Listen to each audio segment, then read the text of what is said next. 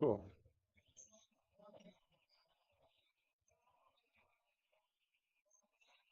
Yeah. Yeah. After the toss, maybe you can just come through and run over a few verses. But, but just guess the toss after they've done with the toss and then come back out. Swim out of the Yeah. So it's surveillance Michigan all French pavilion there. Okay.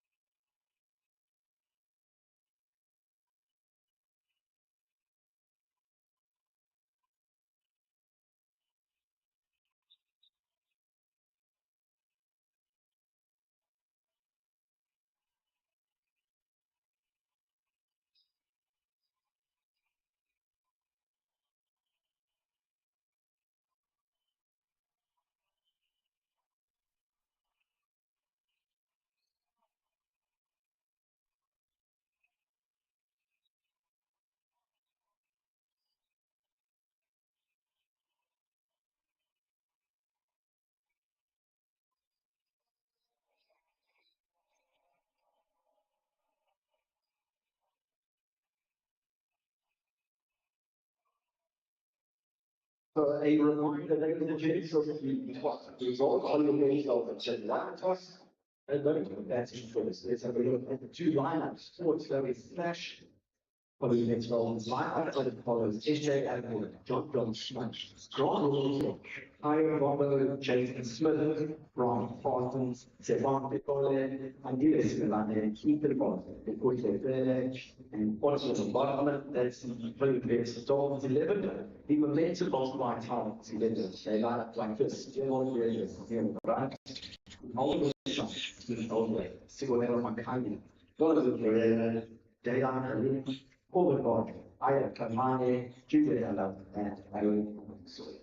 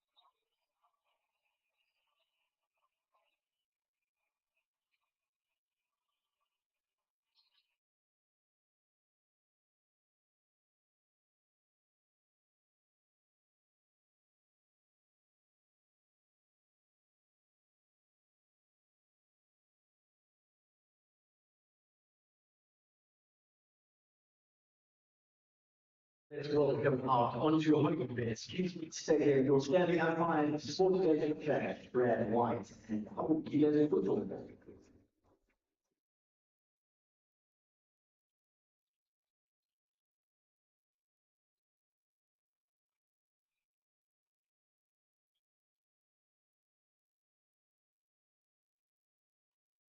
We are at the beautiful Hollywoodbets Kingsmead Stadium in Durban, courtesy of Pitch Vision and Cricket South Africa, bringing you this amazing fixture of the domestic CSA One Day Cup.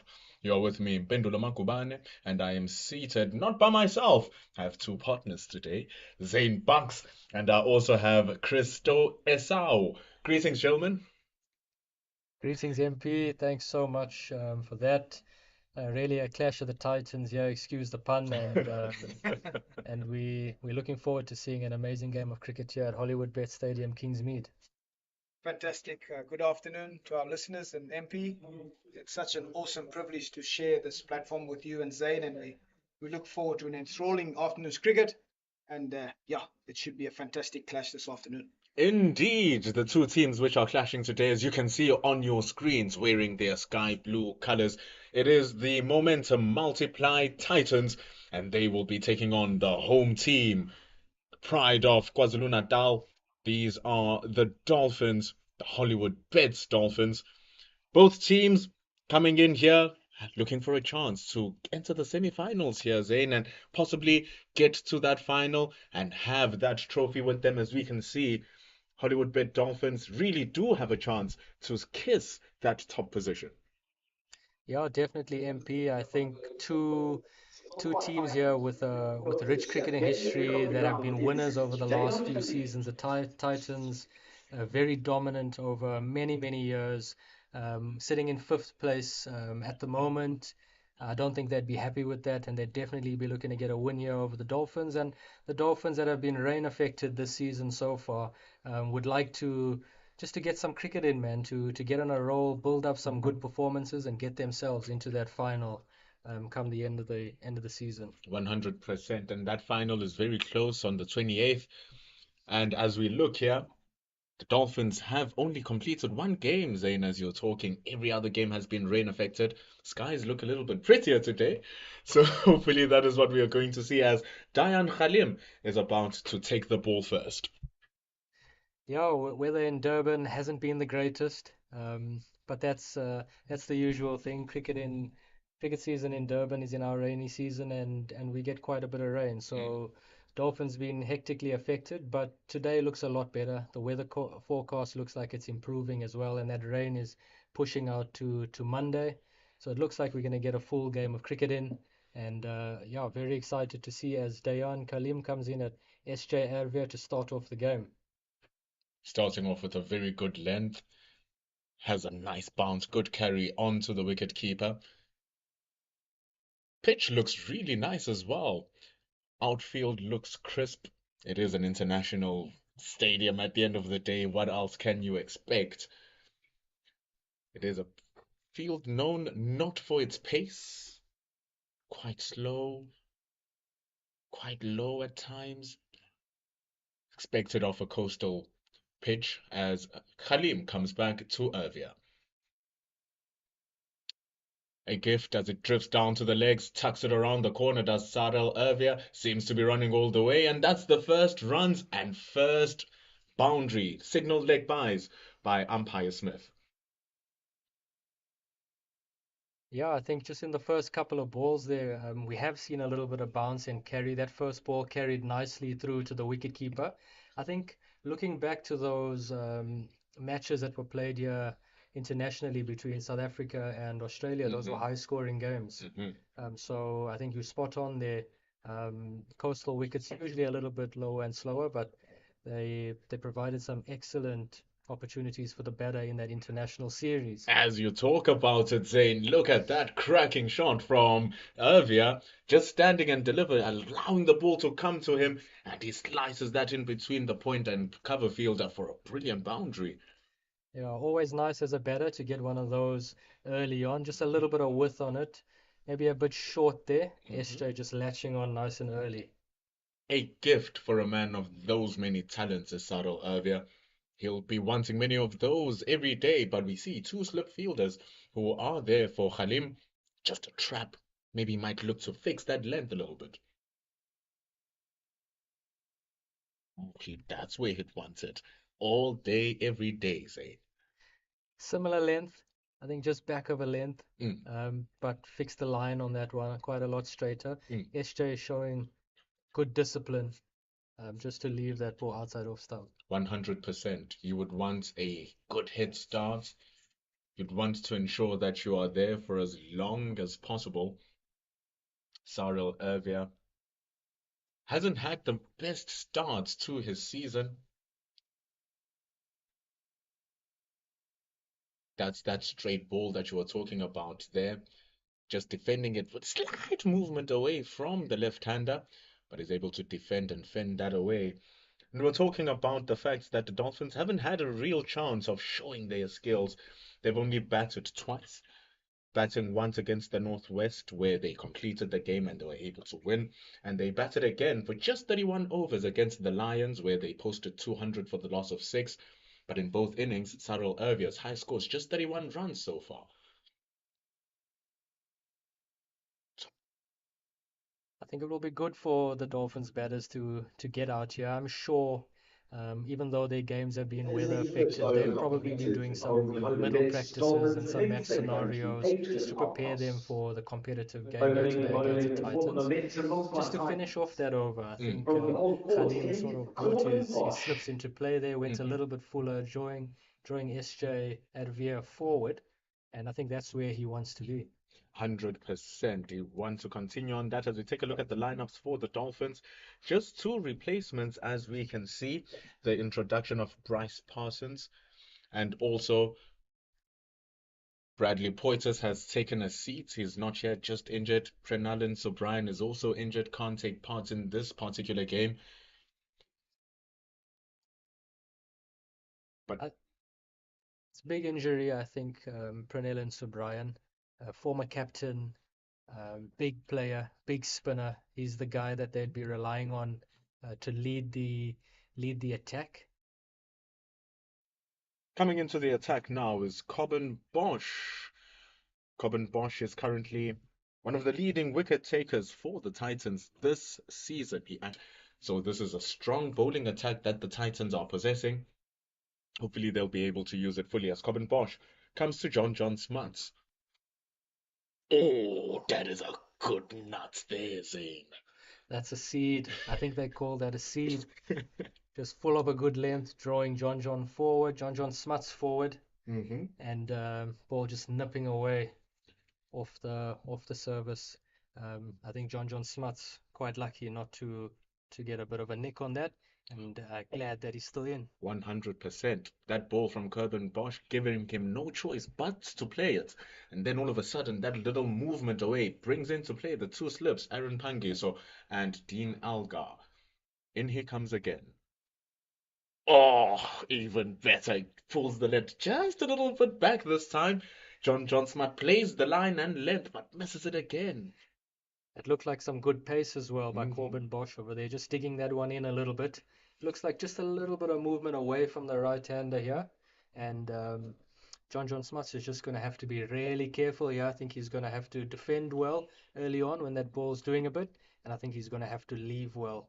100%. I was thinking about the leaving, which is what Sarel Ervia is doing very well in the other side versus Dayan Khalim. Just wait for the ball to lose its magic. That even there was a streaky shot. Gets it fuller this time, Bosch. Very good bowling, getting the thick outside edge from John Smuts.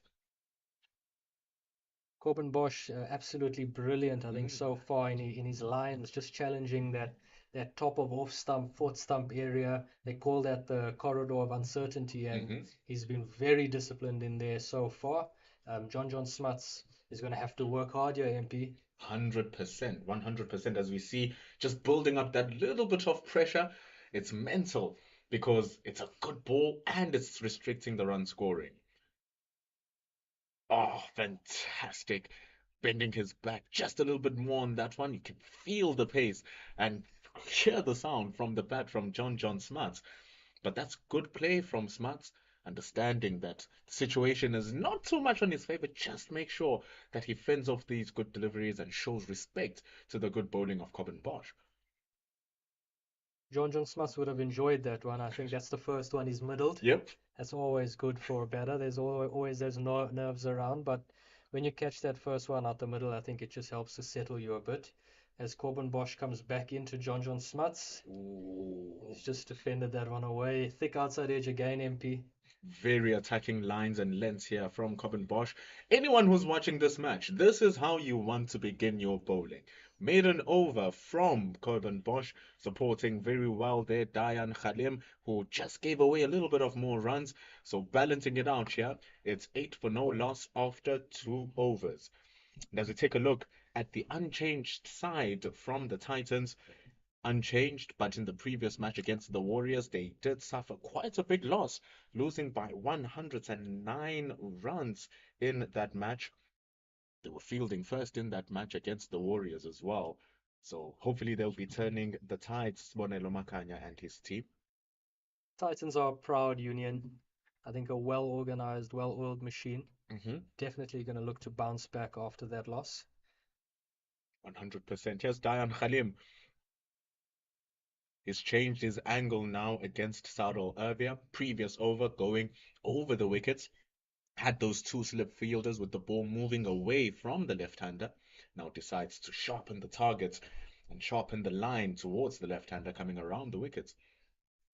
The Titans seem to be very proactive here. I think they've seen a little bit of something in the wicket, maybe a little bit of pop from the Amgheni end that Dayan Khalim is bowling at, and you see one slip out and you've got a catching extra cover in. 100%, and you can see the lines and lengths that Khalim is attacking. He wants Alga to go onto that front foot and invite Dean Alga, who is the short extra cover, into the game. So it's nice that even from the beginning of the game, Makanya is really trying to try something out here. Definitely, I think very proactive captaincy here. I think having the likes of Dean Alga, an international captain, in your team, what a benefit as a young captain in Sips. Oh, he gets the top edge now, does he? Ooh, almost a clash between three fielders, but finally the taken catch. It's all over for Sarel Ervia. Rivaldo Munsami at the back saying, let me go with my gloves. And it's 8 for 1. That pressure telling here, Zayn. Big wicket, SJ Ervia, an international batter. Although in the test format he's been a prolific run scorer for the Dolphins. I think it's just a little bit early to play that shot. Maybe spend a little bit more time at the wicket.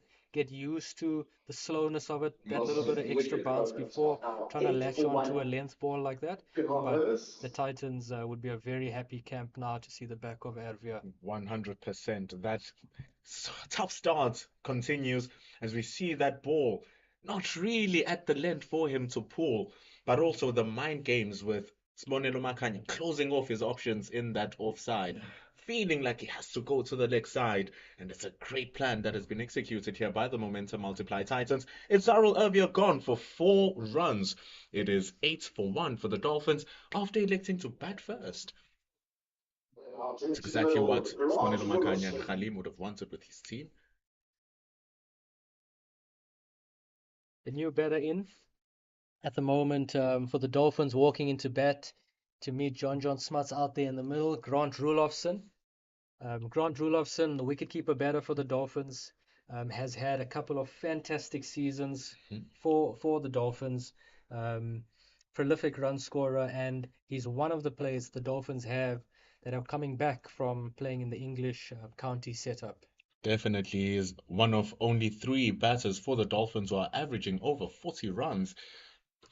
Shows the value that he has here, Grant Rulofson, as he walks in at number 3. Definitely wouldn't have wanted to come in at over number 3 though, even though he's batter number 3. Taken out by a bowler who's wearing number 3. As a number 3 batter, I think you're always prepared for that early wicket that might fall, although you probably want to spend a little bit more time out there. Opening batters see the shine off the ball. Then he come in when it's a little bit easier. Maybe there's a change bowler on. Hmm. But the big advantage here for Grant Rolifson is understanding that it wasn't a Jaffa that dismissed Sarel earlier, rather poor judgment of the shot that he has to play. So it's still something to play for the Dolphin batters. It's not all dark as Dayan Khalim bowls to Grant Rolifson. Oh, that was turning backwards. Ooh, that's nice movement into the right-handers right from the start, attacking. What a ball that is. Khalim going nice and straight there. Hmm. I think if there's anything that saved him, just a little bit of extra bounce, just a little bit of pop in the wicket there off a length. As we take a look at that wicket, that little popping didn't happen for Sarel earlier, just misjudging the line and popping it up into the air. Good take, good leadership from the wicket keeper to take that catch. Dayan Khalim, though, continues with his magnificent over so far. Ooh, what a ball! That's nipped back properly. Oh, Diving save by the wicketkeeper. Winsamy there to his leg side. I don't think he's expect that. Just look at his reaction. ooh, that is the value of a brilliant wicketkeeper behind the stumps. But that is as good as a Mutaya Muralitharan delivery from a pacer. Oh, beautiful. Would have just wanted it to be a touch fuller so that it can nibble with that top of off stump. But it has set doubts to Grant Rudolphson now because the second ball jabbing in. Does he go for one that goes away, yeah, MP? Oh, that is a. He's got the two slips in. Uh-huh. Oh, just keeping it straighter this time, back of a length, and it's easy to fend away for Grant Rudolphson. Very tentative stance from the batter, but it's 3 overs gone here for the Hollywoodbets Dolphins, and they are on 8 for 1, having failed to score in the past 2 overs now. It's been a good couple of overs here for the Titans. Hmm? Nice and tight first up by Corbin Bosch. And then we see Khalim come in with a wicket maiden. Um, Absolute fantastic stuff for the Titans so far.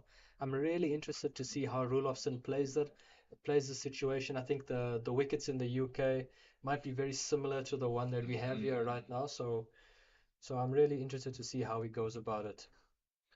It's going to be a tough battle, though, when we see Corbin Bosch bowling the way that he is. He is not straying too far away from what he was doing in that first over. Seems like the plan is pretty clear to John Smart. Keep it outside that off stump. Question his movement, whether he goes forward or whether he goes backwards. And we've seen him beat the bats 3 times in that previous over. Yeah, Corbin Bosch being absolutely disciplined here Mhm. in that corridor of uncertainty. I think his lengths have been brilliant. He's forcing a shot every ball. As an opening batter, you might want to get one or two that you can leave early on. This time just drifting onto the legs, Corbin Bosch. Easy to work with John Smart. He does have good wrists, does John Smart. Able to just work that behind the square leg. And he's finally off the mark. 2 runs onto the board, and finally we're on 10 runs away from that 8 for the Dolphins. John will definitely be happy with that. He's been under the pump here, hasn't he, Hmm. MP? Very much so. And the wicket keeper behind the stumps, Aaron Pangi, so Dean Algar, they are not making it easy for him. Just having that pressure around you is not too fun as a batter. Especially when the bowler comes in and he bowls like that, but a little bit too aggressive. Umpire Dennis Smith flags him for a wide, and umpire Sotumo continues and shows that no man, put that back a little bit.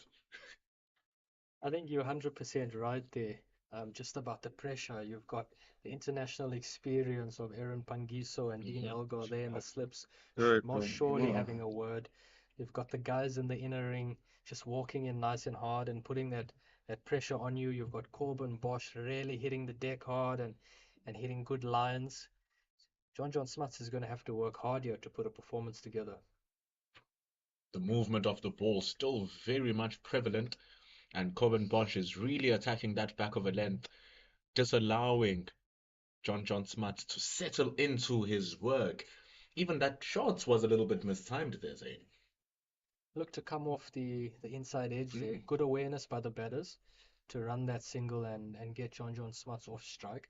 I also just see MP The first over, the ball just nipped away from John Smith. Corbin Bosch has come a little bit straighter this over, and that looked to just nip a little bit back into him. So the ball seems to be going both ways here.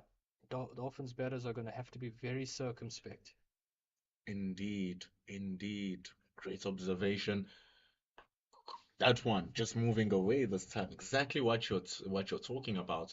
And it's not helping the batters that Corbin Bosch is hitting the deck so hard and he's steaming in, making sure that they are just on their toes as much as possible. That wide delivery is not something that he's going to cry much about because it plants a doubt into John Smart again, saying, testing his helmet. Definitely, I think that bouncer is a very good option. Just push him back a bit, take Mhm. his feet away, go a little bit fuller on the next one, brings your slips into play.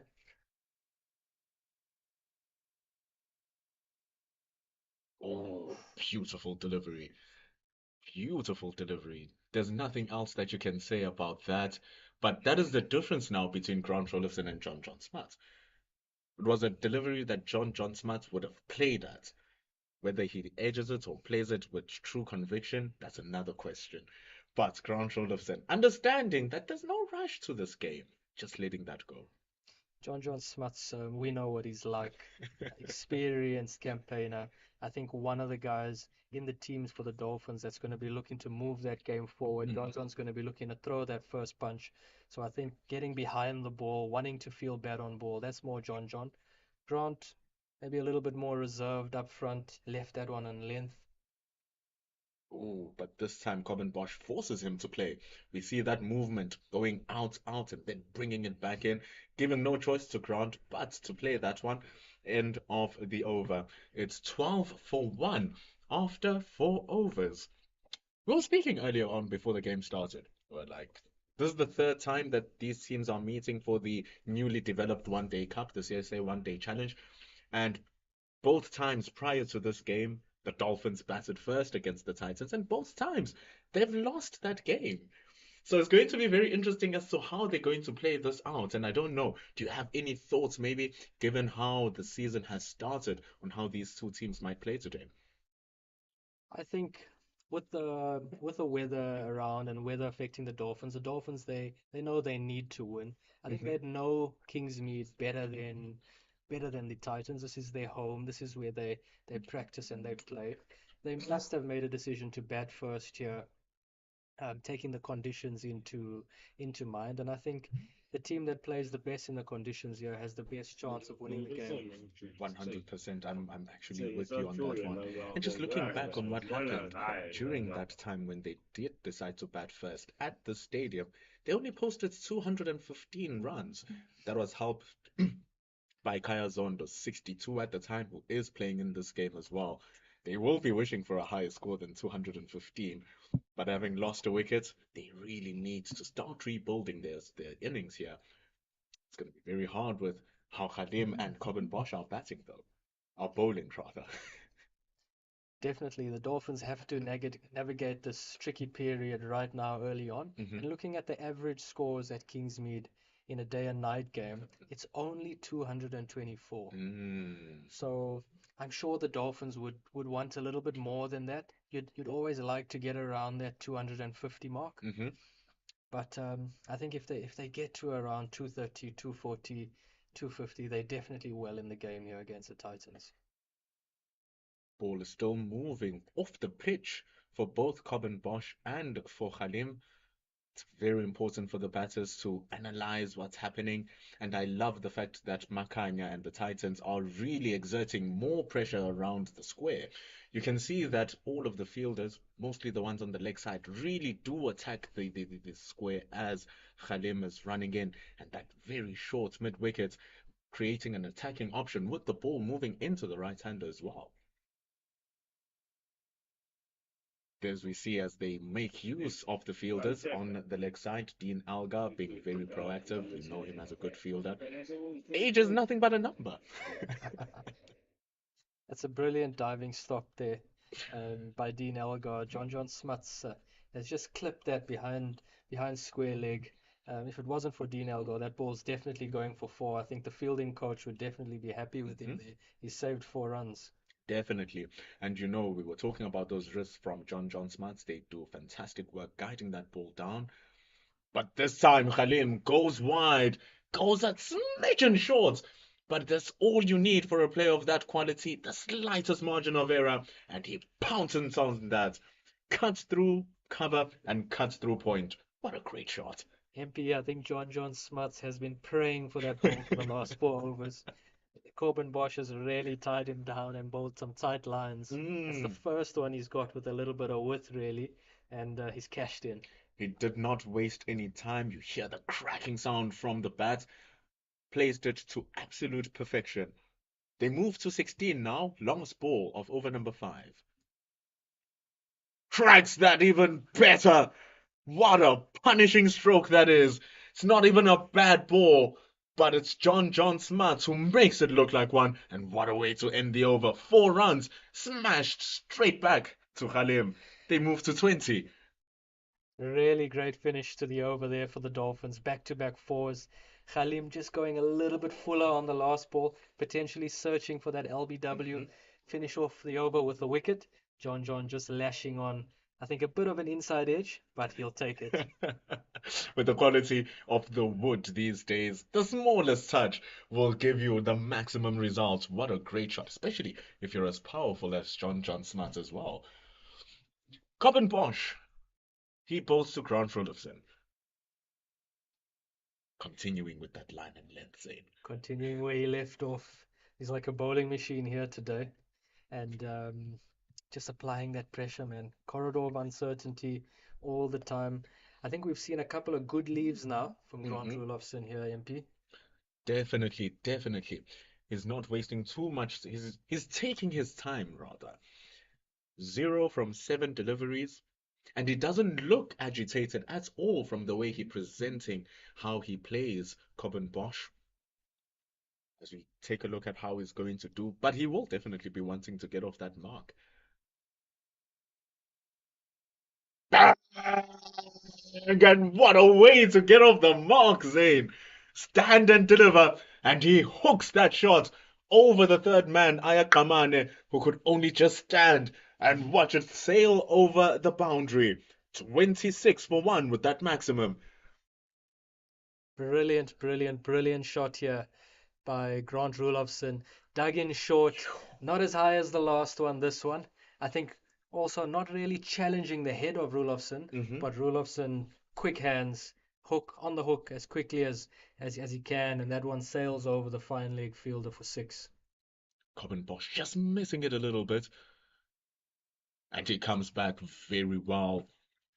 Goes back to his default back over length, which seems to be working wonders for him. You can see a slight outside edge from Grant to Roloffson, despite how well he connected the previous ball. Back to his length. He's back to his length as normal. I think the Titans just have to be careful here. They started off really well in those first 4 overs, having Hmm. the Dolphins 12 for 1, and just in the space of an over or so, they're up to 26. Hmm. They've got to be careful. I think they've got to keep putting that pressure around that off stump, MP. Definitely. Cobbin Bosch, he exhibits that so brilliantly. He is the exponent of that outside the off stump line that the Titans want to execute here. He goes back to it. And it's the important thing that people normally speak about in coaching, and especially to your bowler. Be boring. Stick to it. It is okay. Not every ball needs to be a wicket-taking delivery. The wicket-taking delivery comes from the constant boredom and pressure exerted to the batter. Definitely. I think all coaches around the world will be agreeing with you there. I think the other side of that in the professional game is these guys would have done a lot of analysis on each other. I think Bosch would know the ins and outs of John Smuts and Grant Rudolphson's games. They would have been working on this in practice. They would Mhm. have been discussing this in team meetings and meetings as a bowling unit. So I'm quite sure the bumpers that we've seen to John Smuts and Rudolphson were part of the plan, Mhm. and I'm quite interested to see how this pans out. Then that brings into mind the work that Grant Roloffson is actually putting in then. Because apart from that slight outside edge after the 6, hasn't really looked puzzled. John Smart, on the other hand, has been looking a little bit shaky. Last ball, and as we speak about that conviction behind Grant Rolofson's play, he looks strong, stands tall, and just parries that away to end over number 6 here at the Hollywoodbets Kingsmead Stadium. Score is 26-1 as that run rate just goes over 4 runs to the over, Zane. Not to put the mockers on him at all here, MP, but Rolofson looking very good, looking very assured, nice and composed. I think spending an off season in the UK playing cricket would help you with that. John Smuts probably hasn't had the same preparation. 100% as Dayan Khalim looks to test John Smart's preparation. And he shows them that he is prepared, but the ball was very wayward from Khalim, very full, very straight, swinging in to the right-hander, and he just helps it along its journey. 4 runs as he glanced that over the top. Good-looking shot, Zane. That's an excellent shot. Once again, as we watch that from John Smuts, Titans have come in. Sibs Makanya has put in that little catching extra cover. Khalim bowling nice and straight, attacking the stumps. Previous over, John Smuts has clipped that on the ground, fielded. I think this over decided to go over that mid-wicket fielder and got the boundary. And Makanya, you can see now he has put protection to where John Smuts hit that ball. Dean Alga has been pushed from inside the ring at square leg. Now he's at deep square leg. Even though the ball was well timed from John Smuts, if Dean Alga was there, it was an opportunity. So maybe they're still looking to buy that wicket from John Smuts. Khalim has gone really straight here to John Smuts. He's attacking the stumps every ball. As we know, that's a wicket-taking delivery. Every ball hitting the stumps, you've got an opportunity to take a wicket there. Apart from the one ball last over where he gave him a little bit of width and John freed his arms, Khalim has gone nice and straight looking to hit the stumps. I like this from Sibs Makanya. Give him the protection, allow him to bowl straight, allow him to hit the stumps with a little bit in the wicket. Might just be a leading edge here and there, caught short extra cover. Maybe one nips away and you've got Pangiso in there at the slips. So give him the protection and allow him to bowl to the plan. As he continues executing that plan. And even and to back up the plan that he's trying to execute, even the boundary that was hit from John Smuts, it was a tad down leg side. So you see that is exactly what he's trying to do, bowl stump to stump. But the margin of error is so minimal at this level of the game. 100% agree with you there. When you're bowling at a batter like John Smuts, you've got to be on the money. You miss your mark, he's going to put you away. We've seen that in the last over and beginning of this over as well. John has defended really well, though. As he continues, it seems like he's actually got his eye in now. He seems a lot more comfortable in his shot selection and how he plays those shots. So much so that Makanya and the Titans, they've gotten rid of the slip fielders. There's no one behind now. Aaron Pangiso has moved and he's standing at that extra cover area. Dean Alga moved a long time ago from the slips. You'll find him standing at deep square leg. The other man who is outside the ring is your third man, standing patrolling the boundary. I really like this from the Titans. Very proactive and what we're seeing in terms of the field setting. Definitely thinking on their feet and being willing to adapt. After 10 overs, I or like the way John Smuts is playing here. Started off a little bit shaky. That maiden over from Corbin Bosch really was a good over and maybe unsettled him a bit. But if you watch him now, he's presenting the full face of the bat. And I absolutely love the sound from the bat that H ball is making. You did say that he's a man who loves feeling the ball onto his bat. Sure, now he's really starting to have a good time. The sun is coming out here in Durban, and Grant Rolofson, who has been in control of his play and his innings, now faces Corbin Bosch for over number 8. And Bosch on the money again, as he's been so far this first spell, really putting pressure on the Dolphins batters. But I agree with you here, MP. Sun coming out, ball looking like it's doing a little bit less. A little bit of a rebuild after the SJ wicket, and the Dolphins looking quite comfortable. They are looking in definite control here. 22 runs is the partnership now between Smuts and Rolofson. It's grown in a blink of an eye. It was very slow when it started, but the key also in any innings is the running between the wickets. Oh, flashy shot from Rolofson. That's what Coben Bosch wants. That is exactly what he wants. Seems like a shot in anger there from Grant Rulofson, and I think that's the first one that we've seen. He's been very composed, very disciplined outside that off stump. We've just been speaking about how well he's leaving outside off stump. That one, touch fuller, throwing his hands at it. I think the shot's on MP. You've got the offside field up there. You've got a bit of width outside off stump, and he's taken the risk. But that's the risk and reward that comes with the game of cricket. It's a gaping field on the offside, but a slip up. Slip up is not what you're going to get when you leave the ball very well, which is what he's done there. But that's the trap. And I got so excited the first time I understood the mechanics of field setting that you have this huge gap on the covers. It's there waiting for Grant to play. And Rolo and Coben Bosch is giving him the balls to play there. But also at the same time, you have Dean Alga and Pangi so standing at first and second slip, waiting for that mistake. How do you balance that risk and reward as the batter? That is what we watch the game for. Definitely, that's the beautiful tactical side of this game of cricket. Corbin Bosch just once again on the money there, given Rulofson a little bit of width outside off stump Mm, over the last two balls and then returning back to his default and back of a length. Good defense there from Rulofson.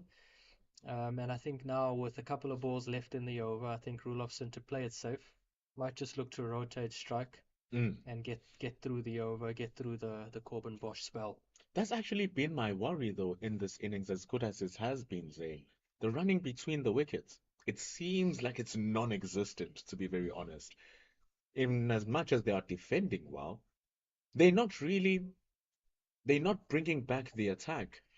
They're not piercing the small gaps that the Titans are leaving in order for them to generate more runs. So the six was very helpful. The loose balls for the boundaries are also very helpful. But they, the batters themselves, are not taking the game to the bowlers. 100% right. I'm with you 100% on that Mm, MP. I think the other side of that is it shows the power of the boundary. You might be struggling to get off strike or to mhm. rotate strike, and then you get a ball that's a little bit loose and you put it away and you stick with a good run rate. Definitely, definitely. But Coben Bosch getting a touch of extra bounce onto that one. But it's Rolofson who's able to control the delivery very well. It was a scary one, jagging back into him. And this cover and the cover and point, it's as if it's point and backward point. They're very close together, and they are really looking for that thick outside edge or for that cutting shot, which might be a mistake from Grant Rolofson. Definitely, I think Corbin Bosch just hitting that back of a good length and holding that good line. Hmm. I think encouraging Grant Olofsson to go through that vacant extra cover area, that cover extra cover is vacant, and I think they're getting him to try and maybe push at one just a little bit away from his body, just hang the bat out there Hmm. a little bit in the hope of runs. But then that brings in, as you say, those 2 point fielders as well as the two catchers behind. 100%. Now the question is, will the change of bowler continue with the pressure that both Khalim and Coben Bosch have been putting on? The very experienced and electric Junior Dala now comes in, bowling to John Smuts. Loosener, we'll give him the loosener. It's okay. Just getting your rhythm going. He wouldn't want to do that again, though, the experienced Junior Dala. As you say, Junior Dala, extremely experienced. How blessed are the Titans to have a bowler of that caliber to come on first change. First change. And he's also got gas behind him, coming in with over 120 wickets in his name. Bang! Pashalala! Make it 121, Zane. What a blast of a delivery.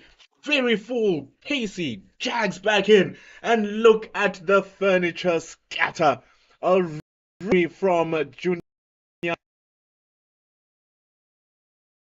He takes his furniture. John Smart, rather, who loses his wicket. What a ball. Well, we've given him the first one, haven't we? The wide down the leg side, and then he steams in, crashing into off stump on the second ball. That's the experience. That's the quality of Junior Dalla. Oh, he didn't let that wide delivery phase him one bit. What normally happens is that after a ball like that, you overcompensate and go way wide. This time, he gets it on the money. Slight impatience from John Smart looking to take the attack to the very experienced Junior Dalla. Didn't work. Loses his wicket. Is gone. And it's 31 for 2 now. I think John Smuts is going to be a little bit disappointed with that. It's always disappointing when you lose your wicket, but I think he's had an opportunity there just to continue to build that partnership with Rulofsson before looking to take on the experience of Junior Dalla. Look, it might have been in his game plan when he's facing Dalla. Look, I'm going to take him on. Maybe he bowls that a little bit fuller, as we've seen, and I can take him on down the ground with the field up. But I think looking back in hindsight, when he reflects on this game, he's going to be a little bit disappointed at how soon he's gone after Junior Dalla here. 100%. That delivery was very defendable. But now, because he chose not to defend it and lost his wicket, in comes another experienced campaigner, another Protea. It's Kaya Zondo.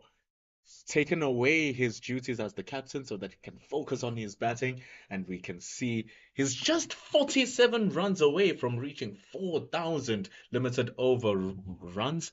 So not the worst replacement for John Smart. Kaya Zondo, one of the stalwarts of KZN cricket. He's played a lot of his cricket here. As you said, MP, he's played at the international level as well. The Dolphins will be banking on him here to play a mature innings and get them over that score of 224, which is 227, sorry, which is the average here at Kingsmead. It's his 15th season in domestic cricket, Kaya Zondo. He faces Junior Dalla, and what a good ball from Junior Dalla. He's definitely found it working. And the honest truth is, when you bowl a Jaffa like that, just coming back in, destroying the off stump, you become more confident in your bowling. There's a more swagger in how you do it. There's more rhythm in how you run in, and there's more gas as well. And a plant just seeded into the batter. Choo. Electric stuff here, Zane. Junior Dalla really taking the fight to the Dolphins here. You are correct, I think, in saying there that that wicket just gives you a little bit extra as a bowler. Running in to get the big wicket of John Smuts, that's definitely going to put a little bit of a spring in his step. Started off beautifully to Kaya Zondo, that ball outside off stump, and then followed that up with a good bumper. What's Kaya thinking here, MP? He'd be happy with how he played that. He'd be happy that it wasn't a ball that challenges that outside edge. Be happy that it was straight on. And we mustn't forget, he's a brilliant batter is Kaya Zondo. Has 24 50s in his name, has 3 centuries to back that up, and 15 years of experience as well. So Junior Dalla has to continue just probing and asking those questions of a player of this quality.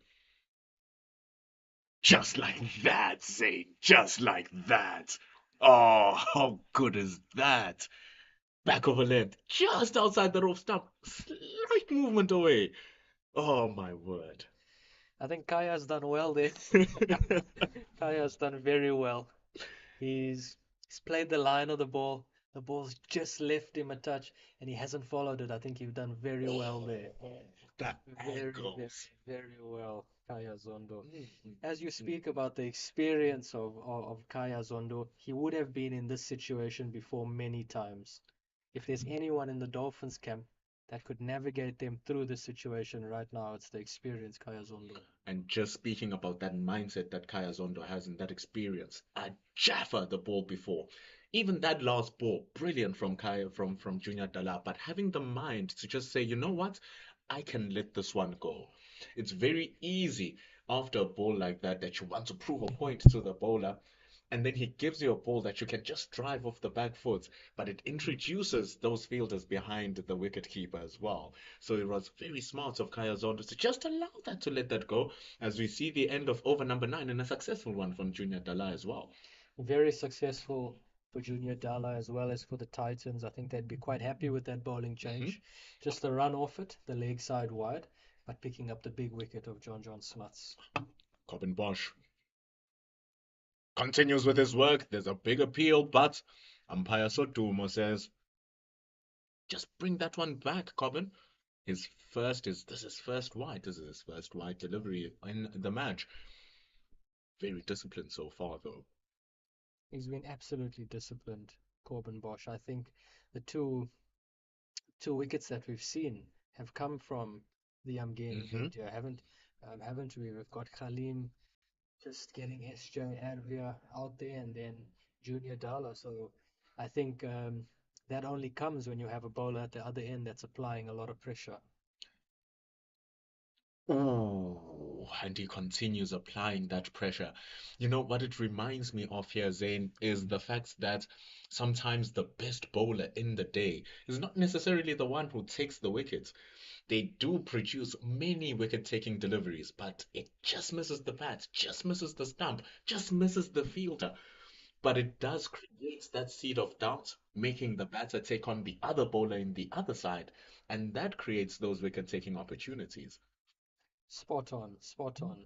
Corbin Bosch has been that bowler for the Titans today. He's run in, he's hit the deck hard, and he's put the pressure on. And he continues. It goes straight into the hands of Dean Algar. And what fantastic bowling this is, Zane.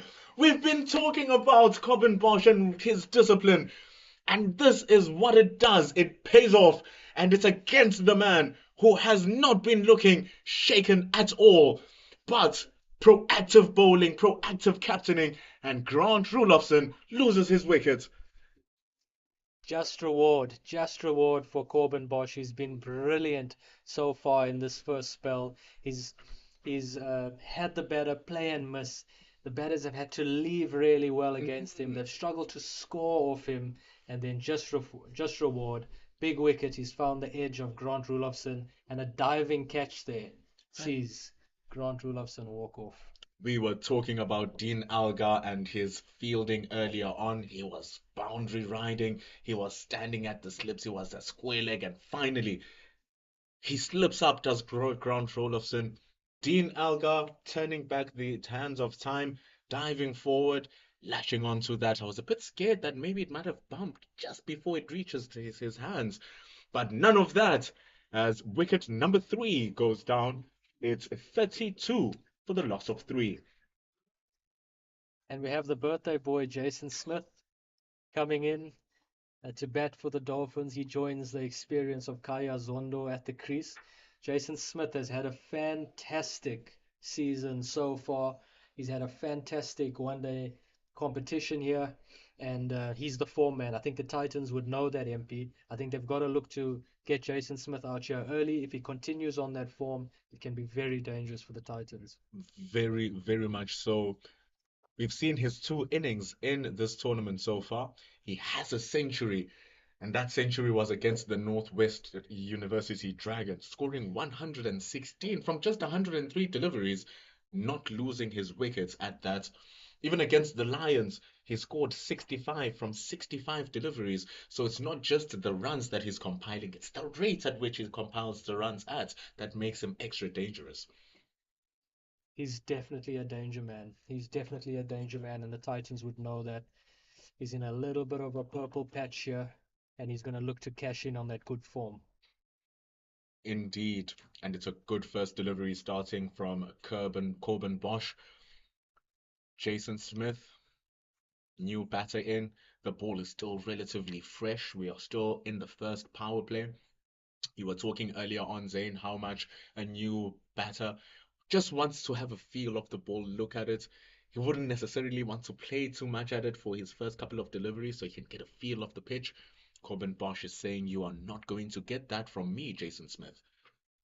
He's done that all spell so far, hasn't he, MP? Hmm. He's just tested that off stump, put the ball in the corridor of uncertainty.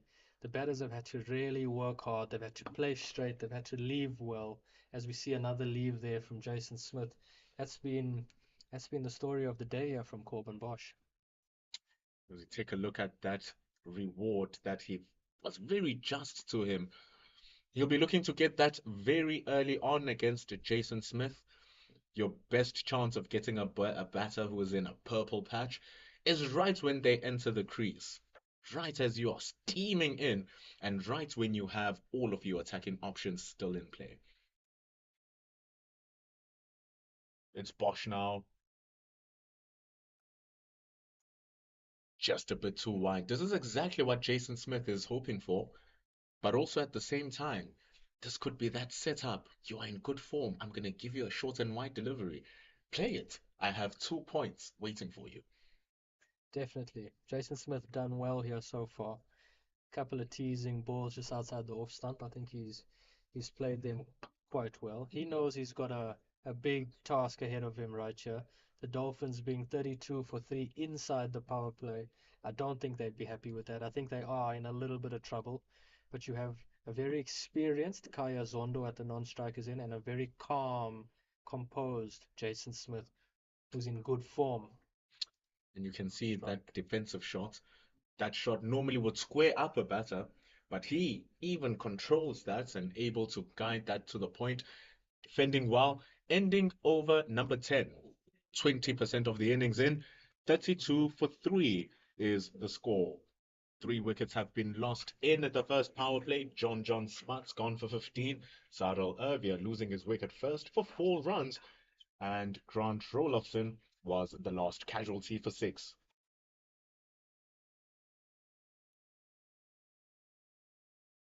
Junior Dala comes in now. Christo Esau joins me in the gantry.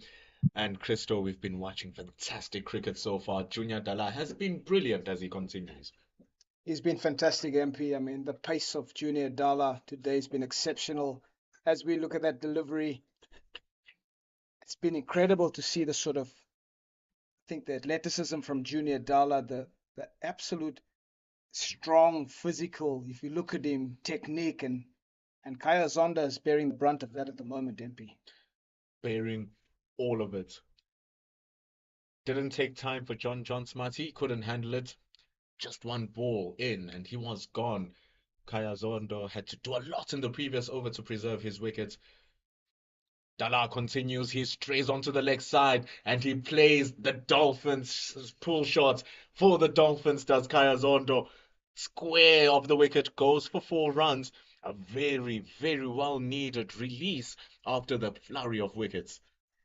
The Dolphins have really been under pressure from that man Corbin Bosch in particular, and Junior Dala has just come and he's added more pressure. But what a fantastic stroke from Kyle Zondo, really identifying the short delivery and being clinical in terms of execution, and that will relieve some of the pressure. That will get him going. I mean, he's been absorbing.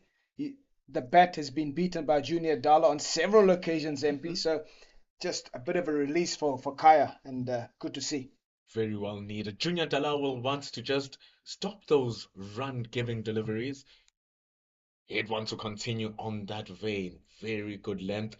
And you can see with how he's been working his length, back of a length short, that ball was very much a front foot shot, but Kaya Zondo has lost his feet due to the bowling of Junior Dala. You can see Kaya, if I look at his technique, he sort of prefers the back foot pushed a little bit forward there hesitantly, MP, and so it's due to the pace of Junior Dala. He's really running in and building up pressure on Kaya. 2 slips in place for him. Bang! What a cracking sound and a cracking shot from Kaya Zondo.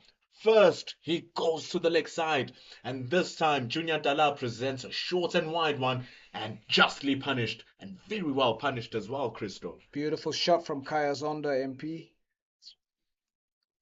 Just looking at the delivery from Junior Dala, short back over length, and Kaya, you can see his position in the crease, a beautiful flourish, and really executing a fantastic stroke. How is he going to retaliate here, Junior Dala? He goes in straight and he retaliates very well. That previous ball that was cut away, you saw the movement from the pitch, just moving away, giving more width for Kaya Zondo to work with. This time, Junior Dala, much straighter, much fuller. But Kaya Zondo, presence of mind of just saying, I've done the damage already. The experience of Kaya Zondo showing. He's shown the patience, MP, to sit and wait for that short ball. And if we look at the boundaries that have been scored thus far in this innings, it's been short and width on offer. And Kaya really making the most of that. If you look at that delivery, Junior's gone fuller, and Kaya just presenting the full face of the bat, solid defense, and saying, thank you very much, Junior, for those 2 boundaries you gave me in that over. A very, very destructive over in the context of the game. They are batting at under 4 runs and over currently, the Dolphins, going at 3.6. So those 8 runs really come at a good time because clearly it was much lower than that when they were on 32, going at 3.2 before this. So Junior Dala will want to prevent those boundary deliveries. Just as we were talking about them, he started giving them away. Yeah, I think for the Dolphins, good relief in that over. I mean, 8 runs in that over, and so they're starting to build up their run rate. As we look at Bosch, who runs in, he's been fantastic today. That's been sort of the Bosch of the day. I mean, he's just so solid, hitting the deck hard. And the interesting thing with him is, he didn't get the initial wickets, MP, but just his patience and his, to be able to hit the top of off stump. And he was rewarded in the previous over, the excellent catch by Dean Elgar at second slip. So if there's any young bowlers out there watching this young man in operation, just his patience. He's just sticking to the off stump and asking the batsman some serious questions, and that's been good to see. And the very small times where he drifted away from his areas, he got justly punished from the Dolphin batters. Short one hooked away for 6. He comes in now and he continues pestering that off stump, pestering the batter's bat.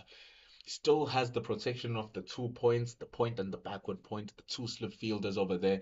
Sibonelo Makhanya really, really backing his bowler despite the fact that he can have 4 fielders now to patrol the boundary. Yeah, well spotted, MP. I think the end of the power play, so there was a little bit more freedom, but the Titans are showing their attacking mindset.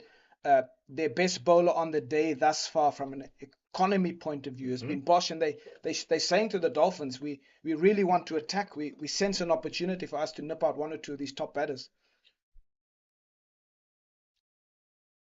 Especially getting this man the thick outside edge straight to where 4 slip or gully would be, and it runs all the way for 4 runs. Khalim at third man had no chance, but the Titans will not be bothered by that. They'll actually be happy here, Christo. So true, MP, and so that's what we spoke about in terms of the attacking field. And for the viewer, they're only seeing the heads of the slip fielders, and so Titans are saying we want another wicket. We smell blood here. Corbin Bosch is definitely smelling blood as well, especially getting Jason Smith to mistime that one, just planting a little seed of doubt on what he's gonna do as he comes back again.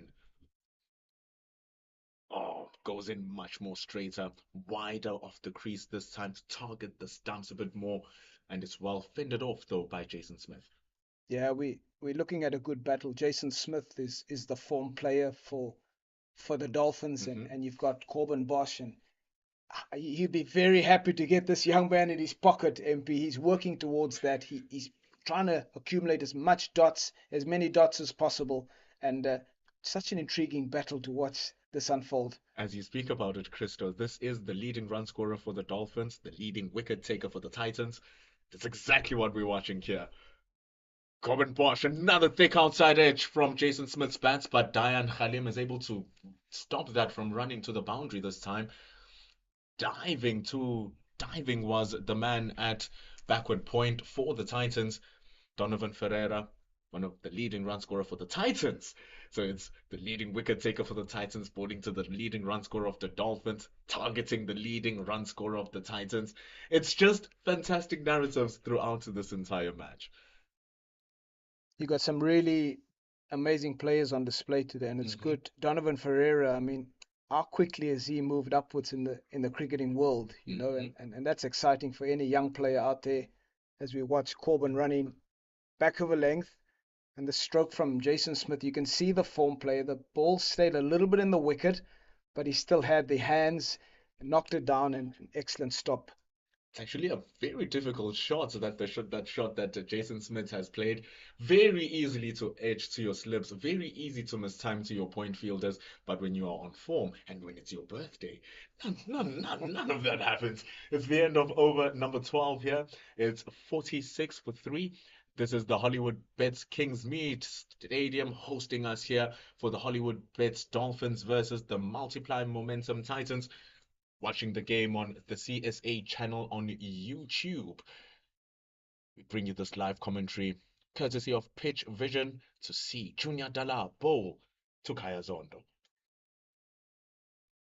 Straighter this time and easily fended off to the man standing at square leg, Neil Brunt. Yeah, MP, as we look at the weather, it's just turning out to be a fantastic day at Hollywoodbets Kingsmead. The sun is coming out. That will have an effect on the wicket. It'll bake the wicket a little bit.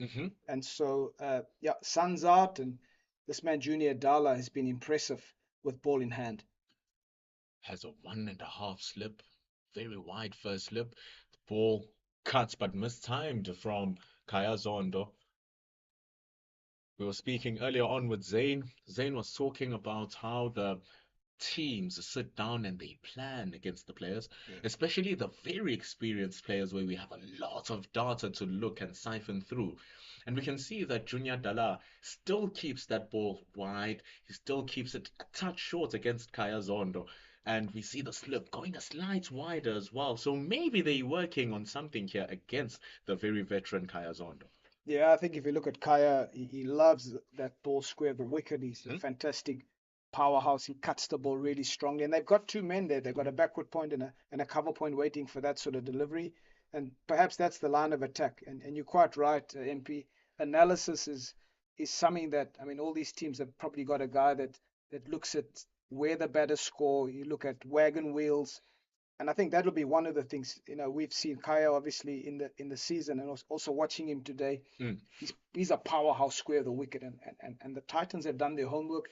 Hats off to them. They bowl a different sort of line of attack to Kaya.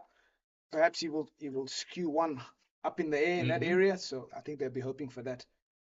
But right now they have to deal with the brilliance of Jason Smith. Oh, speaking about that, my goodness, what a gorgeous stroke. Inviting the drive was Junior Dala, and what a way to bring up 50 runs for the Dolphins. That is a sign of a man in form. Just the absolute clinical in terms of execution. Jason Smith, if we look at this, we just see his balance as Dala runs in with offered and beautiful hands from the form player in this competition, Jason Smith, MP. Doesn't even have to run. He knew from the time he made contact that that ball was running to the boundary. Clinical as we speak about him being the man running the game. He shows why. Junior Dala will just want to pull that one back. He'll be happy seeing Jason Smith drive the ball, though. Won't be happy with the results of that particular delivery, however. Yeah, this partnership is starting to build up between Smith and Zondo, and I think the Titans just need to be careful. I know they want to attack, but just as we look at Jason Smith once again, he's just got this ability, MP, to hit the ball on top of the bounce. He's a tall man, and so it's lovely to see that. Just coming back to the point about the Titans in terms of their field setting, they've got to be really making sure that they don't over attack too much, because these guys are starting to find some rhythm. Smith and Zondo have shown the ability to put the bad ball away, and so just that sort of balance by Makanya, the captain, needs to be. And Cracking stroke. Wonderful. Same delivery from Dalab. Same result. Cracking stroke, this time going squarer from Jason Smith. And he punishes the bowling. More runs as they move to 56 for 3. This was really a good shot. He just opened the face as we look at this delivery. Jason Smith just opened his face slightly, found the gap between point and cover point, and that's another boundary for the Titans.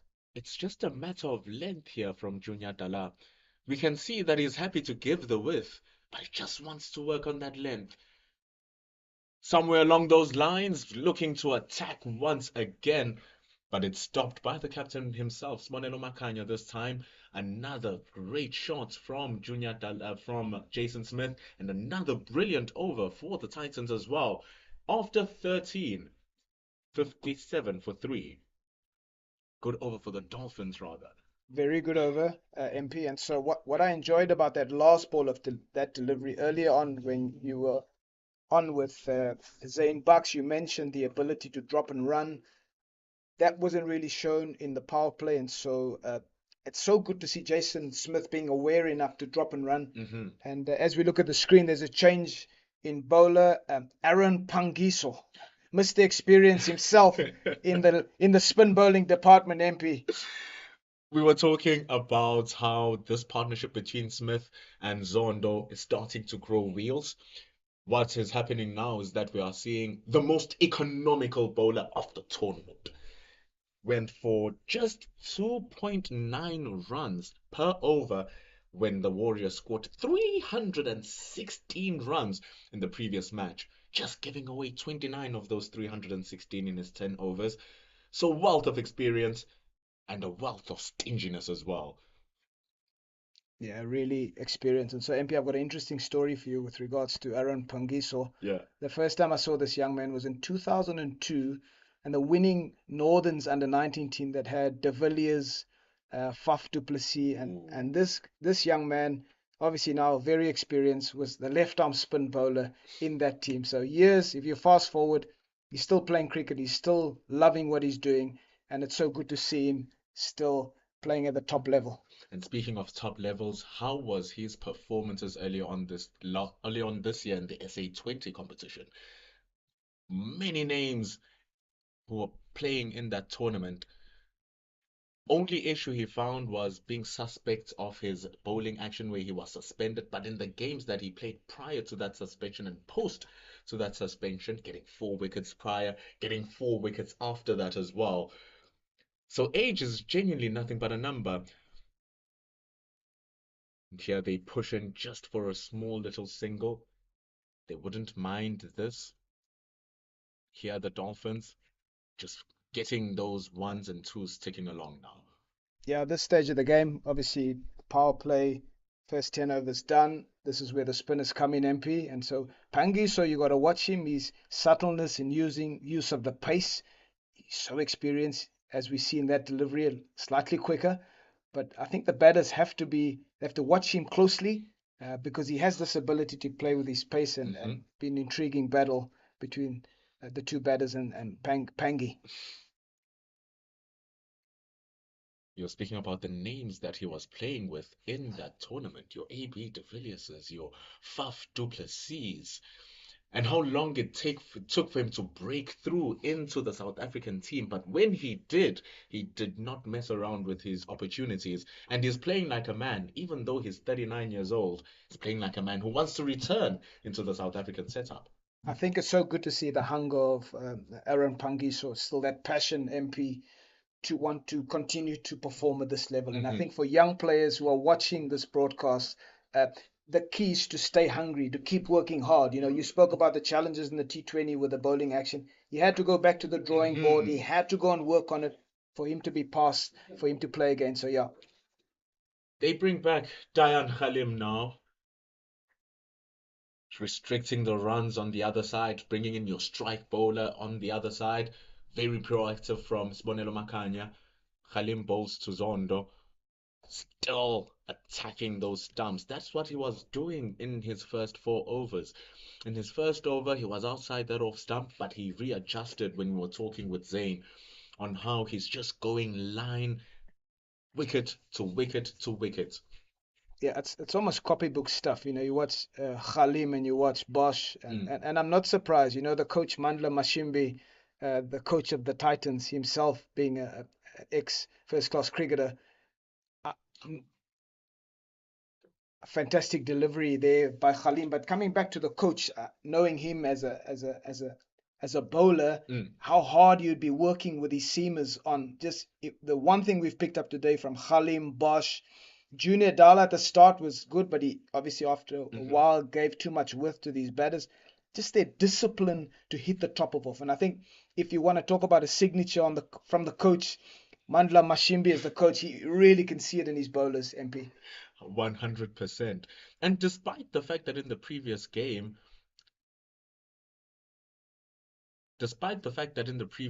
they conceded 316 runs. They conceded those 316 runs thanks to a brilliant innings by Tristan Stubbs, scoring that 159, and Patrick Kruger coming in later with 109. But what had happened prior to Tristan Stubbs coming into the game is that the Warriors were on 19 for 3 in just 7 overs. So the Titans' starts in their bowling is definitely a pattern that we are seeing.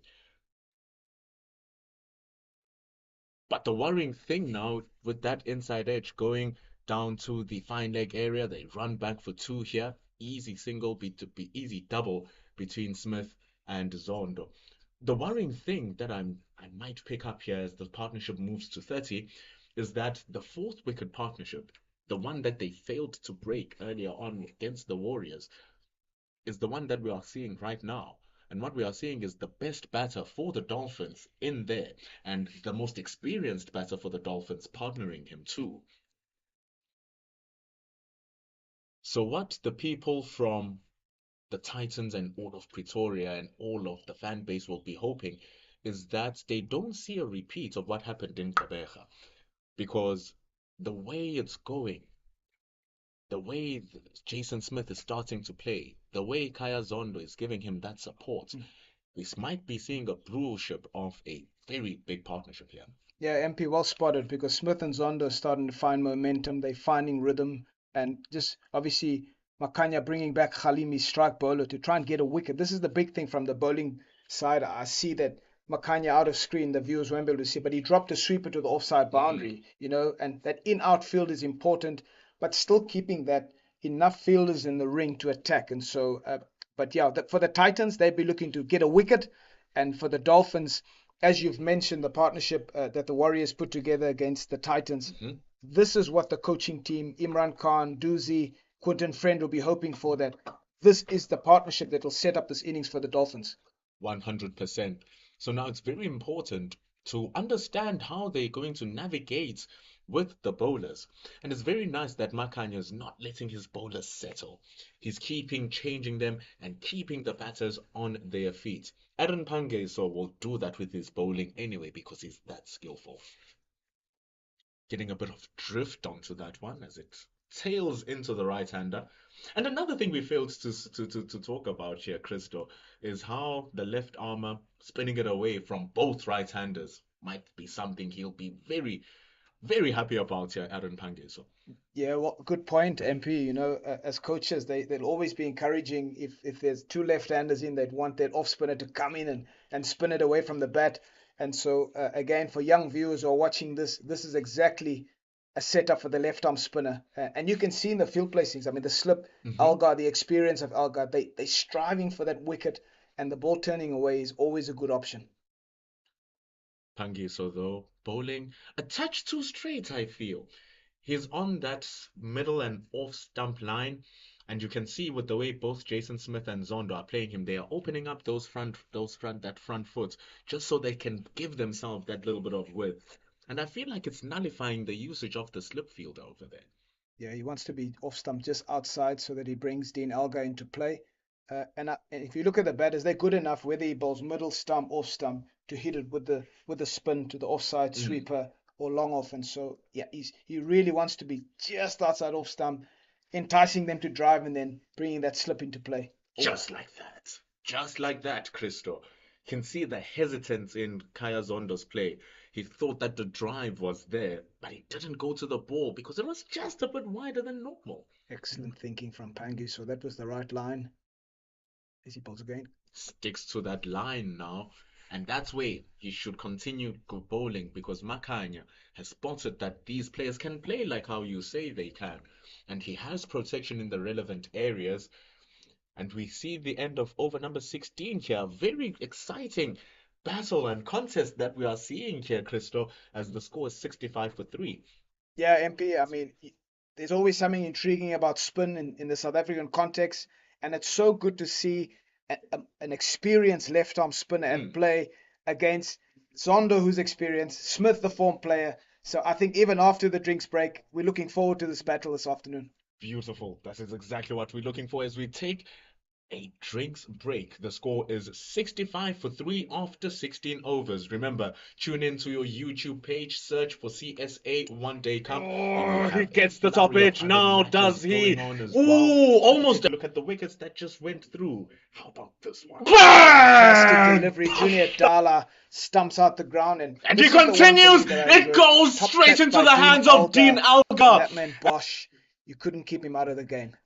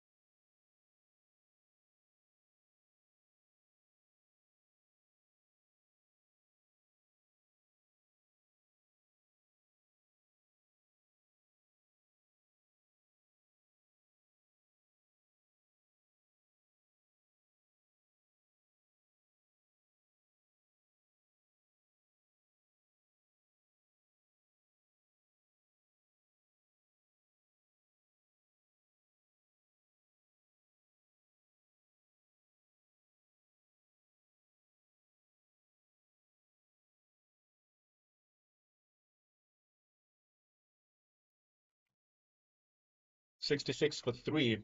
That's the score that we are seeing here. Hollywoodbets Kingsmead Stadium is the host for today's game. The momentum multiply Titans put to field first by the Dolphins. Diane Khalim in his sixth over.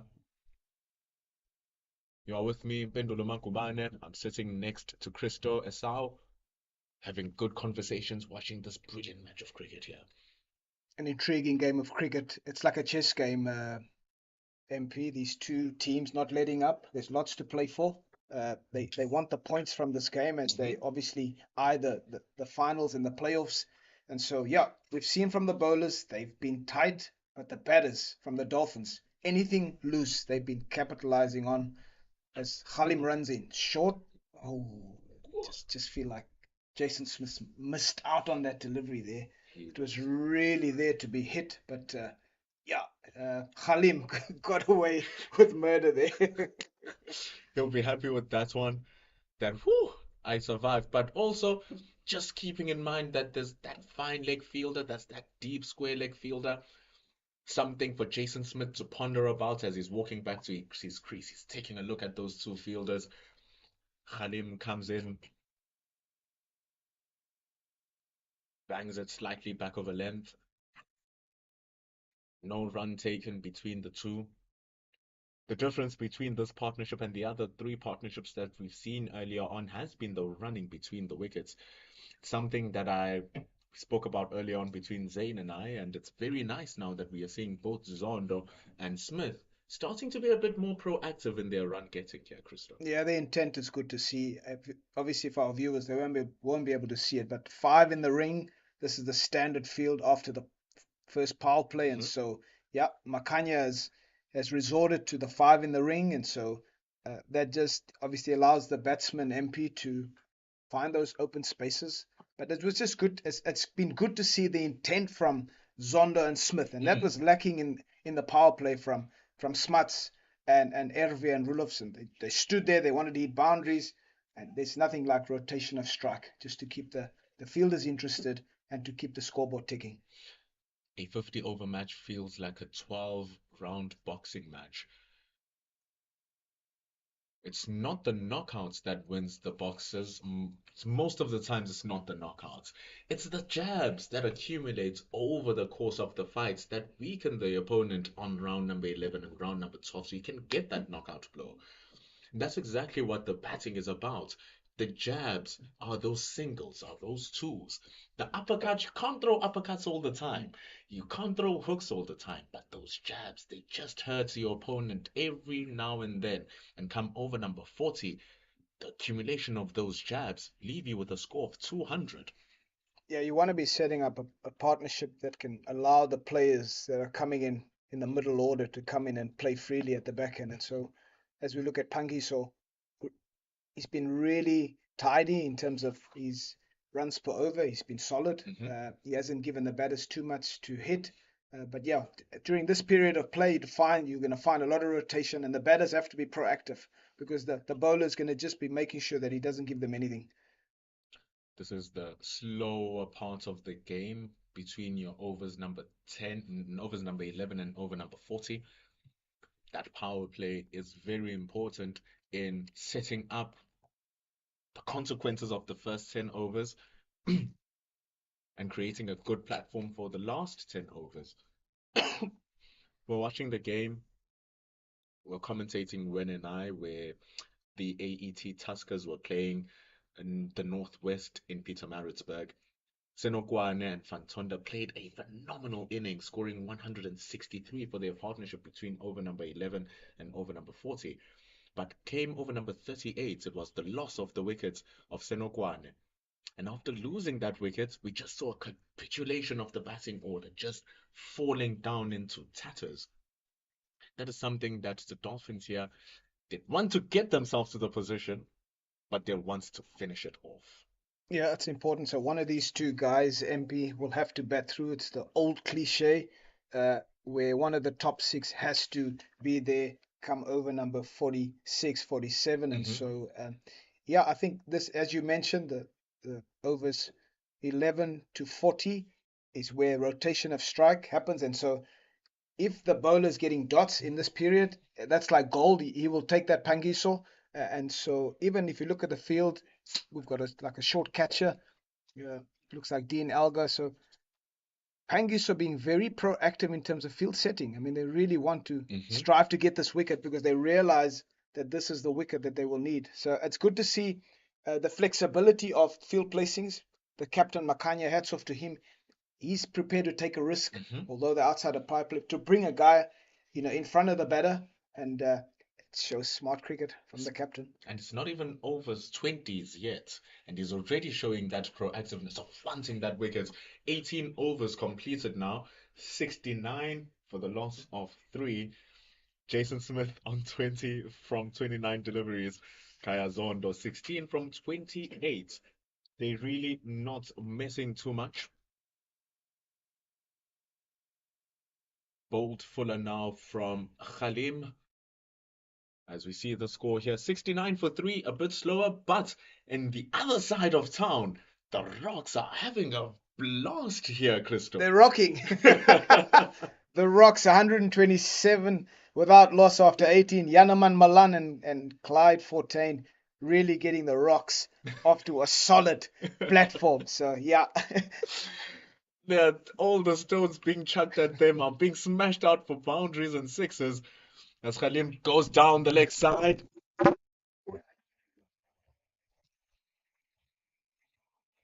Goes down the leg side as we suffer a slight technical error here in the gantry. An error just like Khalim's delivery, going down the legs as it runs for 4. It's perhaps a rock that was thrown at us, MP.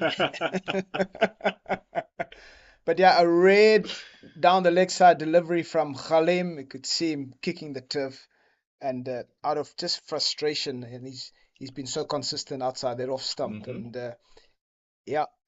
more runs for the Dolphins. That partnership now into its 40s here, Christo. Khalim runs in, Zondo facing. Zondo opens up his stance just a little bit to allow himself room to swivel and to give room for his bat. See how he worked that ball to the deep in front of square. Rotation of the strike, very important. And they are doing that well now. Khalim has something else to think about now. Yeah, Kaya Zondo is very quick on anything short, MP. He swiveled that time and got it to the deep square leg boundary rider. And so, he's so quick with his hands. He's waiting on the back foot as we look at Khalim. Ball to Smith. Oh, beautiful shot from Jason Smith. He's also a man who likes it short. Oh, stand and deliver. Hitting that straight through Aaron Pangiso, who is standing at mid-on. And what a beautiful pull shot, pulled right in front of him. Beautiful shot. As we look at Khalim running, it's back of a length, but it's too short, and Smith showing his class, just swiveling and executing through the mid-wicket area. And so, what a fantastic stroke from Jason Smith. That is a shot of someone who is in complete authority, dancing down the track this time. Khalim seeing the movement, looking to negate that, bowls it way wide, too wide for umpire Dennis Smith's liking, and has been signalled. Jason Smith, a smart cricketer, MP. He's looked at the field, mid-off up, mid-on up, and he's almost saying to Khalim, I'm coming for you. That's what we can see from his body language. With mid-off and mid-on up, he's seeing an opportunity to hit it over those fielders. And he's a man very capable of that as well, Christo, as he runs in, just showing his finesse though. He's not just a brute, he also has a deft touch. Smart cricket here from Jason Smith. They take the score to 81 now. That partnership, 49. And it's the run rate has sort of been 3.8, and it's good to see it's going over 4 now. So showing the Dolphins are starting to get some momentum. And so just looking at Khalim, he really hasn't tried any cutters. He's gone stock standard delivery. And so this wicket has got an element of slowness to it. So perhaps at some point we'd see that slow ball effect. That one looked a little bit like a slow ball, but just I think the thinking from the bowlers, you have to be able to be adaptable in this period of the play. It can't be the same thing because, like I said, Jason Smith is a smart batter. He will hit it back over the bowler's head. Bringing those cutters, off cutters, into the wicket, just taking the pace off the ball, and obviously looking at the field, they've got a deep square back, so forcing bowls straight at the stumps, but introduce some sort of cutters as well. And historically speaking, Christo, knowing the King's Mead pitch and how it plays, over the years we've seen how it's become helpful to the spin bowlers as well because of its grippiness. So bringing in those cutters will take full usage of the grippiness of the track, how sometimes it sticks onto it and slows down. So getting those off cutters will make them even more effective than a normal flat track or a normal track you'll find in the high felt. So that is some great analysis, and it is shocking that they haven't used any of those variations as so far. Yeah, and the Dolphins have done well. If you look at their squad, they've got Subrahen, they've got a couple of spinners that have done well for them. John Smuts, I think Bryce Parsons is another one. So the Dolphins' strategy has been one of we're going to go with spin, and so it has worked for the Dolphins at Hollywoodbets Kingsbeat.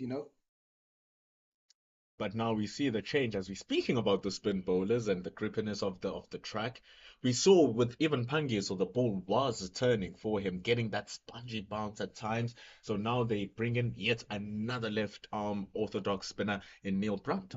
Yeah, MP, and at the end of the innings, obviously we're now in the middle phase of the innings. It's going to be the team that plays the spin the best, today, because I'm sure the Dolphins will have some spinners in their armory as well.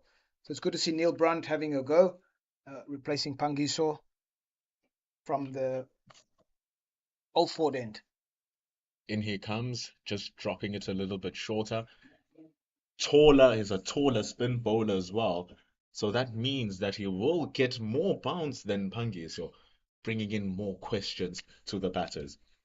Yeah, well spotted there because Neil Brunt is a taller left-arm spinner, and so with that bit of bounce, It's definitely going to work in their favor as we see the 50 partnership come up now between Kaya Zondo and Jason Smith. It has been well built up between the two of them. It almost came, it came as in the blind side here, Christo. It seems as if they're not moving the score as quickly as you think they are, but all of a sudden this partnership has very good legs behind it. MPU mentioned the importance of a jab in a 12-round boxing match, and that's exactly for young players watching cricket. When you feel under pressure, keep rotating strike, keep taking singles. It just different batter that plays differently. In this case, you got Smith, who's a taller player. Kaya Zonda's a little bit shorter, so it messes with the bowler's lengths. They've got to bowl different lengths to you, and so that's the power of the single, and that's why that 50 partnership just came upon us, and that's good to see. It's brilliant analysis that Neil Brandt already has those questions that he needs to answer for himself as the bowler. Despite the fact that he's a left armer bowling to two right-handers, you still need to hit the lengths, you still need to hit the lines, you still need to get those revs on the ball. Yeah, you mentioned revs there, MP. It's important, not just to let the ball come out of the hand. As a tall spinner, putting the revs on the ball, getting the bounce, and so that's the key. When the batter pushes at it, so that you can entice that outside edge. That is the effectiveness of Simon Harmer in the pitch and how he works so well with Keshav Maharaj, the differences in their heights. But now we see over number 20 come to a close. The sky's coming a little bit darker. Can see a cloud coming over here. Crystal, you know the weather in Durban better than I do. You don't want too many clouds around in Durban. So far, it's been good. Let's keep it that way.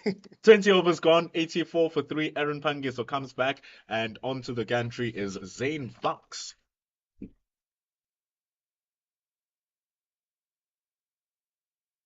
Yeah, as we welcome Zane Bucks into the hot seat. Zane, welcome back, brother. Thanks so much, Mr. Esau. Good to be back, and the Dolphins are in a much better position than when I left off. Yeah, absolutely. It's been a good, fantastic partnership between Zondo and Smith, and not surprising because Smith obviously has been the form batter in this competition, but he's up against a good bowler, Aaron Pangiso.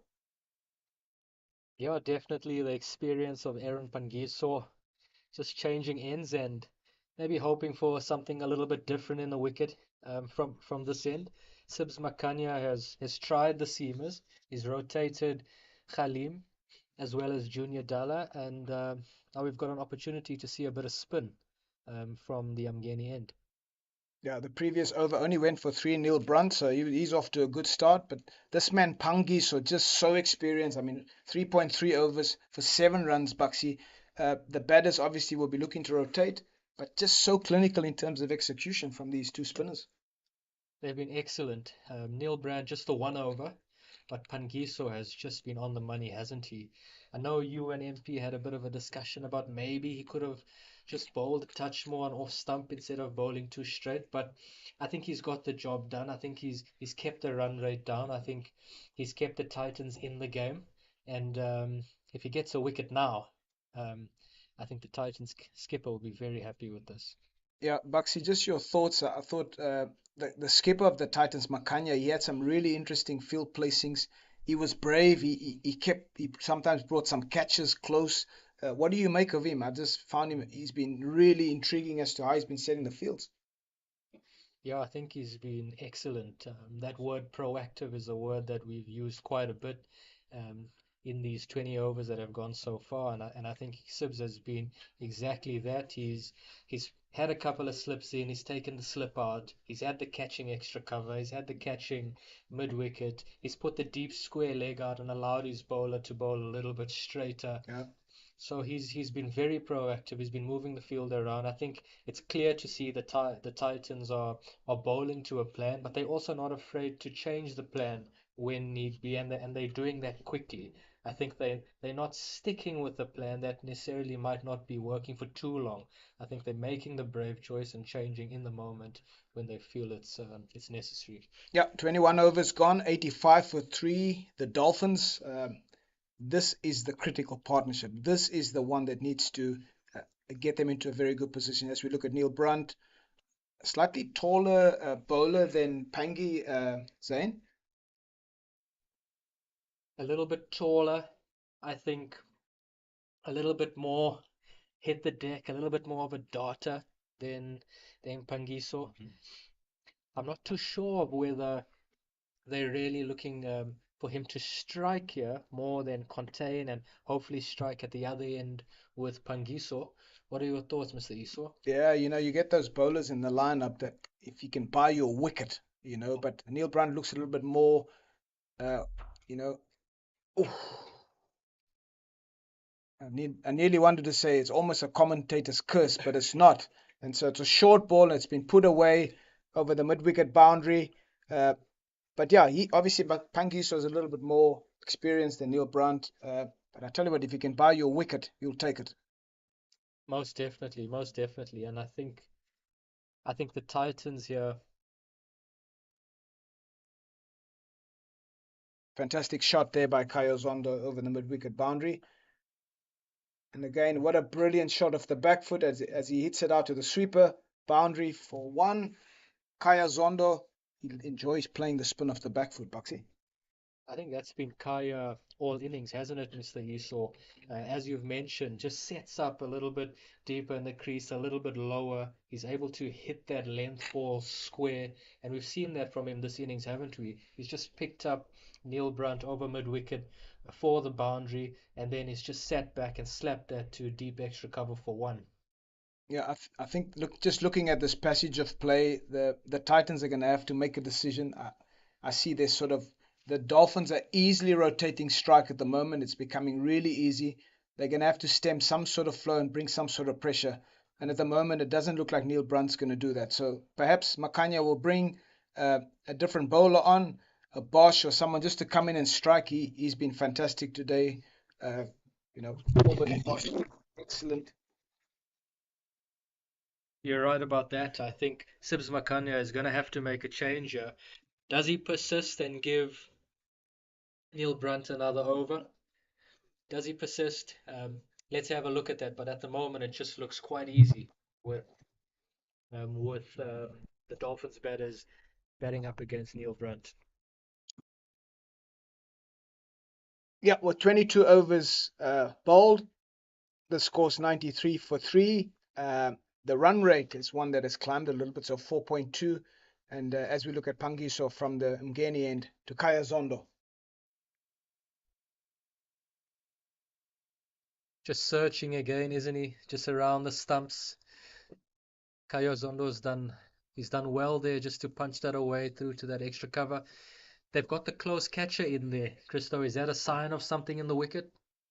I think it's a touch slow, the wicket. If you look at how Kaya's played it, even that last delivery, he's allowing the ball to come to him and then playing it late with soft hands. Any young players out there watching, it's important. The soft hand concept that you drop it in front. On the leg side, there's obviously an opportunity to drop it and find a single. But I think as he hits one down to long on, this passage of play is going to be about rotation. There again, they run good running from Kaya and Jason, and that has to continue. The pressure in this period, they have to keep hitting the ball into the gaps and up the intensity of running. You're 100% right, yeah. I think rotation of strike, which they didn't do well in the power play, they've done so well now. You guys spoke about the analogy of the boxer and the jabs, and Kaya Zondo and Jason Smith have thrown quite a few of those jabs now. They're rotating strike quite easily, as well as putting the bad ball away. So Baxi, what that short catcher does in screen is it allows on his left shoulder or to his left, there's a gap. The sweeper boundary, there's a fielder on the offside, and so it does allow the batter Kaya to pop it into that gap, knock it in there square of the wicket and run a single. But just the batters don't really seem that proactive to find those open spaces at the moment. I think they've been quite comfortable, Mr. Esau, just to play normal cricket. They've hit space quite well in the partnership already. I think a risk or two, just for the one, just to rotate strike, might be not in their plan at the moment. As they're rotating strike quite well. They look comfortable. It was good to see Kaya, the last ball of that over, Baxia, as 23 overs have been bowled, 96 for 3, the Dolphins, and so you saw him scamper one. He knocked it to mid-wicket in the front and just ran, and so, yeah, it's important to keep rotating. Jason Smith and Kaya Zondo really feeding off each other's energy. Really, really, really feeding off each other's energy here. Both come in when the Dolphins have been in a tough spot and got them out of it. I do sense that momentum shift. We've seen the run rate, as you've spoken about, move from the 3s into the 4s. I do sense that momentum shift. Both batters seem to be growing in confidence. Just looking at their processes between balls, they're communicating well with each other. They're managing themselves between balls well. What's your thoughts on that, Mr. Esau? Yeah, I think both these batters, Baxia, they experienced. They've got the feel of the pace of the wicket, and so obviously Hollywoodbets, Dolphins batters, Zondo and Smith, doing a great job for their team at the moment, and again, the momentum multiplied Titans will be looking to stem the flow. They're finding some dot balls in between, but again, you mentioned there's composure from the batters, and this is how you build a partnership. You stay patient, you wait for the bad ball, and this is going to be the passage of play. Rotation dots. 2 here and there, but this is how the game's going to unfold. Experienced head of Kaya Zondo in at the moment as well with your form better. I think that helps. As we see that shot from Kaya, short delivery, hits it behind square for a boundary, and so Kaya Zondo he's really played well. He's played the spin off the back foot. He's allowed the ball to come off the wicket, and then he's hit that behind square for a fantastic boundary. And that brings up the 100 for the Hollywoodbets Dolphins team. It's been a well-worked partnership. We look at this delivery. Short from Brunt. Zondo onto it in a flash. Really good shot. Dala in screen couldn't get there, and that brought up the 100 runs for the Hollywoodbets Dolphins. Brunt has been slightly short in terms of his length. I think he really, if he's going to bowl with Pangi, so that bowling in partnership is really important. Baxi, we obviously young bowlers, the importance of bowling in partnerships, and I think he's slightly just given too many runs in this bowling partnership where Pangiso has been really good. Definitely.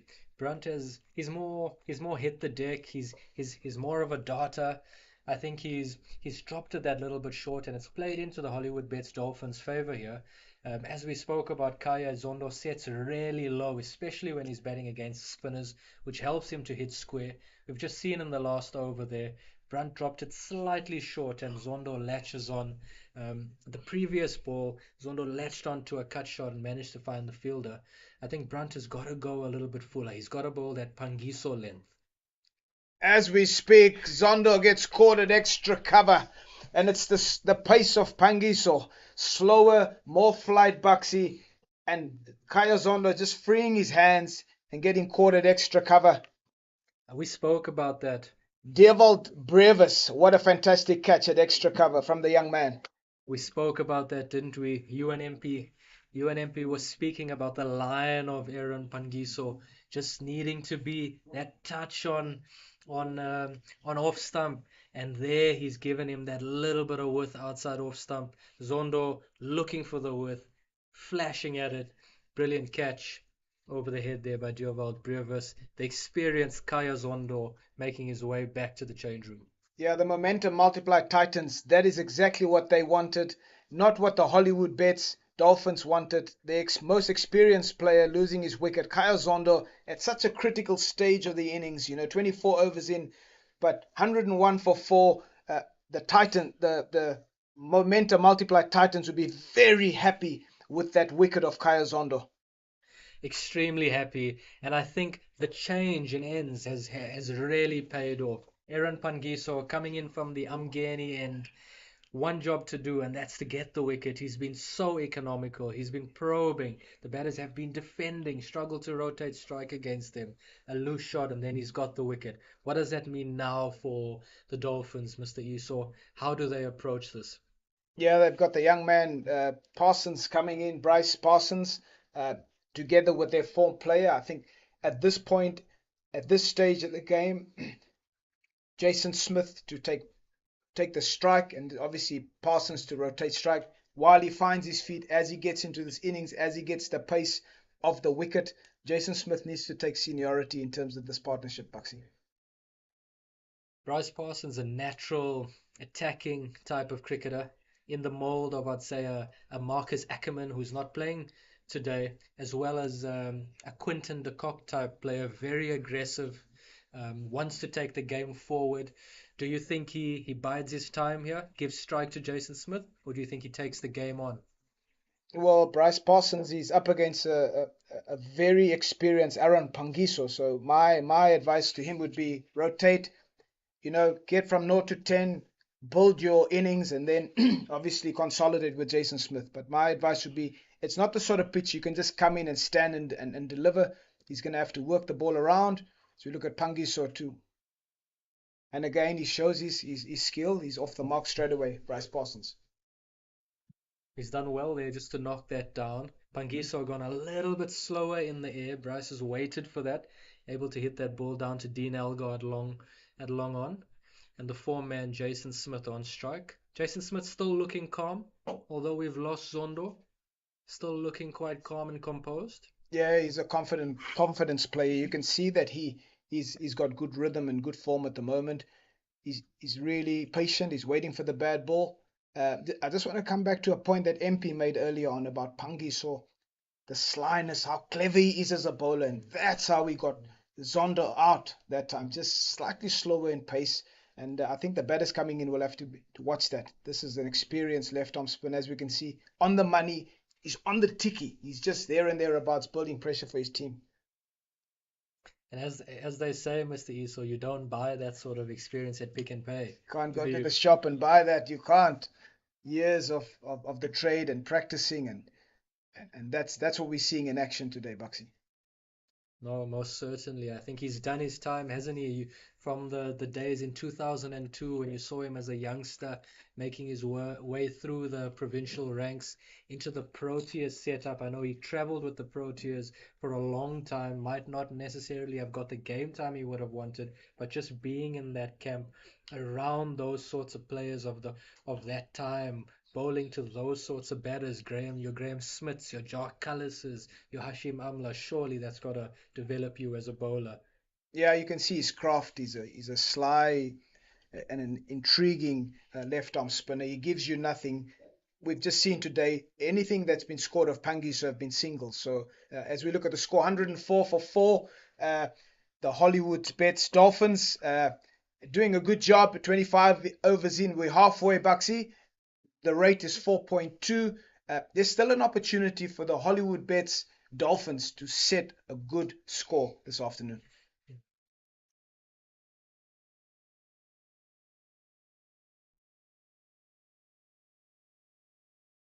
Right as we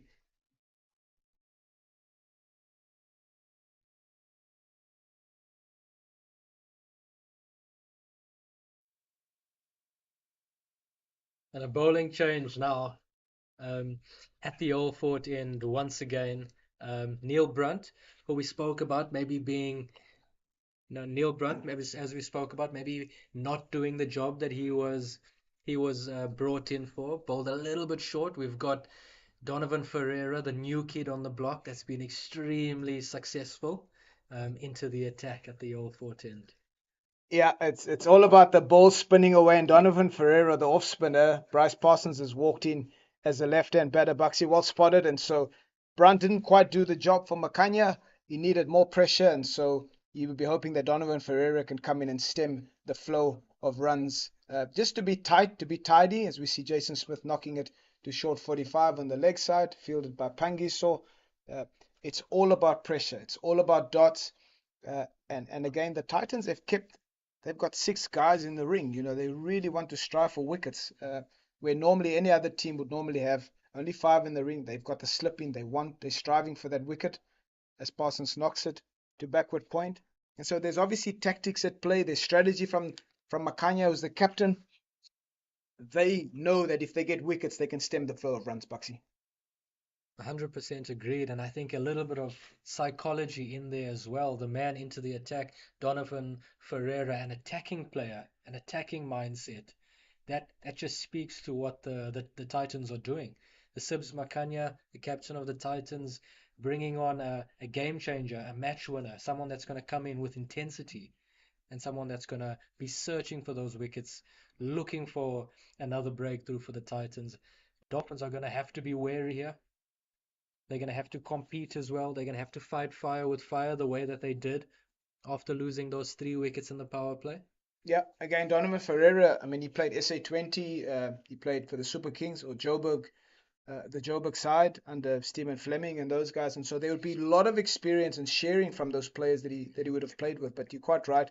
He does bring that attacking mindset to be able to get a wicket for his team. As we look at the Hollywoodbets Dolphins, 108 for 4, 107 for 4, I beg your pardon, after 26. And so yeah, it looks like spin in the middle overs, Buxy. It's going to be spin, spin, spin.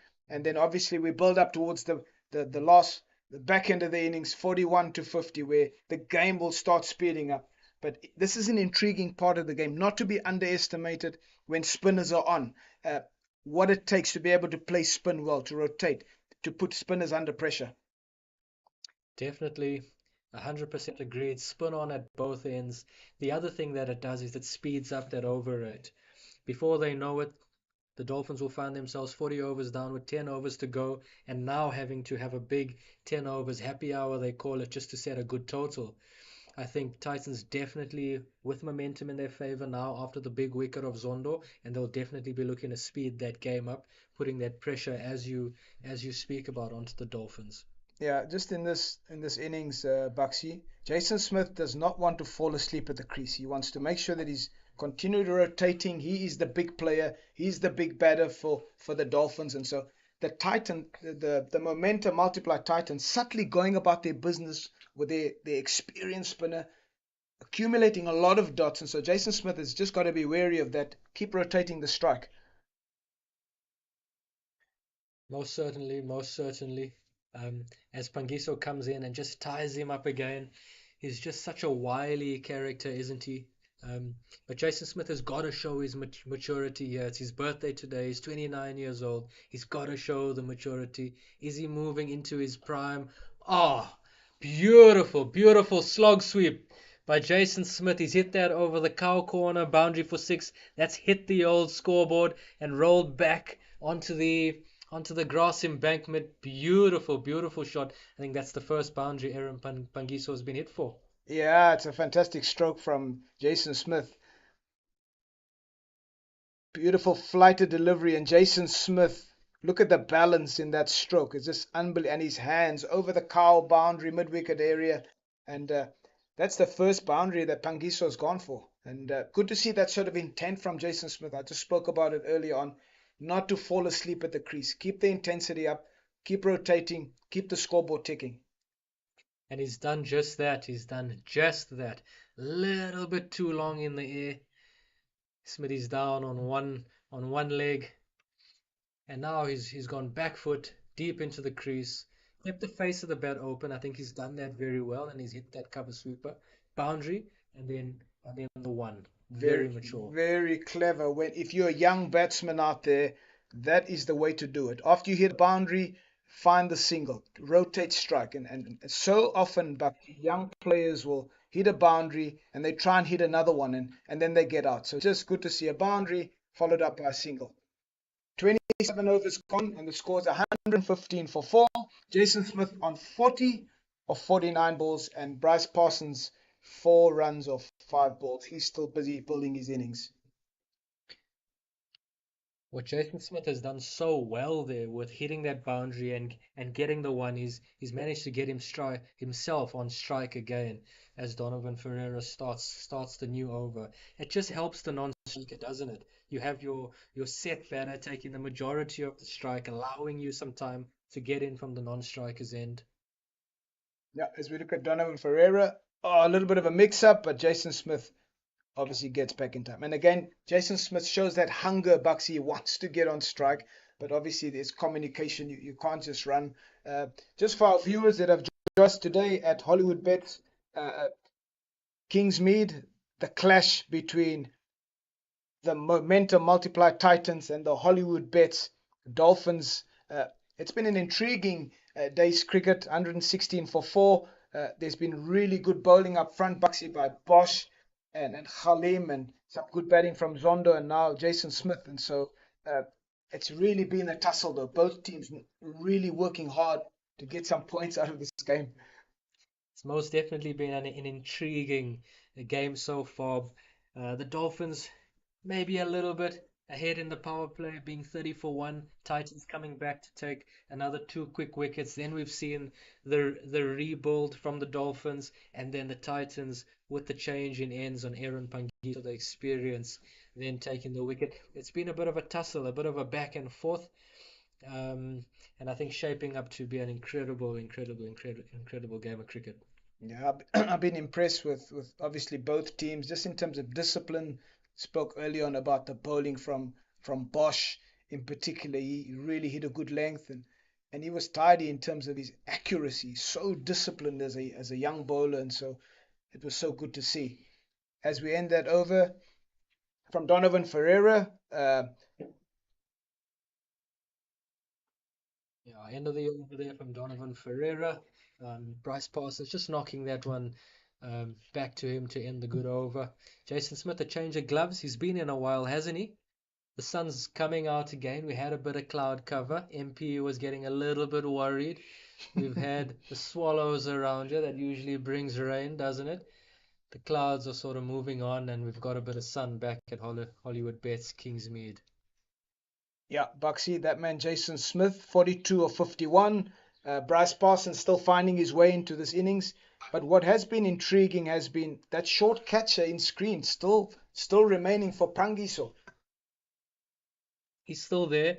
There's definitely something in the wicket. Aaron Pangiso also just playing with his pace so well. Jason Smith's got to be so careful to play the ball nice and late. You just see that from Aaron Pangiso. MP and yourself spoke about the revs on the ball, and you can just see the drop he's getting on the ball, just coming from the amount of revs that he's putting on the ball. Dolphins batters are going to have to be very, very, very careful to make sure they're playing the ball nice and late, close to their body, into the ground. You've got the match winner and Donovan Ferreira there in that big catching position. Yeah, we saw earlier on Jason Smith hit the ball over cow corner, Buxy, but the sweep hasn't been implemented. We haven't seen any of that to get the bowler off length as he rocks back and hits that to the deep wicket area, fielded by Neil Brunt. Fantastic fielding and also excellent running from the Hollywoodbets Dolphins team. Just wanted to come back to that sweep shot. No one has really played it today. Just to upset and unsettle the spinner's length. Jason obviously has gone for the shot over the cow corner area, but not allowing Pangiso just to keep bowling on that same spot. If there was anyone that I would have expected to see it from, it would have been the Zondo. As you've mentioned, he hit so well square. Preferred to play the spin off the back foot today, which is a strength of his, but I would have expected to see a couple of sweeps, and we know that he's got it in his armory as well. Just off screen, we've seen a change in field. Sibs Makanya has moved himself. He was at mid wicket and he's moved himself into square leg, leaving the mid wicket opened for Jason Smith. I think maybe just trying to influence him to flick the ball, play around one, and potentially get a leading edge to that Donovan Ferreira at extra cover or get that LBW. Yeah, Buxy, I think you're right. It's just that if he's playing against it and looking to flick it, could perhaps bring that short catcher in, as we see Bryce Parsons hitting the ball too long on. He's looked solid, Bryce. He's just obviously getting into his innings. He's got 6 of 10 as the end of the 29th over. The Dolphins 122 for 4. But yeah, I think you've hit something important there, Buxy. Especially Jason Smith, the left arm spinner to the right hander, Pangiso to Smith, Makanya away enough to move mid wicket to square leg and to just force Smith to play against the turn with a slightly slow wicket and a slightly slower delivery and being able to perhaps get that wicket. And in that, we just see the proactiveness of the Titans, haven't we? Just giving Smith the gap. Give him that big space. If he hits it well, he's only going to get one through to deep mid wicket anyway, isn't he? So it's a big risk just for that one, but it's big reward. It's Jason Smith. It's the Dolphins' leading run scorer. Yeah, definitely. The Titans will be onto that. As we see Bryce Parsons hit that beautifully. He split sort of point and backward point. A fantastic shot from the young man, and that will get his innings going. It's a lovely shot. What I really like about that is he's kept the face of the bat open. He's kept the face of the bat open just enough to catch the middle of the bat and to place the gap. It's excellent execution. Yeah, good shot from the young man. And again, we spoke about it earlier on, a boundary followed by a single. That's what it's about. Great rotation from Bryce Parsons. It's very simple cricket as well, isn't it? There wasn't too much fuss, wasn't too much effort in that shot behind square for 4, but then the awareness to drop the one and get the non-striker on strike for the 1. Pereira bowls again, and here's a dot. So again, in this passage of play, it's important that Smith, he holds all the aces for the Hollywoodbets Dolphins team. He has to bat through, and the young player Bryce Parsons, this partnership now 26, and so they're building up this partnership. But Ferreira being able to get a few dots out of this over, and it's good to see that sort of dot balls from Donovan Ferreira. What an influential player he's been, Buxy, in the T20 format.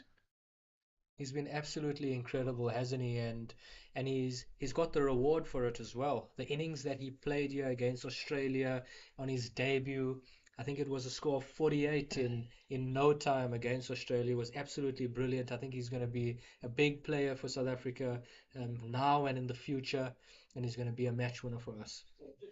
Yeah, 30 overs gone, 127 for 4. The Hollywoodbets Dolphins, they're well on their way as they set up this innings.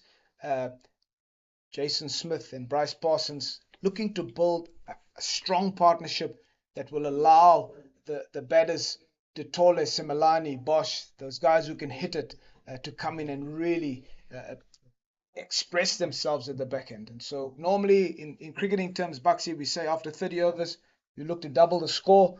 And so, yeah, as we look at the bowling change, Ayabulela Gamane, a man from the Eastern Cape that now is with the Momentum Multiplied Titans. He also applied his trade a little bit at the Warriors. So he's well traveled, Ayabulela Gamane. He is, he most certainly is. Started his career in that 2009-2010 season and found his way now in 2023 through to the Momentum Multiplied Titans. Starts with a short one, and then Bryce Parsons just on the pull knocks that down through to deep square leg for one. And with that single, with the change from Parsons to Jason Smith in strike, we have Christo Esau leave us in commentary, and we are joined by MP, the hype man.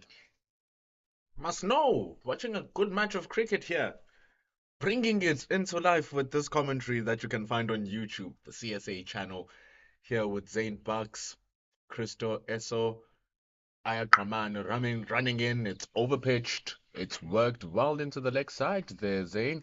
And it's actually surprising seeing Ayakraman come in so late into the innings. It's 30 overs gone. The ball has lost its magic, but in here comes to bowl. He's got a big role to play here. This partnership between Jason Smith and Parsons of 28 runs now has come in quick time. Parsons has come in and showed good energy from the start, looked to keep the game moving forward after the wicket of Zondo. He's got a big role to play here, Ayak Namani, hasn't he? Definitely. He comes in with a new, fresh energy, something that is different. We were talking with Christo earlier on about the lack of change of pace and lack of variation that is used by the pace bowlers. And this is something Ayakamane is brilliant at. Can work it happen, has tons of variations in his bag. So it's going to be interesting to see how he's going to be able to bowl that leg cutter, bowl those off cutters against Bryce Parsons and Jason Smith here. It's been a good start so far from Ayak Namane. You can see him really bustling in, coming around the wicket to Bryce Parsons and just angling that ball into the stumps. But as you've mentioned, he's got the cutters. He's got the skills in his armory. He's got a toolbox full of off cutters and leg cutters, slower balls, a good Yorker, and I think he'll be using all of them. He'll need to use all of them if he's going to stem the flow of runs here. Definitely, definitely. And the one thing that we like the most about Ayakamane is his energy. He never runs out of energy. He always steams in. Here's your workhorse as he runs in now. Bowls that one straight, a slight leading edge going to Makanya as we see that play of his hands already coming into the picture here, Bucks. He's gone straight to the cutters, hasn't he? He's gone straight to the cutters. What I think he does really well is he bustles in. He gets through the crease quickly. As a batter, you think that ball's coming on you, but he's just rolled the fingers on it, and the batters can just tend to be a touch early. He's got the fielders in position as well. He's got that catching extra cover. Or catching mid-wicket. He's got extra cover, walking in really hard, all set up for a leading edge or a mistime shot. And we saw that leading edge happen earlier on in the over, but that one he just bowled it a touch fuller, a touch straighter. Easy work for Bryce Parsons, a man of high skill, working that long on to end the over. 31 gone. It's 130 runs into the board, 4 wickets gone, and normally we say that when we reach over number 30, you double the score, and that's what you would project the end of the innings to be. Right now, we're looking at around 250, 260 mark, which is something that we spoke earlier on also about when we were predicting the score. We were talking about the average score here at Kingsmead and how it would be more than that. Ooh, look at the KZN women's team coming to enjoy the game, sitting in their Hollywoodbets sponsored area. Nice looking purple. Looking to see what Jason Smith, the leading run scorer for the Dolphins, alongside the young'un Bryce Parsons are going to do here. So if you are in Durban, The Hollywoodbets Kingsmead Stadium is where we are at, right up until 8:30 for this game, where you're gonna see Donovan Ferreira, who's the leading run scorer for the Titans, apply his trade later on in the game. But right now, his task is with the ball here, Buxy. Most definitely. He's got to get a breakthrough here. He'd love it if it could be Jason Smith. Hmm. Just to get back to that, just to get back to that point about doubling the score. I think the Hollywoodbets Dolphins would be extremely happy with 250, 260. If we're talking average score here at Kingsmead being 227 in a Hmm. day and night game, that 250, 260 will put them in a really good position to bowl well Hmm. and win the game. And remember, later on in the game, we are in the coast, so when the night time settles, dew is going to be a factor to play with as well. So when your spin bowlers for the Dolphins are coming to bowl, there's going to be a much more work for them to do, which might give a slight advantage at that time to the Titans. But we were speaking earlier on that the Dolphins know their ground. They know what they are here to do. But it doesn't change the fact that that might be a factor later on still. Yeah, you're 100% right, and I think with Pernell and Subrian, their leading off spinner Mm, out injured, mm. and the spinners that they do have in the squad right now, your John Smuts, your Bryce Parsons, I think they might bowl better in conditions when there's a little bit of dew around, offers them that assistance.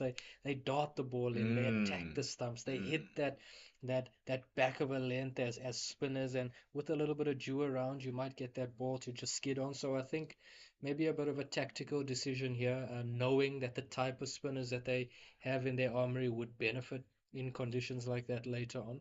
That is an excellent analysis and a different point of view that the players who are batting must think about. The score is 132 for four. They are scoring at just over 4 runs and over here. The partnership between Parsons and Smith on 31. Amani looking to break that as he bowls it straight to the stumps, but it's easy work for the man who's fielding deep square. Jason Smith nearing his third consecutive score of 50 plus. And I think also the first shot in anger from Jason Smith. Haven't we seen that? I think he's got to be careful here, Jason. I think if Jason Smith here goes on to make a score of 75 of 80 of 85, Mm, the Dolphins should then get to that score of 250, which potentially puts them in a position to win the game. 100%. And the nice thing as well is the advantageous thing as well is that if Jason Smith is able to stay here, the entire batting lineup of the Dolphins can be anchored around his job. Tebang Ditole is the man who's coming in next, and then he'll be followed by the young talent of Andile Simelane, and then the brother of Corbin Bosch, the captain himself, Ethan Bosch. So the more we continue looking at the options, the lesser the ability of batting comes in, the more important the job of Jason Smith or Bryce Parsons will be. I think Jason Smith and Bryce Parsons know they've got to spend some time at the wicket. With Detole coming in next, he's more of a rotator of strike than Hmm. an out and out boundary hitter. But when you're looking at Andile Similani and Ethan Bosch, those are boys that can take it to you. They if they catch fire, they can really take the bowlers down. So these two batters right now for the Hollywoodbets Dolphins have got to do the hard work. They've got to set the Dolphins up for a big finish. Definitely. And the loss of Bradley Porteous, who was playing very well in their last innings that they batted against the Lions, where he scored 42 from just 28 deliveries, giving you that cameo that you need right at the end of the innings, is something that they don't have an option for here, the Dolphins, one that you'd consider a big loss. We also have Andy Lepeluwayo, who's not here, gone for the World Cup, alongside Keshav Maharaj. Big missing, a big miss for the teams here. Most definitely, I think both of these teams, the momentum multiplied Titans as well as the Dolphins, have a few key players out, haven't they? At the World Cup for the Titans is Mark Rom, Quinton de Kock, Heinrich Klaassen, Lungi Ngidi, Gerald Coetzee, Tabrez Shamsi. Imagine we were watching a game with all those international stars back.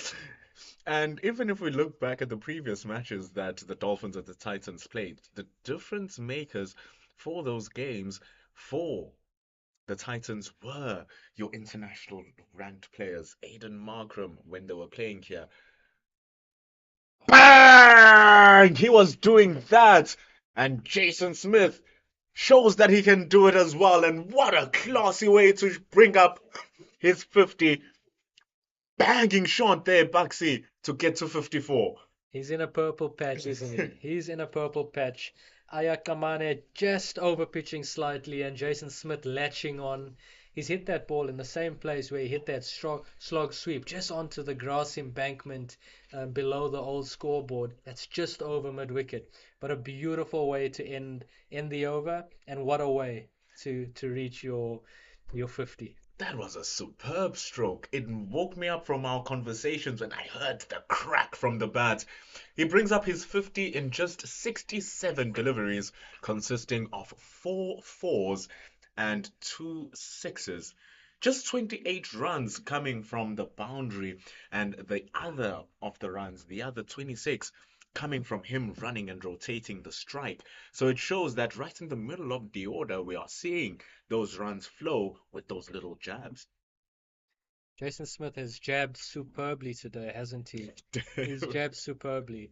And in terms of the boundary option, early on in his innings, we saw the bowlers just over pitch and he's hit two beautiful cover drives. And then later on, as we've just seen now, the bowlers have just over pitched maybe a bit too straight and he's picked them up over the deep mid wicket. So the boundaries have really come right at the start of his innings Mhm. and where we are now. But in the middle phase, he's done so well to hit the ball into space and run well. Now he has the task of facing Junior Dala. Coming in for his fourth over was a touch expensive in his final third over there, giving away double-digit score line. So 3 overs, 20 runs he's given away. He switched ends. Coming around the wickets, he still gives more runs, does Junior Dala. Bryce Parsons using the short man's pace against him, and he works that behind the point region for a beautiful boundary here, Zayn. That's a wonderfully executed shot by Bryce Parsons there. Junior Dollar coming around the wicket, angling the ball back into Bryce Parsons. You think that you don't have too much width to play with, Hmm. but he's got on top of the bounce so well, kept the face of the bat open, and beat the point fielder. Incredibly executed shot. The fact that there's a man who's standing at deep point, just there for that very shot. There's a man standing at backward point inside the circle for that very shot. Parsons was saying, what are they there for? As he found the greenery and it runs all the way for that four. The partnership now moves to 43. Another one that just crept up on the Titans batting line, on the Titans bowlers rather. Dalla bangs this one short, swivels around his body, does Bryce Parsons. Diane Khalim completes the job down in the deep to just stop that, saving 2 runs for his team. Bryce Parsons has really come in with some good energy here. There we see again, just a bumper, just knocked it down and he's run so well for two. Just on Junior Dala here, when he got that wicket of John Smuts, he was bowling a little bit of a fuller length. Hmm.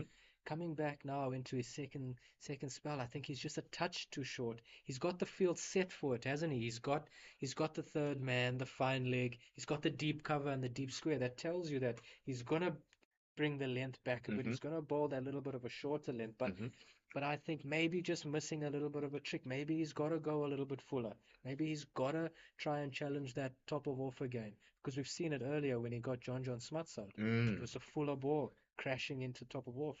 And then at that time, he was also assisted very much by the wicket because it was giving him that extra zip, it was giving him that extra movement as well.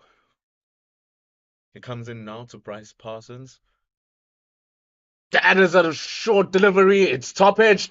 There's a chance for Dayan Khalim. And pulling the length back, as you were talking about it, Zayn, that it is set up for that. And it does exactly that as Junior Dada gets his wicket. What a way to bring it up. Smart, brilliant cricket here from the Titans. Bryce Parsons visibly upset. I think he's looking at and thinking, why have I done that? It's been set up for that, hasn't it? Mm. Got two catches out there. It's obviously he's missed out on the execution there. He hasn't executed that well. Just looking at it, it seems like he's tried to help the ball on rather than actually hitting it, and Mm. I think that's just worked against him there.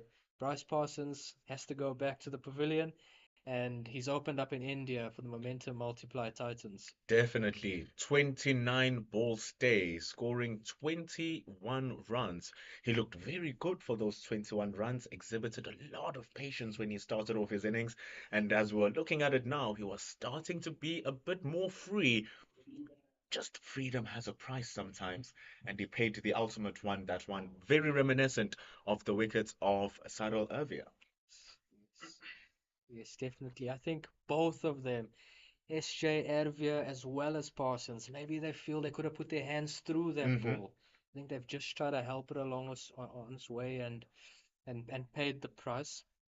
I think the Dolphins, they've had Oh, he a gets the couple top of edge guys now, start does their innings. he? They've had John Ooh, Smith on almost 15.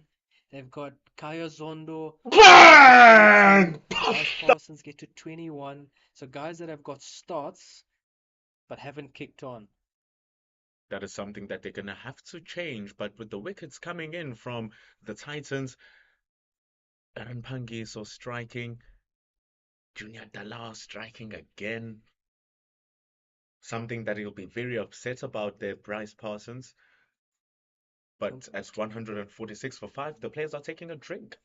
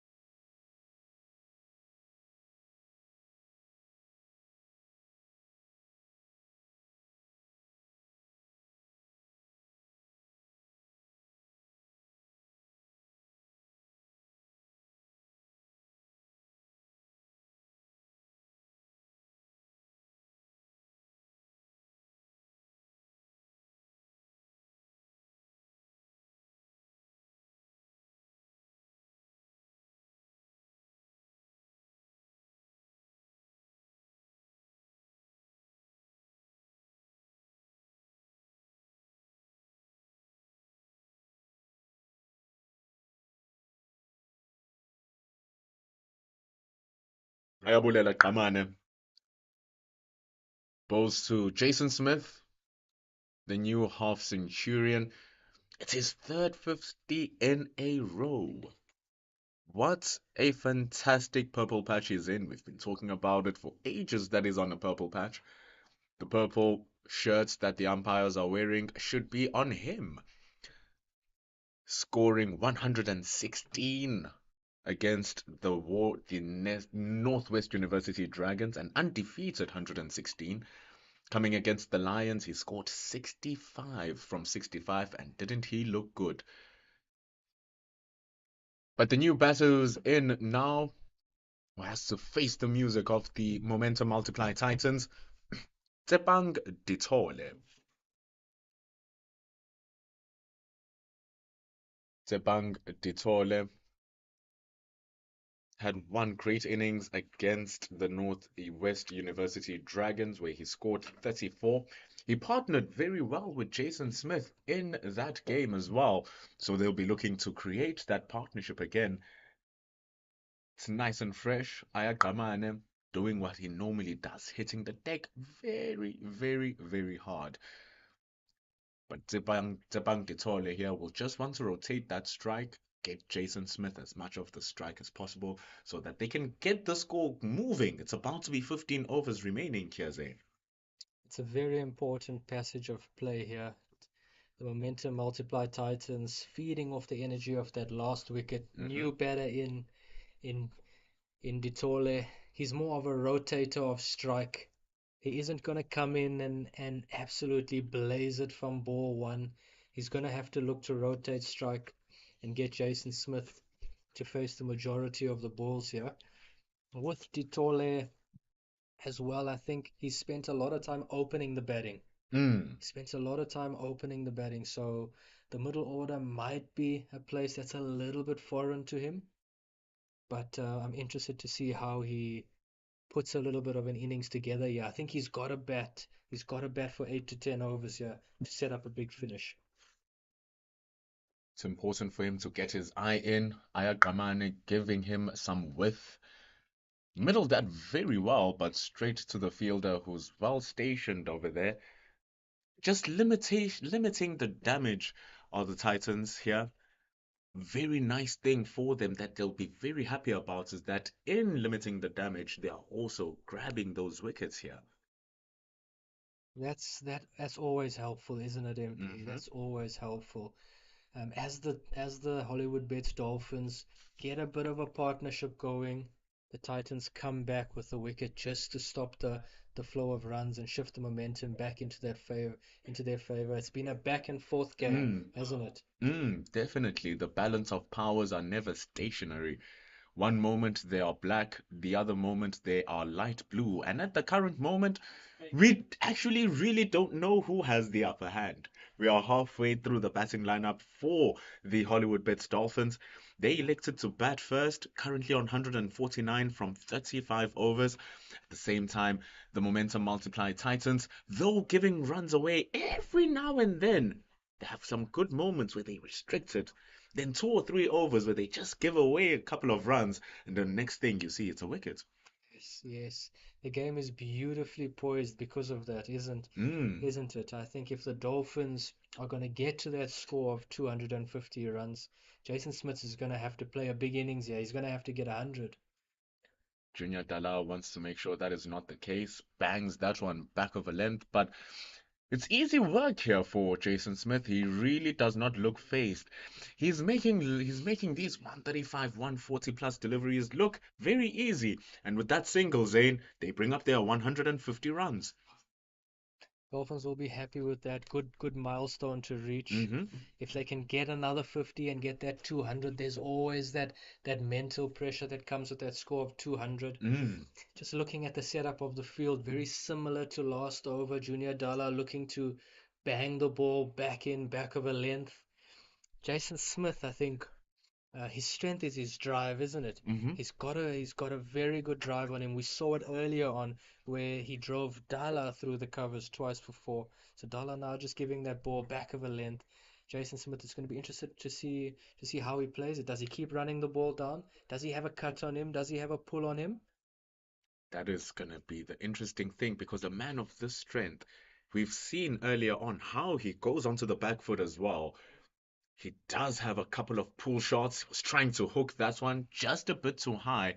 So he's not afraid to take on the short ball as well.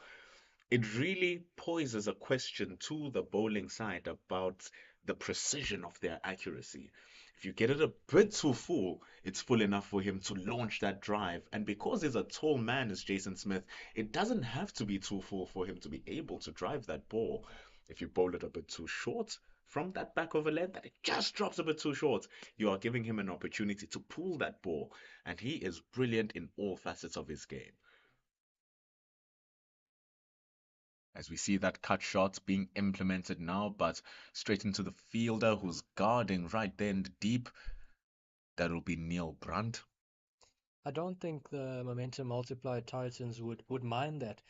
That bounce of the ball before, I think it's very good tactically. The wicket that the teams are playing on Mm, now is Jason Smith is pulling to the long boundary. mm, mm, That's a good 75 meters, I'd say, that Jason Smith has to be able to hit that, to hit it over the square leg fielder mm. to pick up a six. So Junior Dollar just banging the ball in, but knows also that Jason Smith is hitting that ball to the long boundary. Now it comes in to Tebang Ditole, charging right into him, targeting his body. Aggressive bowling from Junior Dala. Ditole has just been in there for 4 deliveries now, still looking to find his feet. The way the game is set up, he has time to get himself in. It's not a lot, but he does have time to get himself in so that he adds value to Jason Smith and the Hollywoodbets Dolphins. Definitely, he's got a bit of time, especially with Jason Smith going so well. Mm, I think it just buys him a little bit of extra time to get himself in. I think Detola is the type of that needs. So he's going to bide his time for now. He's going to look to knock the ball around. And when he's in, we have seen him hit the boundary. he's not your typical 50 over number seven. When you think of a number seven in your 50 over game, is the guy who takes the game on. He was trying there. Dalla didn't give him enough width to do what he wanted to do. Muscles that ball down to Aaron Pangi, so he's stationed at deep point to end over number 36. The score is 154 for the loss of five. Seeing what we've seen so far here, MP, what do you think is a competitive score for the Hollywood Bets Dolphins to reach here? What would they be thinking? The batters at the crease now, talking to each other. They're talking strategy. What's the plan? What do you think that pass score is here? The game in recent ages has been rigged, making you think that a score of below 300 is not good enough. But when we contextualize it to here at the King's Mead and how the game is being played, if they get to that score of 250, it's going to be a huge psychological boost for them. And they still have 14 overs to work on making sure that they get to that score. So in context, should they play a single per over right now? They'll be if they play a single per ball rather, we'll be seeing them add what 84 more runs into the score, which is getting them to that 243, 244 mark. They'd be wanting though to get to 250, just as that psychological win over their opponents. I think you're right, and I think wickets in hand helps them to set up for a big finish. Mm-hmm. This is such a crucial phase now. If they can rotate strike now, keep uh, the scoreboard ticking over, stay at around five and over, Mm-hmm. just through knocking the ball around. You've got hitters coming in. Jason Smith, we've seen he can hit the ball. We've got Andile Semelani, we know he can hit the long ball. Mm-hmm. We've got Ethan Bosch that has done it before, and we know that can do it. He's the captain. Is he going to come in and play a captain's innings, a bit of a flourish at the end? Mm. Those are all the questions as Ayakamane comes in to Tabang Ditole. Just an inside edge, lucky not to clatter back into his stumps as he's protected by the pads. Pads not just protecting his legs, but protecting his wickets as well. And to add on to what the potential score might be, if we look at the bowling from the Titans as well, their most economical bowler being Aaron Pangi. So he now has just 2 overs left. The only bowler which I feel that the Dolphins will be worried about to a certain extent is Corbin Bosch. He still has 4 more overs remaining in his spell, going at less than 3 to the over. So he might be the bowler who comes to cause a little bit of nightmares for the Hollywoodbets Dolphins. Most definitely, most definitely. Um, I think looking at those overs and what's remaining, Pangiso's gonna bowl out. He's Mm-hmm, been their best bowler so far, hasn't he? He's the most experienced bowler as well. mm-hmm, He's gonna come in potentially early on in that around that 40 over mark and look to clean up. Hopefully, look to strike as well. Corbin Bosch, I think we might see him follow Junior Dalla at the other end there. He'll probably come in for another two and then finish with two at the death. mm. But right now, Ayakamane is bowling rather decently. Gets one to pop over him. Tebang Ditole just mistiming it, misreading the length, misreading the pace as well.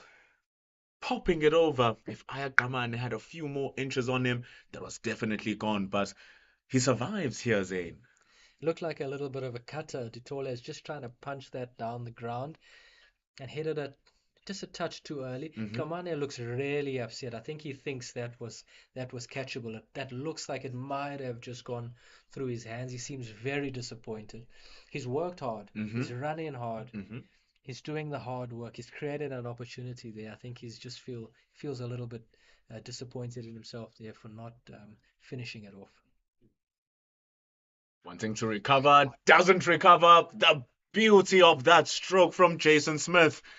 Taking it over the top. Ball full and wide from Kamane. And Jason Smith requires no second invitation here, Zane. 162 on the board.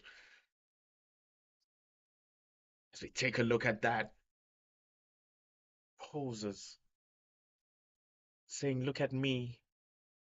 Look at the ball hit the boundary.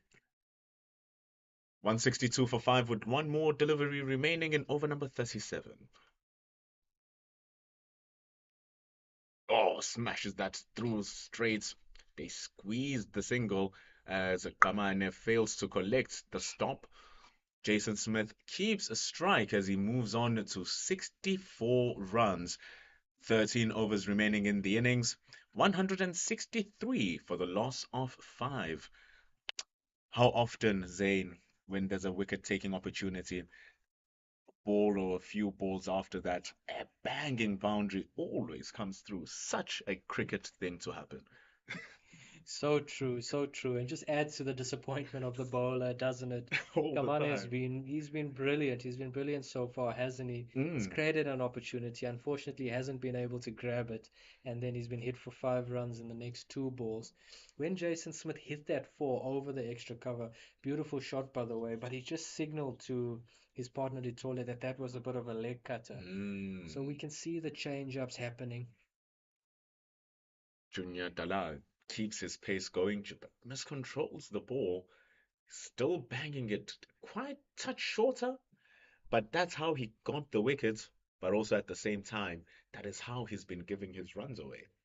He's definitely using his long boundary here. We know Jason Smith has got a bit of a pull on him, hasn't he? Hmm. But Junior Dallas saying here, look, Jason, if you're gonna pull me, you're gonna have to hit that over the field on the long boundary.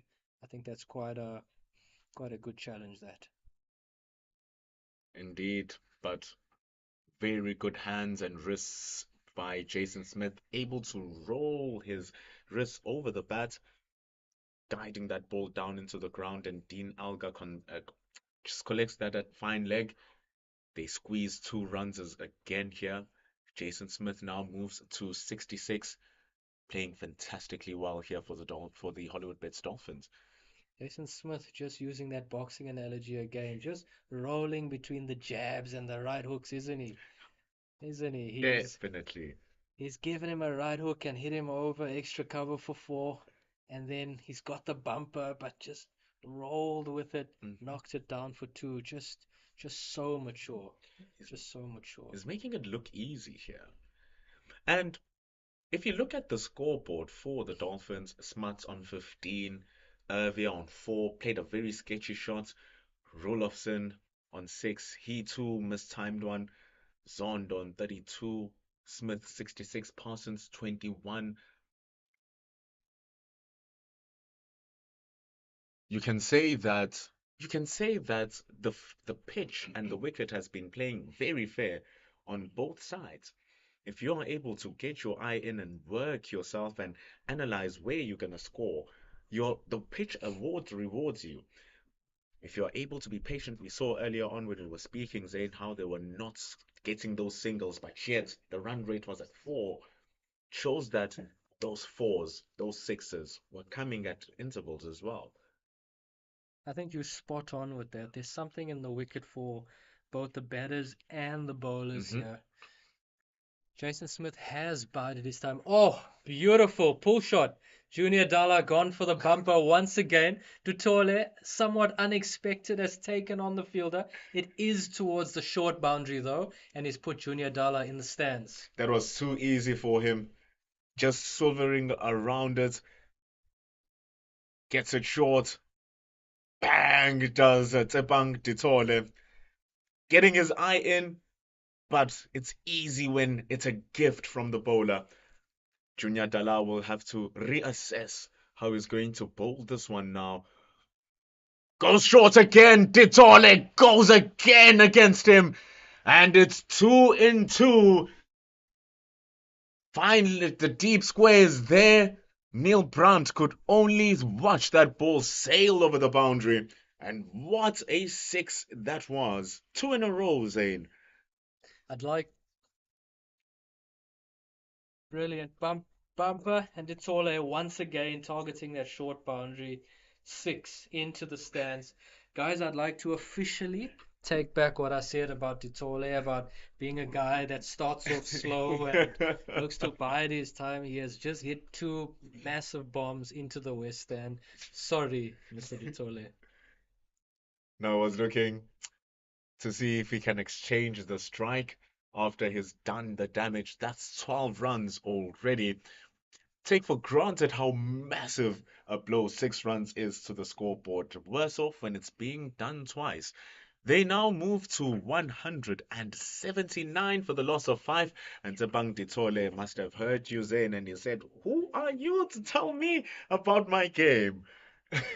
Once again, Mr. Dutole, I'm very sorry, but really enjoyed that passage of play. Mhm.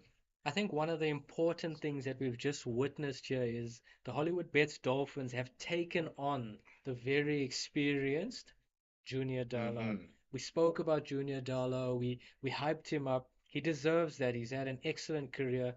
He started with the wide, but their next ball crashing into the stumps got John Smuts out. Mm. But the Dolphins have been aggressive against him. They've taken him on, haven't they? Definitely. Now they bring in another of their strike bowlers. They also take him on with a glorious shot from Jason Smith. How gorgeous was that? Picture perfect to introduce Corbin Bosch in his different end. 6 runs over the top. Glorious, glorious shot that is. Look at that work. Corbin Bosch, not a bad delivery at all. But it is Jason Smith who hits it and keeps the pose. Glorious. Ooh, but he retaliates very well, does Corbin Bosch, getting that one a touch fuller. And he's getting assistance from the wicket, jagging back into the right-hander. It's been an absolute brilliant 3 balls for the Dolphins, hasn't that, MP? 2 sixes from Ditole on the pull into the West Stand. First ball from Corbin Bosch. Jason Smith latching onto it. Bang, 6. That's 18 in 3 balls and definitely shifted momentum. This is absolutely madness from the Hollywoodbets Dolphins. They are really starting to get things going here. Corbin Bosch for the momentum multiplied Titans is being attacked here. And as you were speaking about the momentum multiplied Titans attacking the strike bowlers for the Dolphins, if they get Corbin Bosch to be just jagged in his lines and lengths, because he has been very much the most disciplined bowler within the Titans lineup, if they do that, oh, it's going to become a little bit difficult for Sibonelo Makhanya on how he's going to work things. Corbin Bosch now changes his angles, coming around the wickets to Tebang Ditole. Just very quickly, that partnership has climbed. That partnership has climbed. They're on 40. Another little partnership for the Dolphins. Could this be a big one? I think they'll need it to be a big one if they're going to reach that score of 250, 260. I think the Dolphins also just taking use of the last little bit of the second power play. With only the 4 men out, Jason Smith seeing that mid-off up at the start of the over, gone over mid-off. Very clever cricket from the Dolphins. They're using it well. Corbin Bosch goes wide, And it's cut brilliantly from Tshepang Ditole, who continues to prove that he's no accumulator, but it's classy cricket here from Ditole. It's not brutal. He's just working the ball brilliantly, and he gets rewarded with a wonderful boundary. He's a top order batter, isn't he? Corbin Bosch comes in, just a little bit of width. Ditole just holding his line, staying slightly leg side to create that width, hands through the ball. Brilliant cut shot for four. It's a magnificent shot, and it's exaggerated by the fact that Corbin Bosch is coming around the wicket. He is closing that angle down on him, and the fact that he's able to work that ball against the movement of the ball is simply outstanding from Ditole. Yeah, brilliant positions. He's got himself into such a good position to free his hands there. Again, targeting the short boundary, Ditole, but doing it with cricket shots. It's classy work, and he just comes back and respects the good delivery from Corbin Bosch. He's already done the damage as he now moves to 21 from 15 deliveries rather. That is how quickly he is batting as we get to over number 39. Jason Smith just taking a back seat a little bit here from Ditole, 74 from 82, and Tshepang himself on now 21. That partnership, Zane, really building. And that run rate as well, looking pretty good. Ditole playing an absolute cameo here, isn't he? Mhm. Absolute cameo, striking at over 100%. We've seen the patience in Jason Smith striking at around about 85 run rate, but we know he can catch up. If he bats throughout this innings, we're probably going to see him end up on a run rate of over a strike rate of over 100. But what we're seeing is from a team perspective, the Hollywoodbets Dolphins, the run rate is starting to climb from 4.3 and over just a couple of overs ago to now just under 5 and over. Has been absolutely brilliant. As we see the bowling change, the captain Sibs Makanya has gone to Donovan Ferreira. He's gone back to spin. What do you make of this, MP? Just before the end of the power play as well, when they can have the option of 5 fielders, Donovan Ferreira has bowled just 4 overs, now starting his 5th. He's going at less than 4 runs to the over, so the economy is what maybe influence versus Sibonelo Makanya to bring him back as well. They are starting to score a bit quicker. Tshepang Ditole happy to use his feet and manipulate his body to create that space so that he can play the ball well. You can see him practicing that as well. Jason Smith, well, we don't have to say much about him, do we? I think once again, a good move by Sibs Makanya here. He's got the off spinner on with the left-handed batter at the crease. Oh, and a wicket, massive wicket, absolute massive wicket, golden arm. Donovan Ferreira, he's got the key man, Jason Smith. Jason Smith just trying to hit that through to the cover sweeper. Highly upset with himself, frustrated. He's done all the hard work. He's set himself up. He's set the Hollywoodbets Dolphins up. And just a fine edge. That ball just darted in, going across him. Fine edge and an excellent catch by Rivaldo Munsami. Superb reflexes from Rivaldo Munsami. Trying to use his body again there, Jason Smith, just so close to him, gets the slightest of edges. And on 75 runs, played with 82 deliveries, it is Jason Smith who has helped the Dolphins, or the Hollywoodbets Dolphins rather, to a score of 192. And the momentum multiply Titans will be more than happy seeing the back of that man. That's a huge wicket, MP. That is a huge wicket. I think the Dolphins would most probably have been wanting Jason Smith to be there at that 44, 45 over mark. You've got the youngster coming in now, Andile Semelani. We've seen what he can do. He hits the long ball, but is he going to be able to get himself in here? Is he going to be able to bat for 3, 4, 5 overs responsibly and then cash in the happy hour right at the end? That is something that he definitely has no choice but to do here for his team. Andile Simelane needs to show that he has the potential that everyone banks him to have. We see his high score of 110 when he was playing for the SA Emerging team. The SA Emerging team showed that promise on Andile Simelane.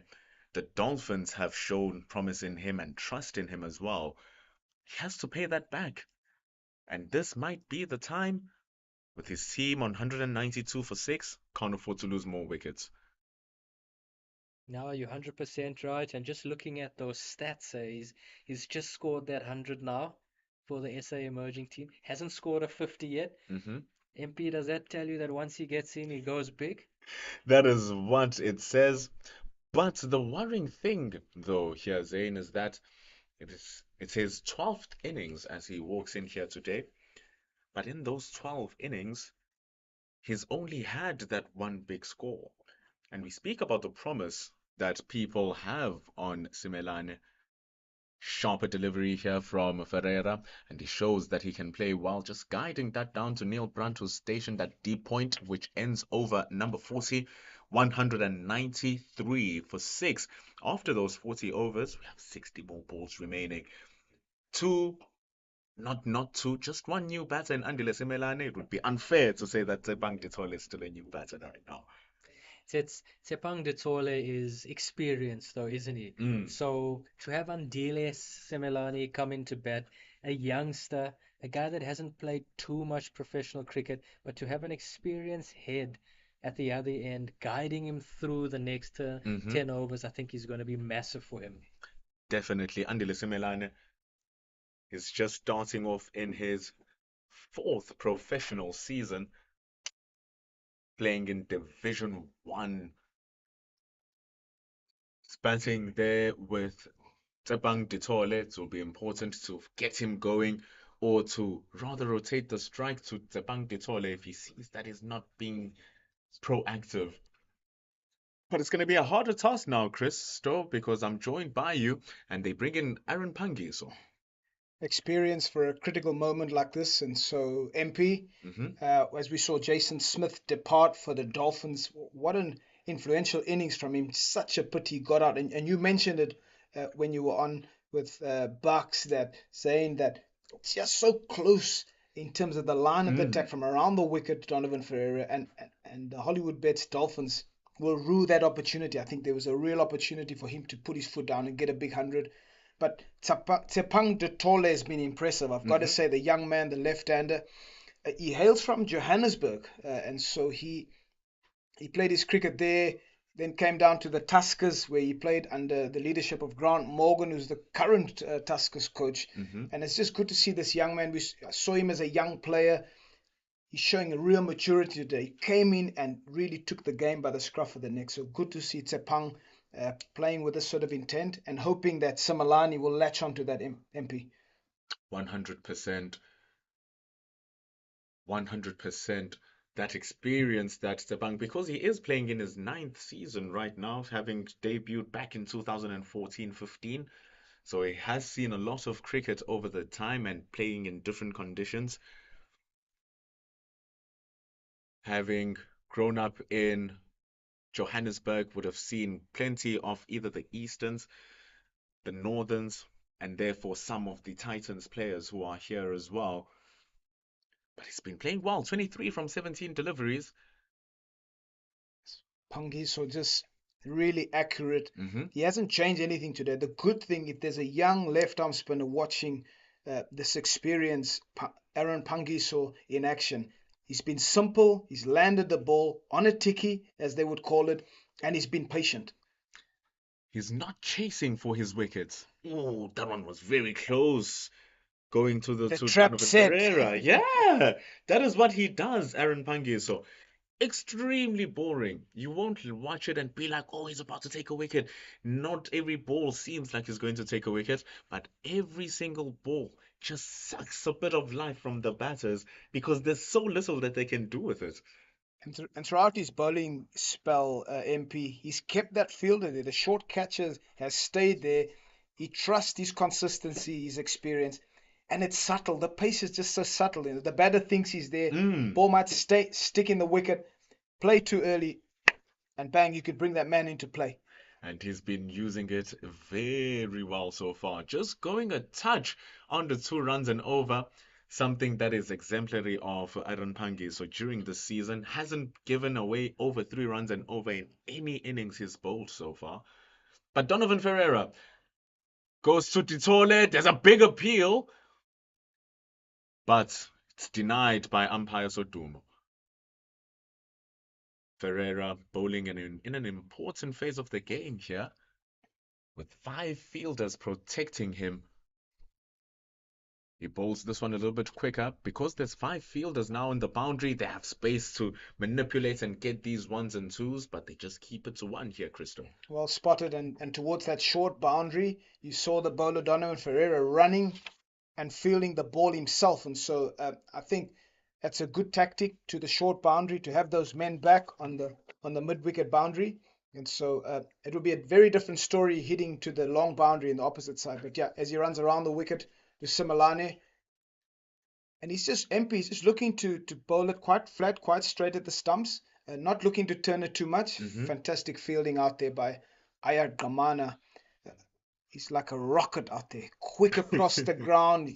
Excellent fielding from the young man. It's that energy that we were talking about from Kamane that he possesses. It's those small intangibles sometimes that give the momentum to the fielding team. The batting team wants that extra run, but the efforts from Ferreira to keep it to 1, the extra efforts from Kamane to keep it to 1, it feeds life to the rest of the fielding team as well, saying that, hey, if they can do this, I need to up my game as well. Yeah, especially in this critical stage, 41.5 overs in. As Tapang Totole hits it over cover, fielded by Junior Dala. MP just coming back to this point, this is a critical stage of the game. So Totole would be wanting to take the game forward, but the Titans in that over, I don't know if you saw Ferreira undercutting the delivery, looking for it to go flat, to not allow the batter, as Tsapang showed it, to get under the ball. Yeah. Wants to really get it into the stumps, nice and flat, so Tsapang can't get under him. So such a critical stage. And so Simelane and De Tole, with 42 overs having bowled, with 8 overs left, they're going to have to really work. They're going to have to run hard. And so to your point about the excellent fielding from Gamana, just swift across the ground. And those are the key things at this level that makes the difference. We see Aaron Pangiso now looking to exert more of that pressure, which has been doing the entire game, to start the last over of his fantastic spell. Dancing down the track is Tepang Ditole. He can't get under it.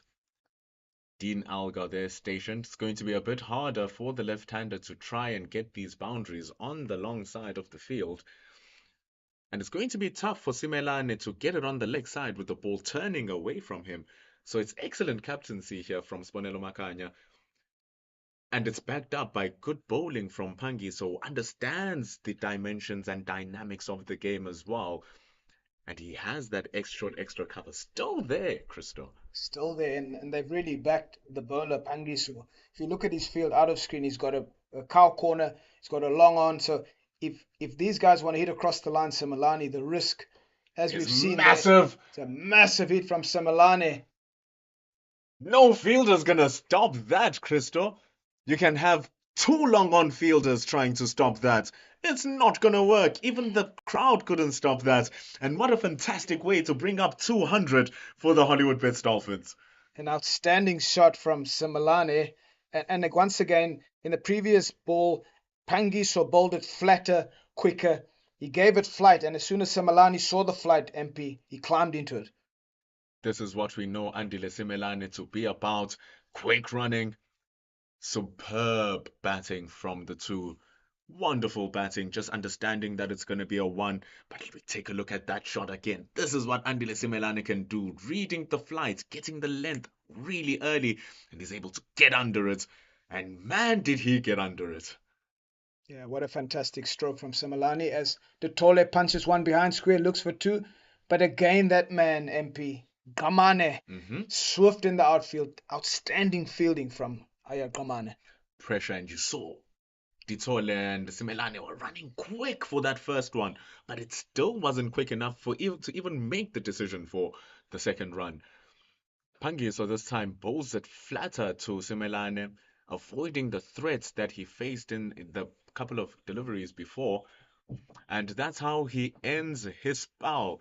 It's the first time that Aaron Pangiso has given away more than 3 runs to the over in his campaign, but still going at just 3.6. It's a great return for Sibonelo Makanya and the Momentum Multiply Titans. 43 gone, 208 for 6 here, Crystal.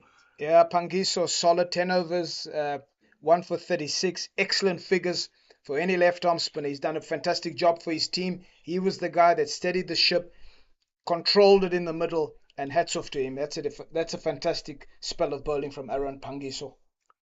Leading from the front is the lead spinner. Donovan Ferreira is going just a touch over 3 runs and over, showing that these spinners are holding the game together for the Momentum Multiply Titans. He comes now, Donovan Ferreira, bowling to Andile Simelane. Simelane using his feet to open up space and cuts that straight to Dayan Halim, stationed at deep point. It's just a single. If you're not going to get a boundary, might as well get yourself a single, might as well try to push for 2.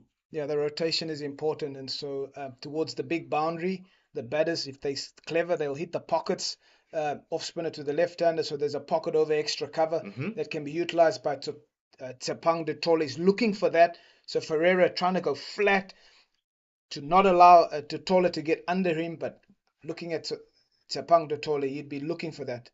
And again, just the rotation of strike is really important. You don't want too many dots at this stage of the game, MP. They've got to be running everything and making sure bat on ball and go.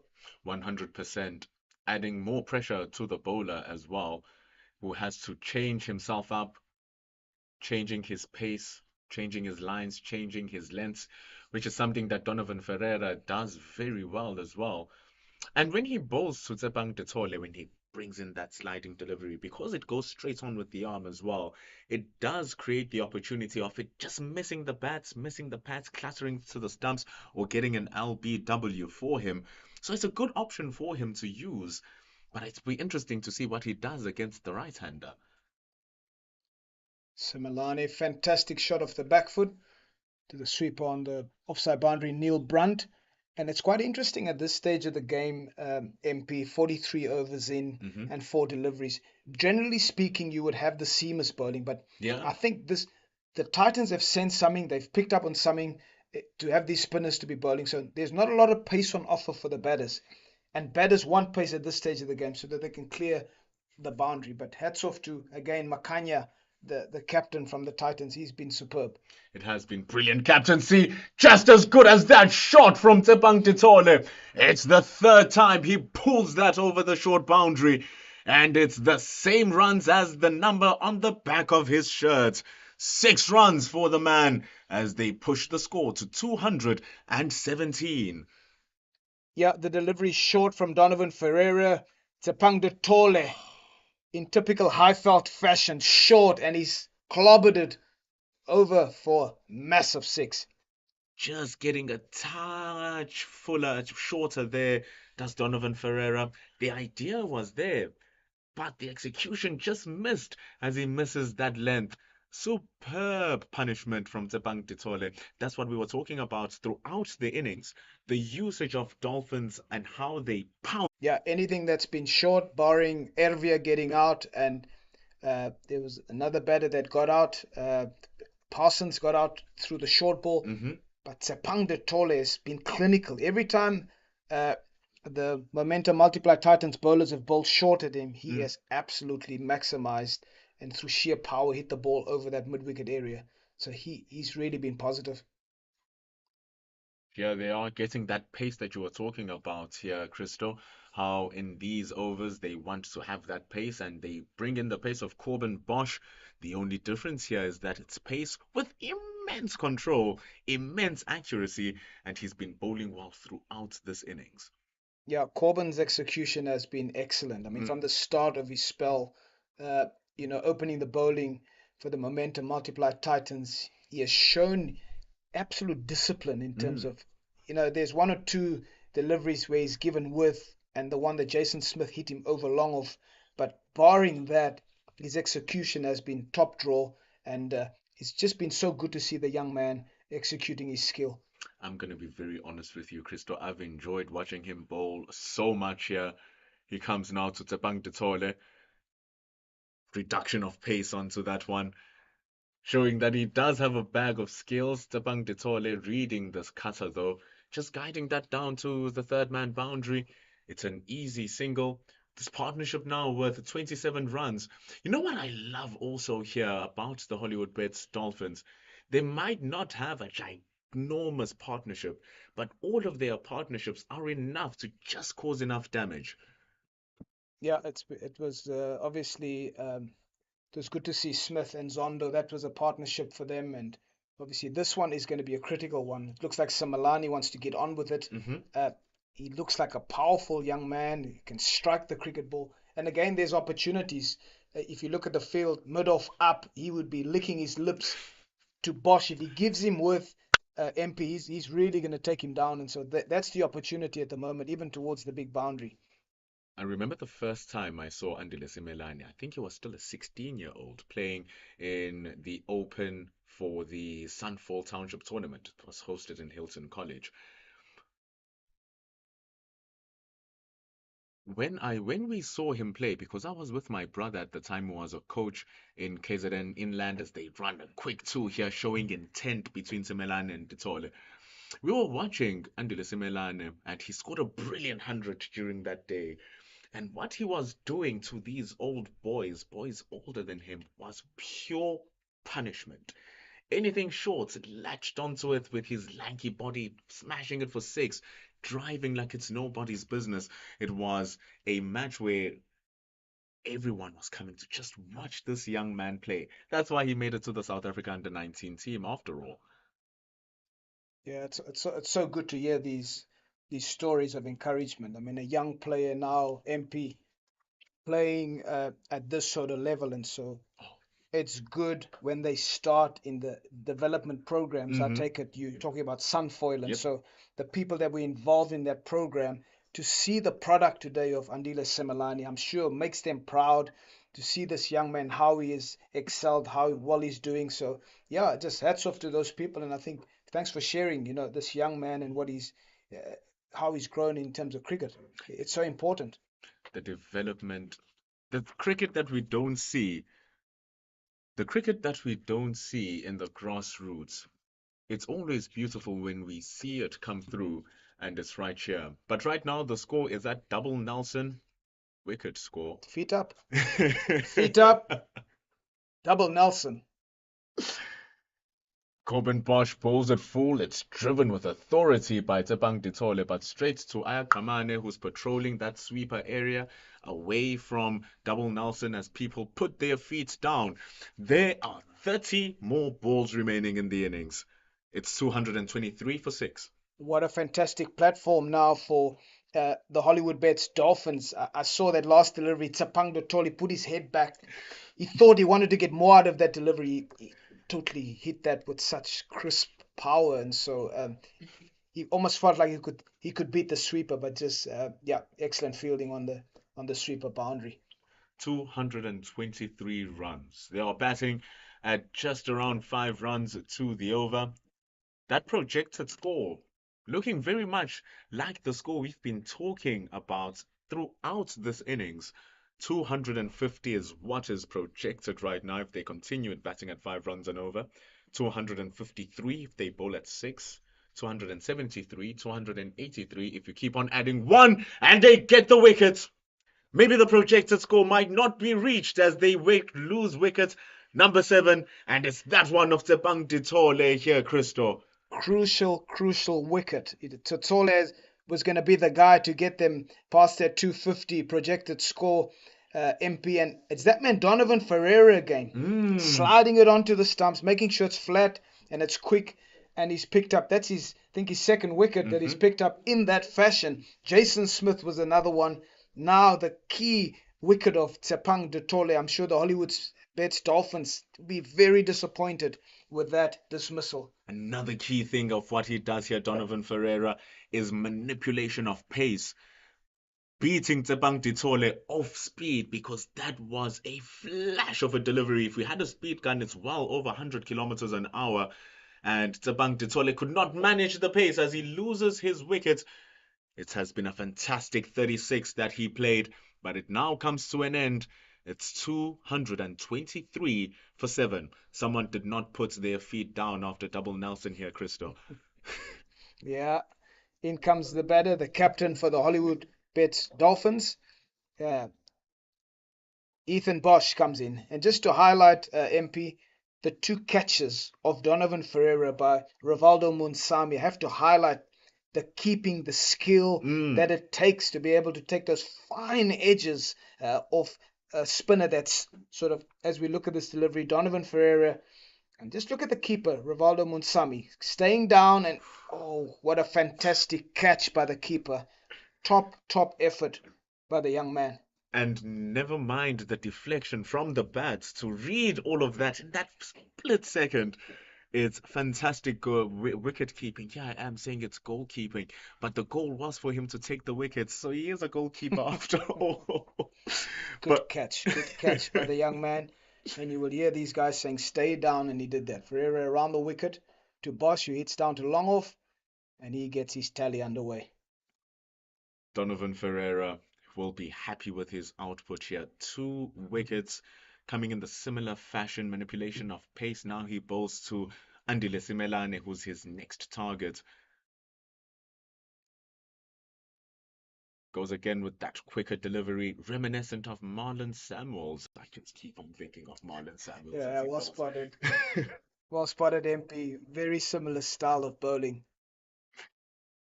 Goes in quicker. Well played from Simelane, but it's too well timed. Straight to Ayagamane. It's just a single. And over that, Ferreira is dancing and jubilant off right inside. We just don't see it because he's in focus mode. Comes in to Ethan Bosch. Ethan Bosch would have really hoped that one of his batter would have stuck up until this point. Alas, just not the case. As a thick inside edge just keeps on restricting the batting. Imagine over number 46, just 2 runs given away from it. That is quality bowling from Donovan Ferreira. Absolute quality. 24 more balls remain. 225 for 7. Yeah, MP, it's decision-making time by the batting team, the Hollywoodbets Dolphins. You cannot continue in this vein of just singles. They have to decide either they're going to put their foot down and pull the trigger and launch and get themselves 250 and beyond, or they're going to find the fielders. That will cause frustration. That could cause wickets to fall, and they could fell well short of that projected score. But not like that when a shot is being played, but straight to Ayakamane. Seems like the ball is just a magnet to him. Wherever he is, the ball follows. Was a good positive intensive shot from Andile Semelane though. But there's 5 fielders patrolling the boundary. It's going to be hard to find those boundary lines. Yeah, and this is the difficulty when you're 7 wickets down and you got a new batter that's coming and a young man, Simelane, that's keen to unleash.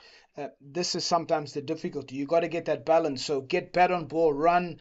If there's a bad ball on that comes your way, put it away. And so continuous rotation of strike, but also looking out for that boundary as Bosch runs in.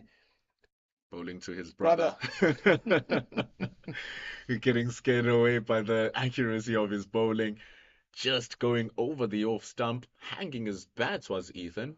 Might want to just make sure that he doesn't gift his brother his wicket away. And the tough thing here for the Hollywoodbets Dolphins is that a loss of a wicket here between either Simelane or Bosch really leaves them wanting. Losing 7 wickets and all 7 of those wickets being your premier batters really does handicap your team to a certain extent coming into these final overs. Corbin Bosch bowls to Ethan Bosch. Well connected, diving in the air, not diving well enough as the ball flies past Smonelo Makanya. It's 4 runs for Bosch. Doesn't matter how they look, so long as they get the job done here. 230 for 7. Yeah, the skipper. Beautiful shot from Ethan Bosch there. He just lets his hands go through the line of the ball, and a fantastic shot past extra cover. This is what they'll want more of. Corbin Bosch comes in, bowls it fuller, plays that on the back foot, but straight to Makanya. Oh, they really want more of those wickets and more of those runs, rather. And you were talking about it earlier on. It's a matter of what they're planning to do. Are they going to take these singles or are they going to go onto the attack? You have 3 wickets remaining. Might as well just go all loose. Try your best to make most of what the score can potentially be, rather than to be outmuscled and lose that psychological edge at the end of the innings.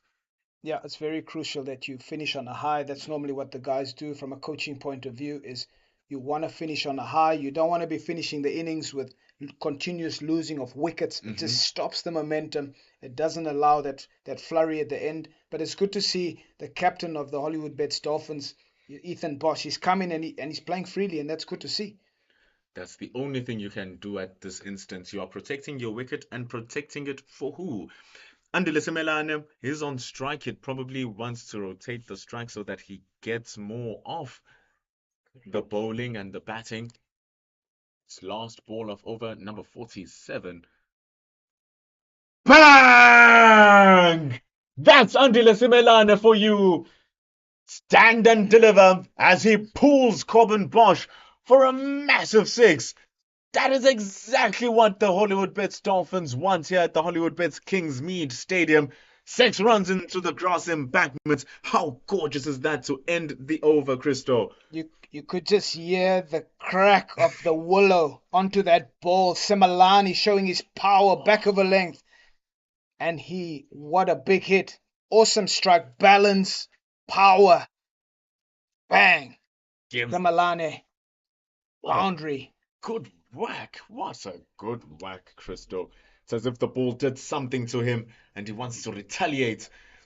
Here's Donovan Ferreira now bowling to Ethan Bosch. Ethan Bosch wants to get into the act, but there is Junior Dalla. Is that Junior Dalla?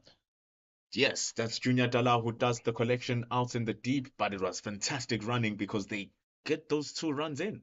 Good to see the intensity and excellent fielding from Junior Dala. He Hmm. was out of screen, but what a fantastic effort. Got the ball and got it back to the keeper. And this is the stage of the game where Hollywoodbets Dolphins have to run for everything. Bat on ball and go. As they do just that, but this time Ethan Bosch playing it to the shorter side of the field, just getting 1 run.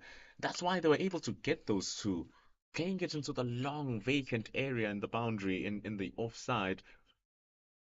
Now Andile Simelane will want to manipulate that as much as possible. Oi, looks to go big. Might as well, young man. Just missing that one though. Such a pity. He was looking straight Hmm. to go down the ground, especially with that angle around the wicket. And it's definitely the right option just in the execution.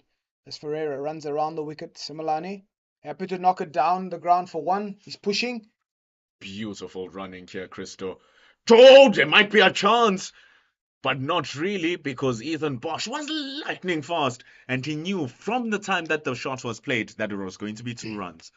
Good to see. Run the first one hard. That's what we teach the young players. Mm. Run the first one hard. There's always a fumble. You're never sure. And that was good execution from these 2. Great running. It's fantastic work. And you're speaking about Simelane looking for the straight shot. Long on and long off are fairly wide. They are standing further than where the inner ring ends. That just shows how much width Simelane has to play in the V. Oh, but this time he gets an edge as he rockets to the back foot. There's no one standing at third man. The ball runs away for 4, regardless of how they come. You take them, and it's the end of over number 48. And all of a sudden, that 250 is just around the corner as Simelane gets to his 30s. Yeah, Ferreira around the wicket and Similani giving himself room and just slapping it as hard as possible. It's gone through the vacant third man area for a boundary. That was a really good over for the Hollywoodbets Dolphins. It's happiness now. 18 more deliveries remain. Simelane stationed on 30 runs. Ditole has lost his wicket on 36. That's why we see Ethan Bosch, the captain, who is on 9 runs, but now he has to face the hustle and bustle of Aya Kamane. And on top of that, Kamane hasn't gotten a wicket, and he'll be hunting for one with all of his array of skills, cutters, short balls, and full deliveries.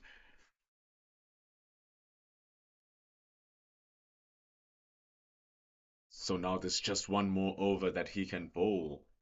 Ayabulela Kamane. Ferreira looking poised for the last one, either Ferreira or Corbin Bosch. Bang! Stand and deliver, Ethan Bosch, and the catch is dropped in the crowd. What a blast that was! Even the scoreboard says, wow. That is some stylish way to bring up the 250 here, Christo. Fantastic hit from the captain, and it was in the slot, MP. It's such a pity there wasn't R1 million on the cards for the person catching the ball in the crowd, but what a fantastic, and what a way to start the over. This is, again, bang, Bosch in the slot. He gets himself inside the channel and hits that over long on for 6. Comes back with a fuller one there, Kamane. Very full, just inside edge onto the pads as Ethan Bosch was looking to smash it again. There, he was looking to get that going. You just saw it from the moment it left the bat that it was going to be big. And it's an instant reversal of pressure onto the bowler here, Christo. Yeah, just looking at his field, he's got third man up, fine leg up, so he's got to be bowling cutters, and he's being hit to the short boundary. So just looking at the field, down to long on for 1. So tactically, that is what he's been looking to do, is to bowl those cutters, because if he gives too much pace, the guys will deflect past fine leg and third man, and so that's why his field's set. It's really about bowling those cutters and then also getting it full, the Yorkers. But also, I question here the bringing it. Would you not want to bring Bosch in to just complete his spell of bowling? Or was it because of how expensive he was in his previous over? Those are the questions. Do you back your bowler? Or do you give another bowler a chance? Aman is here, bowls it wide. It's popped up into the air, the long boundary. Dean Algar's way too far for the ball. Lazy looking shot. But they get away with it. 2 more runs added to the score because, again, Christo, it does not matter how the runs come so long as they are added to the scoreboard. Yeah, very good. And I like your point. And so when it comes to the back end of the innings, the reason Bosch probably went off is just you don't want the batters to get so used to the bowler because they find a rhythm. And so maybe with the insertion of Gaman, just something different, lower, skiddier, asking him to get it nice and full into the block hole. He's bowling quite wide and the field is set for that. So wide called. Such a pity. He's asking Brad White what's happening there. And so just looking at the field, sweeper on the boundary, point boundary, sort of extra cover and long off. So they're asking Aya to bowl outside off stump, saying to the batter, hit us there. But just coming back to the point of Bosch, when the batters at the end get used to the bowler, they can really set him up. And so perhaps just the strategy from Makanya is to just bring a different bowler, but you can see the field is set as to where they want Aya to bowl. Outside off stump, full. Will he do just that? He does just that. One of the hardest deliveries to play in cricket. A wide Yorker just bouncing on that wide line. You can't get under that. You can't generate too much power on that. That is where he wanted it to be. And alluding to your point, working with his field, you can see behind the wicketkeeper, we have those very awkward looking, deep-ish gully and the short third man. For that wide delivery, should he try to finesse the ball down to the third man boundary. But last ball of over number 49 goes wide again, does Kamane, and he saves the job for himself. You can see the frustration from Ethan Bosch with just 1 more over remaining. It's 257 for 7. 6 more balls left, and this partnership, Christo, surprisingly up to 34 runs. Yeah, it's been good for the Hollywoodbets Dolphins. Their captain Ethan Bosch and Andile Semelane, and 6 balls left. It's that man Donovan Ferreira has been entrusted with this last over. It will be very interesting. I can tell you one thing, Simelane is going to be looking downtown. He is going to be looking for a boundary, and Donovan Ferreira will be hoping to pick up his third wicket in this last over. The big advantage here for Ferreira is that he's spinning it back into Simelane, who has to hit it onto the long field. But that does not matter! It really doesn't, or does it? No, it doesn't! Simelane is able to target the man at long on, and he gets it over the top. Risky shot, but it pays off, because what is risk without reward, and what is reward without risk, Christo? Yeah, he's been waiting for Ferreira, and he lines him up over that long on boundary. A fantastic strike. It was sort of touch and go, but eventually the fielder tipped it over the boundary. So Milani hits downtown to long off. He's pushing. He wants the strike, MP. Great fielding by Gamane. Fantastic fielding, that pressure running in to his right, running in forward as well. And you saw Bosch and Simelane really wanted that too, but they couldn't. Now Bosch has to do the job. Goes down to the leg side, able to be whisked away, but the man standing behind square there, Dean Algar, just simply stopping that, and we see Simelane come back halfway through the final over. Yeah, it's brave from Makanya to still have a spinner bowling, especially in this time of the innings, but he's shown a lot of faith in Donovan Ferreira. There's that faith counts. Does it count? There's a man under it, and the faith definitely counts. Simelane had the job of hitting the long boundary, and he fails to do so. Brilliant trust from Sibonelo Makanya as Junior Dala completes the catch in the deep. 265, and Simelane, with that cameo of an innings, did the job here, Christo. He's done a great job for his team. Andile Simelane, he's obviously looking to strive to hit another six and just hold out on that cow boundary, and the top catch by Junior Dala. But a good innings from Simelane. That's exactly what the Hollywoodbets Dolphins would have wanted from him. Excellent display of power hitting from the young man. 41 from 32 deliveries, scoring at over a run per ball, accompanied by 3 sixes and also a 4. He wanted more, but the big boundary was just too big for the young man. 2 wickets left with 2 balls remaining, but that score, something that the Hollywoodbets Dolphins may be happy about here. 265. A very good score at this stage, and enters the wicket of Kuhle Cele. I think he played for the Titans as well. He's returned to the Hollywoodbets Dolphins as he just tickles it down towards the fine leg boundary. But it's great work from Corbin Bosch, who's able to run that down and stop it, preventing that boundary. It is Okuhle Cele who just walked in. New transfer for the Hollywoodbets Dolphins. Did come indeed from the Titans. Surprisingly, he bowled well the last time these two teams played for the Momentum Multiply Titans. It's getting under the ball there. Coming back for 2 is Ethan Bosch rather. And that's how we bring the end to what has been a thoroughly entertaining innings here, Christo. 270 runs on the board.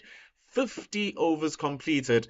Fantastic batting in the middle there by Jason Smith, scoring 75 runs.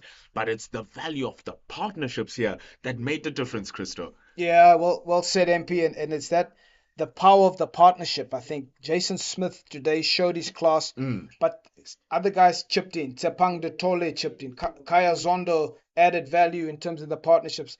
And then at the back end, Bosch and Simelane. That will be critical in terms of this formidable total that's been set. 270 for 8 after 50 overs. It's been workmanlike, but it's been a game of chess. It's the Titans and the Hollywoodbets Dolphins, and so it's been really intriguing to watch. We look forward to the chase from the Momentum Multiply Titans. 271 runs is the target share for the Momentum Multiply Titans. The Hollywoodbets Dolphins chose to bat first, and it seems as if they've justified that decision. Average score is 224. They got to 270 runs. What is going to happen? We have 30 minutes of rest until we see the answer to that question. Join us on the YouTube CSA channel. Me, Mpendulo Makubane, Crystal Eso next to me, and Zane Bucks will be bringing you ball by ball action in the beginning of the second innings.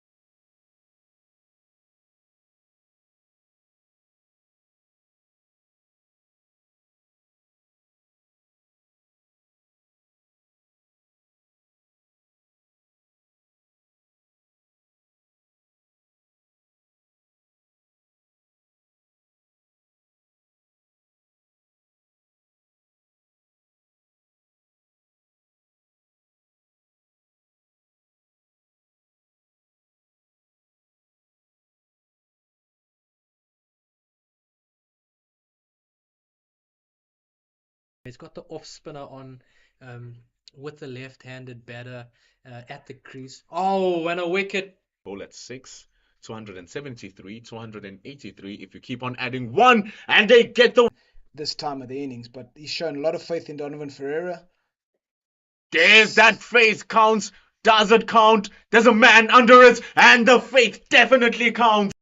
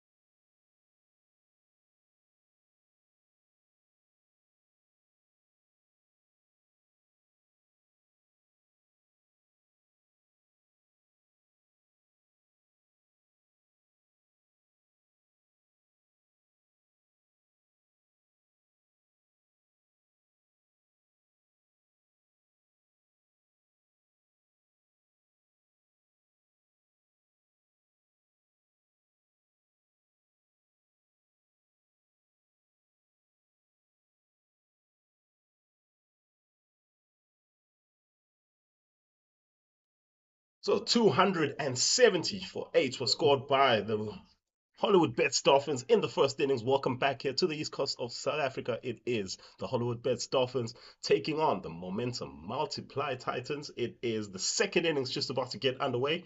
We saw 270 put on the board by the Dolphins, beg your pardon, led no small part by Jason Smith. Beautiful innings and a couple of cameos right towards the end, namely from Tapang Titole and Andile Mokogane. Beg your pardon, Andile Simelane. There you go. So we're just about to get underway with the second innings as we see both teams walk onto the middle, led by the two umpires, Abongile Sotumo and Brad White. I'll hand you over now to our two commentators to take us through the first 10 overs. Same bucks. First, Christo Isa. Thank you so much, and we're really, really, really looking forward to this chase by the Momentum Multiply Titans. 271. I think the Dolphins will be extremely happy with that score of 270. I think they probably would have been looking around the 250, 260 mark to get just above that. I think they've done really well.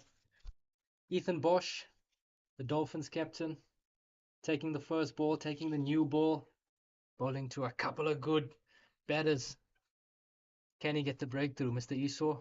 What's your thoughts? Yeah, the skipper, he's going to want to lead from the front. He's opening the bowling to Dewald Brevis, the young up-and-coming talent from the Momentum Multiply Titans. And so this will be a very good chase for the Titans as Bosch runs in, bowling to Brevis. What a brilliant start. And again, we saw early on in the first innings, Buxy, if you bowl the ball up to the bat, there was a slight bit of swing there from Bosch. And so, yeah, that's the area you want to be landing the ball in. Very good start from Ethan Bosch there, and you're 100% right there, Mr. Esau. Just that full of a good length, allowing the ball some time in the air, allowing it to swing. There's been a lot of hype around the young Dewald Brevis. Bosch runs in, bowls shape again. Nice swing from Ethan Bosch. He seems to have a fantastic wrist position, getting the ball to swing away from the batter. See Dewald Brevis just tapping the wicket, just trying to come to grips with this sort of Hollywoodbets Kingsmead wicket. It's not your typical upcountry Centurion Park wicket where you can just stand and hit through the ball. So yeah, he's going to be watchful early doors, Dewald Brevis. And whilst we see the batters being watchful, coming together halfway down the crease, tapping the wicket, assessing it, having a bit of a chat, we see a change in field as well. SJ Erve has come out of the slip cordon into that short catcher region. Yeah, very good move from the Hollywoodbets Dolphins as Bosch runs in. And that shape. Buxy, it's that shape again. Brevis, feet in the toilet, not getting forward, and a fantastic delivery from Ethan Bosch, the Hollywoodbets captain. Ethan Bosch has just brought the length back there. He's gone fuller on the first two balls, brought the length back, pushed Brevis back, finding that outside edge, and a brilliant catch by Grant Rulofson. Yeah, and again Ethan Bosch, the captain, runs up. Look at this beautiful delivery. Look at the shape. Just bounced a little bit. Brevis pushed at it, and a fantastic catch at the back by Grant Rulofson. Just Buxy coming back to that change in the field. Just psychologically, perhaps, Brevis didn't want to push too hard. Just pushed at it and caught behind. But excellent length from Ethan Bosch. Definitely, I think definitely from a mental perspective there's SJ Ervia coming into that short catcher as a batter. You'd think he's going to pitch it up again. He's going to look to get me on the front foot, get me pushing on it. He's pulled the length back. He's a big, strong man. He's tall. He's got a bit of extra bounce out of the wicket, and that's a big wicket for the Hollywoodbets Dolphins. Excellent start, and our new batter is Rivaldo Munsami, the wicketkeeper. He was really tidy behind the stumps, Buxy. I must say, neat, an impressive young man behind, as a gloveman. We look forward to seeing how he's going to go in this innings. A very good game behind the stumps. Took a couple of good grabs off Donovan Ferreira. Took the wickets of Jason Smith and Vitole. A couple of excellent catches. I don't think he would have wanted to be batting in the first over of the innings, Mr. Esau. Yeah, not ideal, but as you highlighted early on, as a number three batter, anything can happen. You either in there at 50 for one, or in this case, naught for one, and the Hollywood bets have struck through their captain, Ethan Bosch, that shape, and he's nicked off Devalt Brevis. As Rivaldo Munsami takes his guard, goes through his processes, there's got to be some nerves around. He's getting moving though, which always helps. I see they've kept the short extra cover in as Bosch comes into Munsami. Buxy just Bosch and Bosch. The brother bowled earlier on, Corbin and Ethan, just having nice shape away from the batter, but Ethan has found the right length on this wicket. And you've highlighted again, as we look at this wicket again, Bosch runs in hard, brilliant balance at the crease, hits the deck hard, Brevis pushes at it, and Rulofse, look at the celebration. They know it's a big wicket, Brevis. That one's come back in. Munsami would have been seeing the ball go away, go away. Maybe on his way into the crease, Brevis might have said to him, listen, but that ball's just shaping away. And then second ball, he's got one that's come in. He's played it well.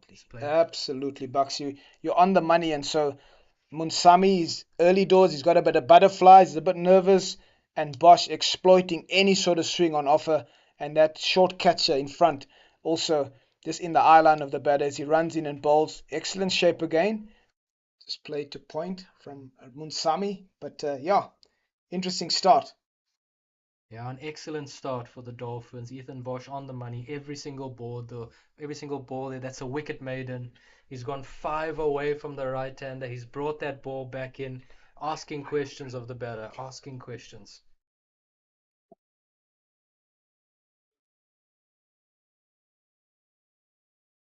It's been a good start here, getting rid of the very dangerous Dewald Brevis. Now we see a Titans old boy here, Bugsy. Okuhle Cele. Last time these teams played together, he was wearing the blue of the Titans and he took 2 wickets in that particular game. They'll be hoping and wishing that he does and brings the same fortunes to the Dolphins here. Oh, definitely. If anyone knows the Titans and their batters really well, it's Okosh Lesele, isn't it? Starting off. Oh, as we're talking about how he knows them, gets to that spot right from the go as Neil Brunt misses a flashy drive. Good start, good start. He's got the 2 catches in. SJ Ervia and Kaya Zondo, 2 experienced heads in the slip cordon.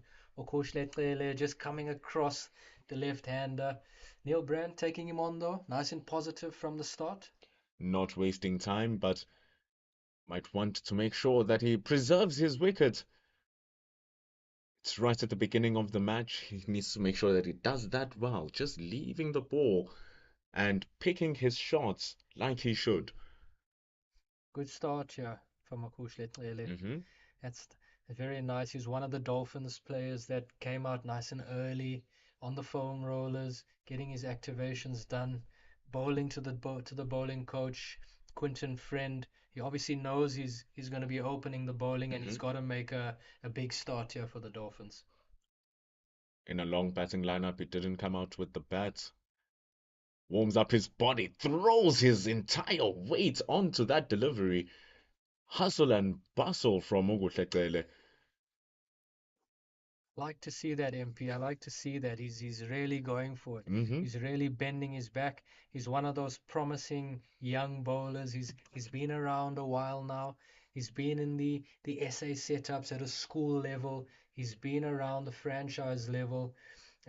He's had a few injuries. He's had a few injuries with stress fractures in his back. It's always good to see a fast bowler come back for that, and then especially bending his back the way he is now. 26 years old as the man bowls the ball again, drawing the drive from Neil Brunt. He wants him to drive that ball. That's why he has those 2 slip fielders, and that's why he has the man stationed right there at short extra cover. You can see the excitement from the Dolphins as Neil Brandt almost activated one of those fielders and almost lost the second wicket for the momentum multiply Titans. Second over here, MP, Hmm. into the momentum multiply innings, and we've just seen a little bit of pop in the wicket. We saw that when the Hollywoodbets Dolphins were batting early on. We saw a little bit of a pop. We're seeing it again with the new ball. The wicket did tend to flatten out a bit, Hmm. but I think definitely there's a chance for the extra cover catching, the short mid wicket catching with that little bit of pop in the wicket.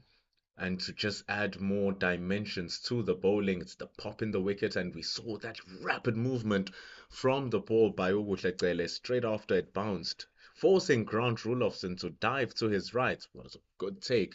But that's promising for Oguhle that he also has movement from the pitch as he bowls Neil Brandt. Oh, brilliant delivery, gets a thick edge and a fantastic stop, but not good enough as it trickles over the boundary from Otniel Batman's hard work.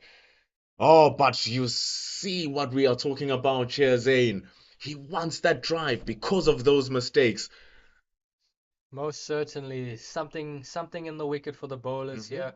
What I like about both these Hollywoodbets opening bowlers so far is that they've shown the ability to take the ball both ways. Kushletlele has just gone across the left-hander Brand for the majority of that over. The fifth ball, he brought it back in, Hmm. which brought a bit of an uproar from the Dolphins fielders and slip cordon. And then he's just gone away and found the outside edge on the last ball. It was fantastic bowling, and here comes Ethan Bosch with that shape away from the right-hander. And they are not afraid to give it width here, the Dolphins. They are not afraid of getting hit because that's how you get those wickets. That's how you buy those wickets. You make the batter believe that he has a chance of scoring. And, well, maybe he doesn't, as you see the short extra cover standing real close there by Sarul Ervia. In comes Ethan Bosch. Oh, there's that width again, bowling it to Rivaldo Munsami. Can't help but feel like you can hit that ball here, Zane. He's bowled a good 8 balls so far. I think he'd feel he's gotten away with that ball. Munsami would probably feel a little bit let down. He should have punished that. It was a rank long up outside off there. He should have put that away. Bosch gets away with it. And look, sometimes when the game's moving in your favor, you've got the momentum. Those things go your way. He comes here, he bowls. He bowls here. Still nice pop. He's got a nice rhythm here, does Ethan Bosch. Is running in smoothly, releasing the ball well. You can see that there is intent behind his bowling and he's executing his plans very well here, Zane. I think he's bounced back really well there, back in the channel there. Hmm. Fullish destroying the batter forward. The away shape on the ball is lovely. He's bowling these banana balls. Healthy deliveries indeed. Sweet deliveries as well. That one pushing it just back of a length. And it's an interesting comparison when you see how the Hollywoodbets Dolphins are bowling compared to the Momentum Multiply Titans. The Titans earlier on were going on that back of a length area, hitting the deck hard, especially Corbin Bosch. Every now and then you'd see Dayan Khalim going just a touch fuller, but he too was a touch of shorter than what the Dolphins are doing here. And you can see the lengths from Ethan Bosch. They are quite full, and because of his height, he's getting that extra bounce as well. Most definitely. I think we can see that immediately. The momentum multiply Titans were just a little bit back of a length, Hmm. look to hit the deck quite hard. The Dolphins are going that touch fuller, Mm. allowing that ball a little bit more time in the air. They're getting a little bit more swing through the air as well. And most importantly, I think drawing the batsman forward. They've Mm. got the slip in, they've got that cover catching in, and they're giving themselves a chance to get a wicket there. Especially after getting a very early wicket of Dewald Brevis. There's that length again. It's absolutely amazing to see. Batter just feeling like, you know what, let me survive, let me push that away. And that's how we end over number 3 here at the Hollywoodbets Kingsmead Stadium. Momentum Multiply Titans need 271 runs for the victory. Still 266 behind. It's 5-4-1. And a win here for the Multiply Titans may see them jump up to number 3. And if they get that bonus point victory here, Zane, they might even jump up straight up to number 2, being a point behind Western Province.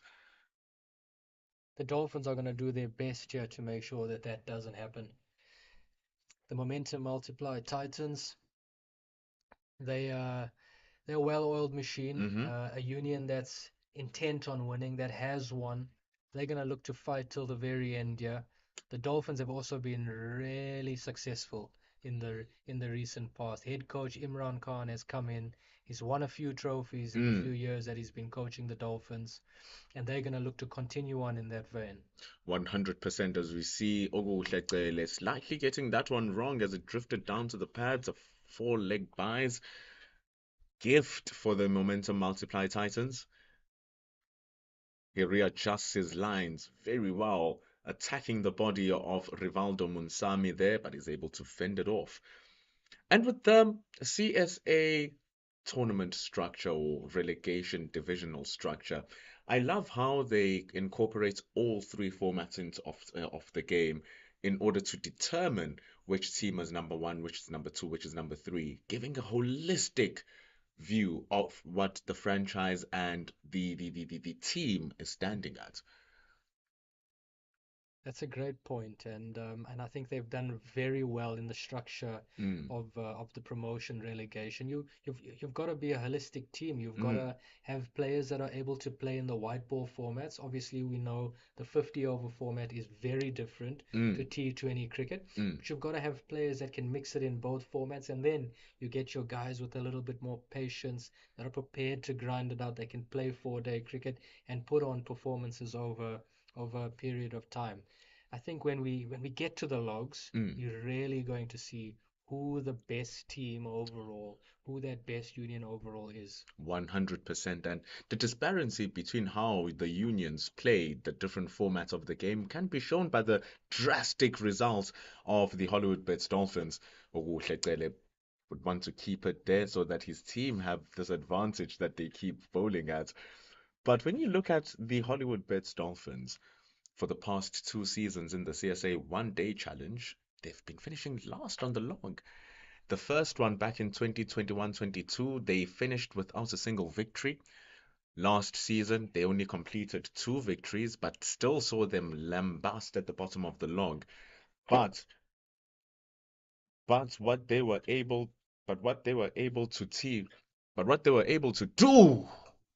Whew, superb bowling there from Oguhleqele. Another one that he's getting right here, Zane. He's got his line. He's got his line on lockdown to Neil Brunt, the Titans' left-hander here. I think a little bit guilty the first ball of this over. He bowled that same line to Rivaldo Munsami, who was able to get that ball down to the fine leg boundary. But he's locked in to the line to the left-hander and causing Neil Brunt some problems. And that's the interesting thing, the challenge of bowling to the left-right combination. Getting it right to the left-hander, or getting it very right to the left-hander. Thick outside edge. The second time he's getting that outside edge of Neil Brunt's bat. Maybe here, Zane, they could consider putting in a third man behind the wicket-keeper just for that added layer of attacking protection. I think that would be a good shout, MP. We've seen a couple of balls now hit the outside edge and go down to that third man area. Get another catcher in.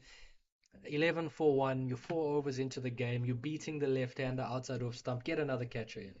100%. And as we take a look at the Momentum Multiply team, they have a good, strong team behind them that could potentially chase down this 271. We've seen the loss of the young, prodigious talent of Diervald Brevis. They still have the experience of Dean Alga, captain's experience of Makanya, their leading run scorer in Donovan Ferreira. So they are not short of their options as Ethan Bosch continues to Neil Brunt, who we must say, Zane, has not looked like he's in the game just as yet. He's taking his time to settle down. He's been beaten outside off stump. Again, we see there a little bit of an inside edge. For the first time, we're seeing Ethan Bosch now come around the wicket and angle the ball into the left-hander. Very interesting to see how this works out. We've seen from the other end, Okushletlele has just gone past the outside edge repeatedly. Could we see something different from Ethan Bosch here? Ooh, getting the ball to shape back into the left-hander. Good shape. But if the leave does not get a wicket, it's a good leave from Neil Brunt. Something that is just outside the screen that you might have just seen now is Sarel Ervia, who is standing right inside of the square with Ethan Bosch coming around the wicket with the ball swinging into the left-hander. It leaves the left-hander very prone to just nipping it into the left leg side. That's where we have Sarel Ervia stationed at short mid-wicket. Oh, Just like that, Zane. And they take a quick single, a shy at the stumps. Ooh. Very good awareness from Othniel Batman going to the further end. Rivaldo Munsami making it home, though. Just like we were talking about, that movement in, bringing into play the mid-wicket, bringing into play the mid-on, might be one of the plans that the Hollywoodbets Dolphins have here. Ethan Bosch really hooping it around, making it difficult for the batters here. It's been an excellent start from him. What I really enjoyed about that passage of play there was the running between the wickets. Brandt knows he's got to get off strike, struggling a little bit, hit the ball just wide of the fielder, and he's taken off. I think that's an excellent professional running. Keeping the man there, Sarel Ervia, he becomes a short mid-wicket for the left-hander and converts into a short extra cover against the right-hander. Extreme attacking cricket here from Ethan Bosch, who's trying to maximize the movement of the ball, swinging into the left-hander, activating the mid-wicket, swinging away from the right-hander, activating the extra cover. I just have a feeling here Ethan Bosch is going to bring another ball back in here to Munsami. He's gone away, away, away. As he comes into Munsami now. Oh, what a catch! Got him! Oh, is that a catch from Simelane? Why does he not look confident? Oh, that looked so good. That looked like a sharp reaction from Simelane.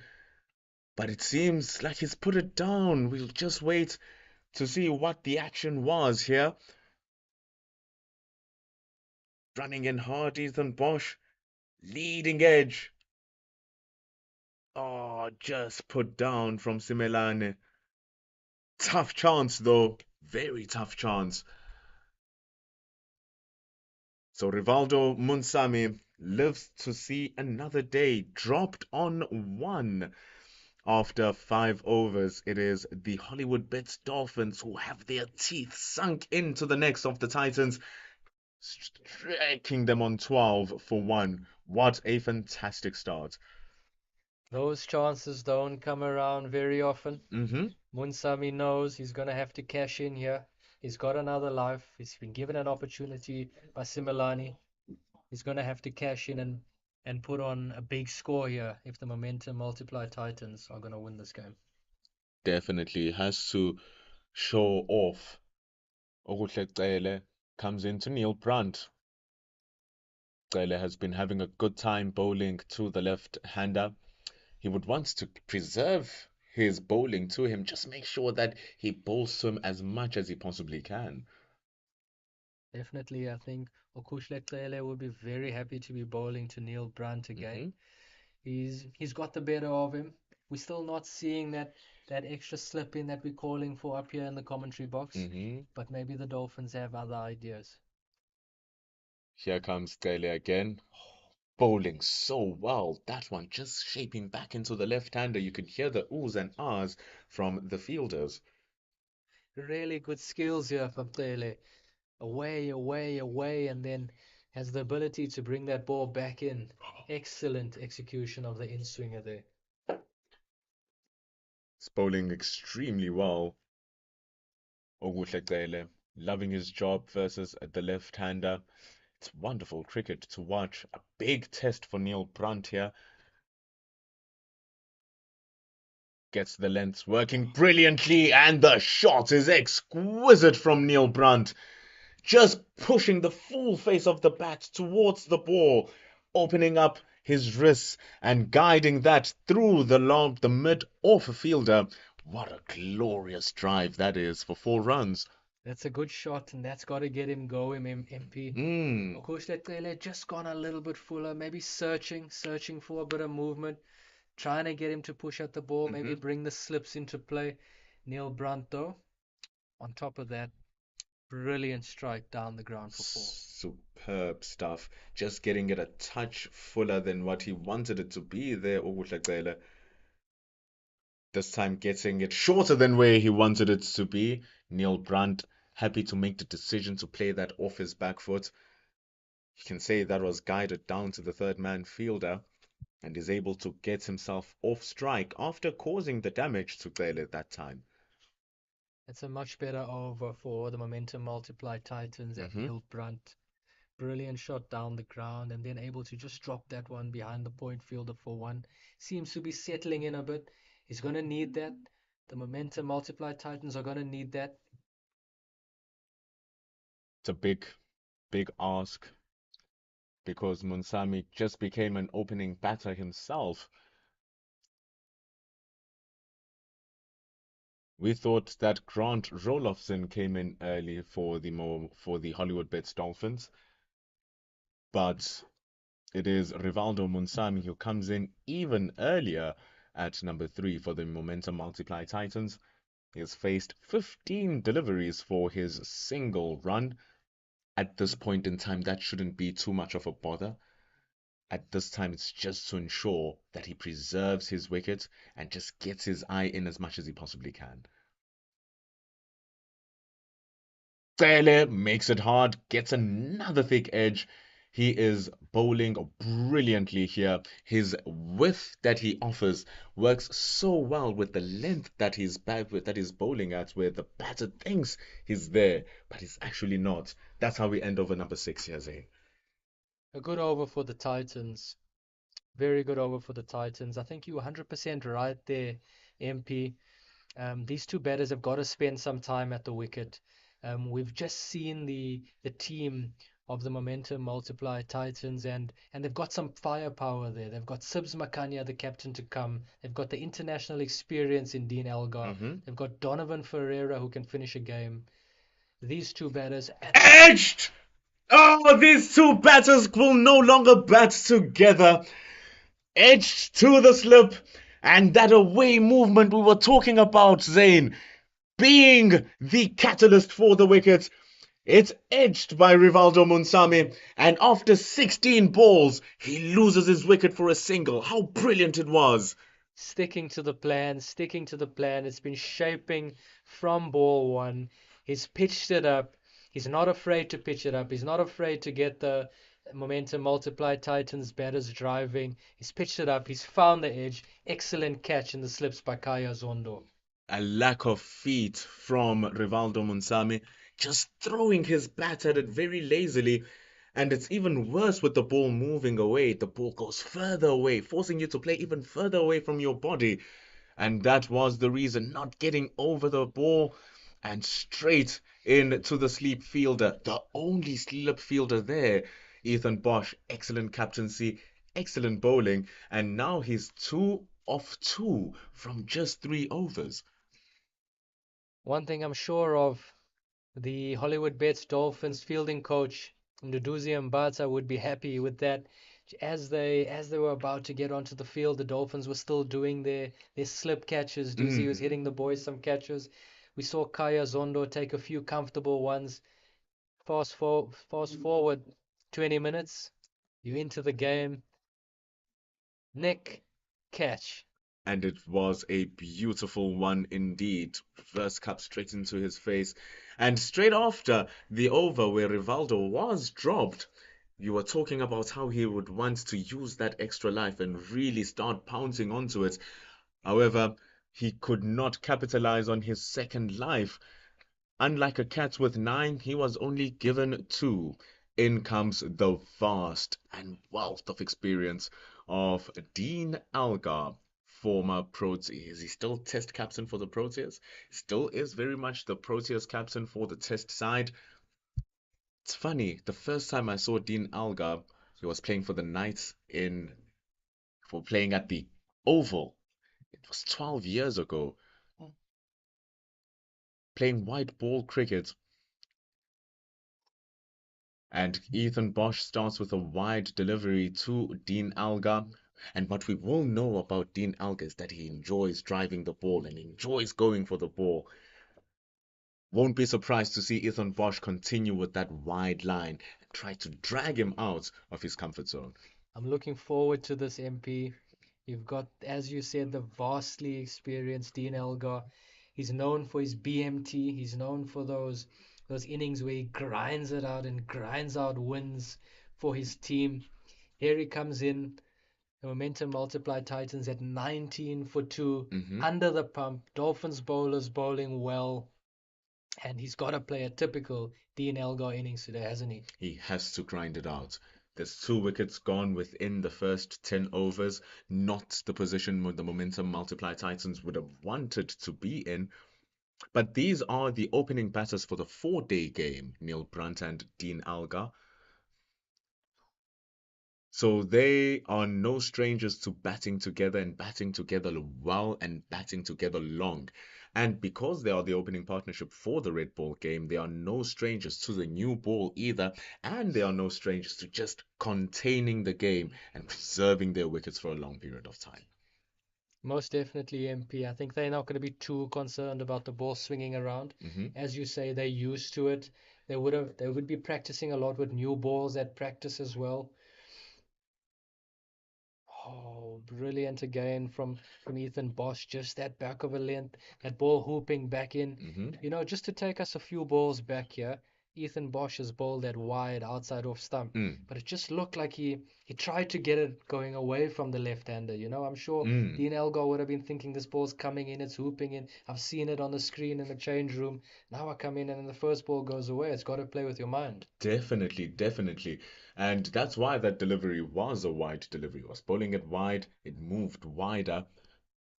Oh, now that ball coming in. It is hooping like a hula hoop here at the Kingsmead Hollywoodbets Stadium, and it's been edged down for 4. They all count regardless of how they come, and Dean Algar is off the mark, though streakily, but it's a boundary. Dean Elgar will take that. He'll definitely take that. When you look at that, I think he's played it so well. Just soft hands. He's allowed it to come to him. He hasn't really pushed out at it. Soft hands, hit it down, and he's picked up the 4 to third man. It was brilliant. It's what we know of Dean Algar, but ooh, just popping it into the air for a moment. But he survives, does Dean Algar. A respectable over from Ethan Bosch, even though it goes for 5 runs, but still very respectable because he got that wicket here, Zane. Definitely. I think that's a good over. He'll be happy. He'll be happy with that. He's got the wicket of Rivaldo Munsami. He's nicked Dean Elgar off there, although we're saying it's well played. Last ball of that over, a little bit of pop, and you know that ball could have gone anywhere. To maybe to that catching mid wicket. I think it's a good over. I think the Dolphins will be happy with this. At this moment in time, MP, the Dolphins were very similar in terms of runs and wickets. Very eerily similar. Oh, there's that movement, great movement, but the ball just a bit too high. Dead ball because, well, Neil Brunt did not offer us a shot for that, so it does not count. However, if he was found LBW, definitely would have counted against him. Count that as a good leave. Once again, I think good skills from Okushletele there. He's been going away, and that's another one just to come back. Neil Brunt, he's left well. He's left well. Although, yes, he's pushed that 1 or 2 and found the outside edge. When that ball's been around off stump, he's left well. What he's doing is reading the length well as well. As we see that one, very easy to just throw your hands onto that type of delivery because it's just there for you to play. and him being able to read the fact that this ball is not going to hit my stumps. Because what he's been doing here, Neil Brunt, we did say he's still not into the game fully. He still feels a little bit shaky. So any ball that is not hitting his wickets, he's able to get it on the go and just let it go. Most certainly, most certainly. He's applying himself. He's going to have to apply himself.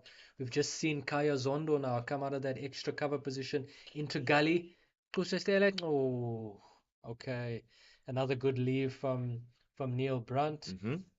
Now we've got a slip in. We've got a gully in. We've got the ball going both ways. Hmm. Titans batters are going to have to work for this. That is a good idea being implemented here actually by Ethan Bosch. We've been seeing the edges of Cele's bowling that they're very wide. And we were talking about bringing in that gully who would be the third man behind the wickets. So putting in the gully there is not a bad option at all. Oh, what a beauty that is from Cele. He is having a fun time against the left-hander here. He's enjoying this. He's really enjoying this.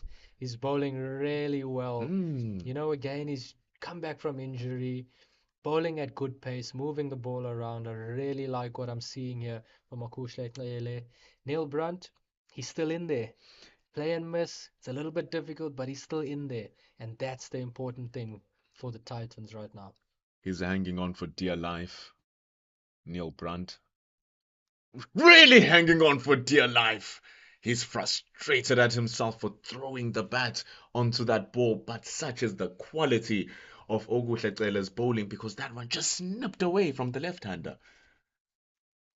Brilliant, absolutely brilliant. It seems like he's creating a chance every ball here, Mm. MP. There's something happening every single ball. The Dolphins fielders have got to stay awake. There's something happening all the time.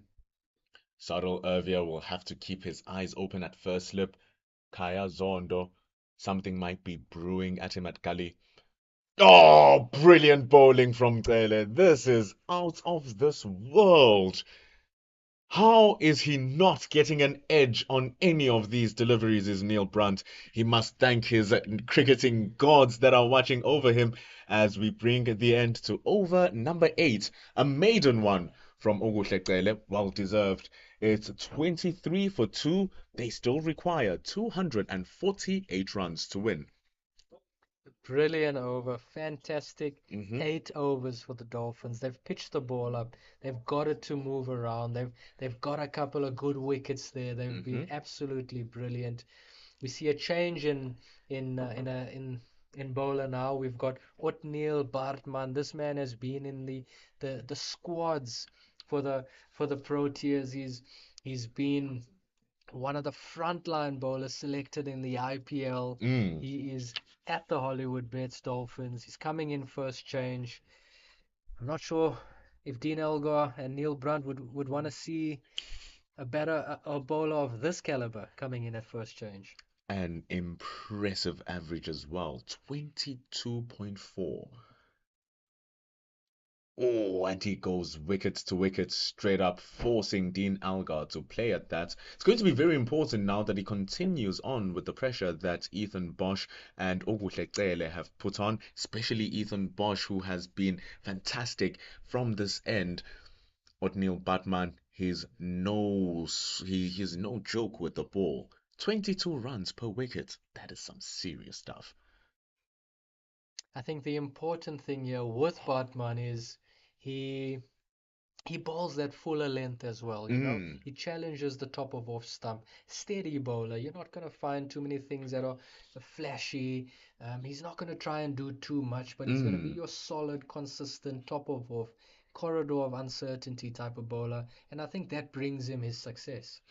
definitely. And also that impressive economy rate over his career, just going at 4.7 runs and over. So that means in his spell of 10 overs, he averages 2 wickets for 47 runs. That is some serious quality, very serious quality from O'Neil Batman. As he comes in now, that top of off stump, the length you are talking about here, Zane, it is magnificent.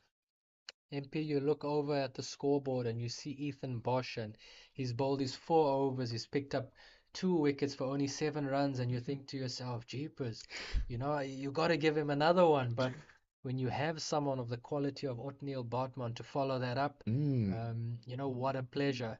I'm just wondering whether tactically the Hollywood Bets Dolphins would have thought Bartman is the guy to come in and bowl at Dean Elgar. What's your thoughts on that? Personally, the way things were going, Bosch would have gotten another over from me. He is on a high. He is not giving away anything, and you want to get rid of your top order batters as quickly as possible. And if your best bowler is giving the opponent's best batters problems, you keep him going. But like you said, O'Neil Batman is not a bad replacement, but that ball punished punished by Neil Brunt. Slightly short, slightly short. The line was good, but Neil Brunt is a tall, big man, just stands and punches that through point. And what a glorious boundary to just relieve the pressure. As we watch that replay, I think Bartman would be upset with himself. They're just, as you say, a little bit short, but Neil Brunt, tall, tall man, Mm, able to get on top of the bounce, back foot drive for 4. that's where he wants it. Might want his line to just be outside of that off stump so he can make use of the fielders inside the ring, outside the offside square. But that's how he ends that over. You saw even from the time he released that ball, when he saw Neil Brunt play the shots, he knew from that moment that that was a boundary. That's a good over, that one for the momentum multiply Titans. A Hmm. change of bowling. I think it's a fairly decent over from Otniel Bartman. He's bowled 5 good balls. He hasn't he Mm. hasn't got away with the one that's been slightly short, but a good over for the Titans. The Titans have got to make sure they keep the run rate in check here, MP. Going at 3.2 runs and over, that rate is climbing. It's moved from just over that 5.5 to 5.9 now. A few more good overs from the Dolphins, and that rate gets above 6. It does become a scary prospect, considering the fact that the weather here in Durban does become heavily volatile. It can change in any moment. The cloud cover, though, not looking too bad. You can see some shades of the sky through the clouds. But if anything had to change, the D Duckworth pass score is currently 67. So they are batting at half of that, currently on 29 runs to the over. Neil Brandt still has a problem with Okuhle, taking a quick single, targeting Ethan Bosch, and it's a good target. And Neil Brandt is just happy that he will be off strike. Look, although that run rate is a little bit low, I think they'll have in the back of their mind they got that Ferreira factor. He's only one man. He's only one man, but he's um he's a powerful man and he's put on some very good performances. Um, so they'll have that in their mind, but I think they've just got to keep up. Just got to keep up with that rate. I like what I saw there, just a little bit of a drop into the pocket and a quick single. Okuhle now bowls to Dean Algar. He drifts onto the legs, and that is bread, butter, milk, coffee, and tea for Dean Algar. He can play that with his eyes closed. Beautiful glance in front of square as it runs all the way to the cow corner boundary. He moves the score to 34 here, Zane. Typical Dean Elgar, isn't it? Typical Dean Elgar. You come a little bit too straight on his legs, bang, Mm-hmm. clips you away. He's made an international career out of that. Okuhle will want to adjust his lines. Not like that. Definitely not like that. Putting a task on to the fine leg fielder. Just questioning here what the change in Okuhlekele's strategy is. He is bowling to two left-handers. He's shown that he's given Neil Brunt a problem with that line, persisting, bouncing on middle, bouncing on off stump, going across him, swinging it away, swinging it back in. As to why he changes the strategy to Dean Algar, do not know why. I think he's starting to search, MP. I think he's. Oh, maybe starting to search, but that just shows that there's no need for him to search. Gets the edge from Neil Brunt. Neil Brunt is not having a good time against Taylor, but he will be happy that he's getting rewards for his resistance. 4 runs, and now 10 runs have been scored from the over. As we said, Akush come in, he nicks him off again. Again, those soft hands from Neil Brunt. I think he's played that well. You know, he's found the edge, but nice and soft. It was never going to get to hand. Just back on the searching point, though, I think we're just seeing a few too many in swingers now. You see him coming a little bit too straight. I think maybe, you know, as a bowler, you can feel a little bit hard done by you beating the bat. You want a wicket. You want a wicket. And then you go a little bit fuller. You come in a little bit too much, and then they put you away. 100%. Just like that one again. Just becoming a little bit inconsistent in his areas.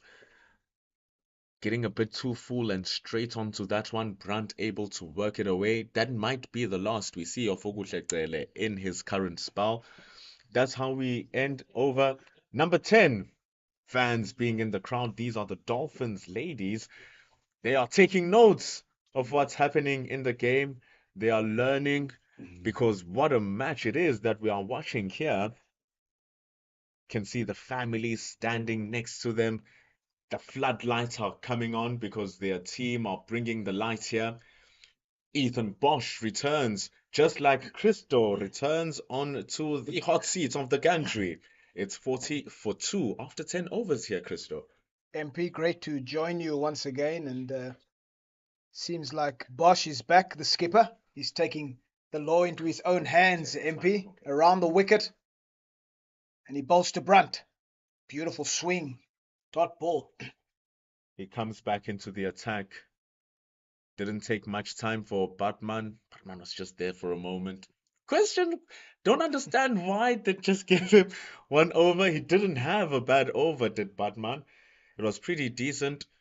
But the momentum that Ethan Bosch was riding from the wickets and from the consistency of his overs, they just broke that for 1 over. He struck early, Bosch, and so perhaps Bartman will bowl from the other end, from Kele's side, and so sometimes they do that.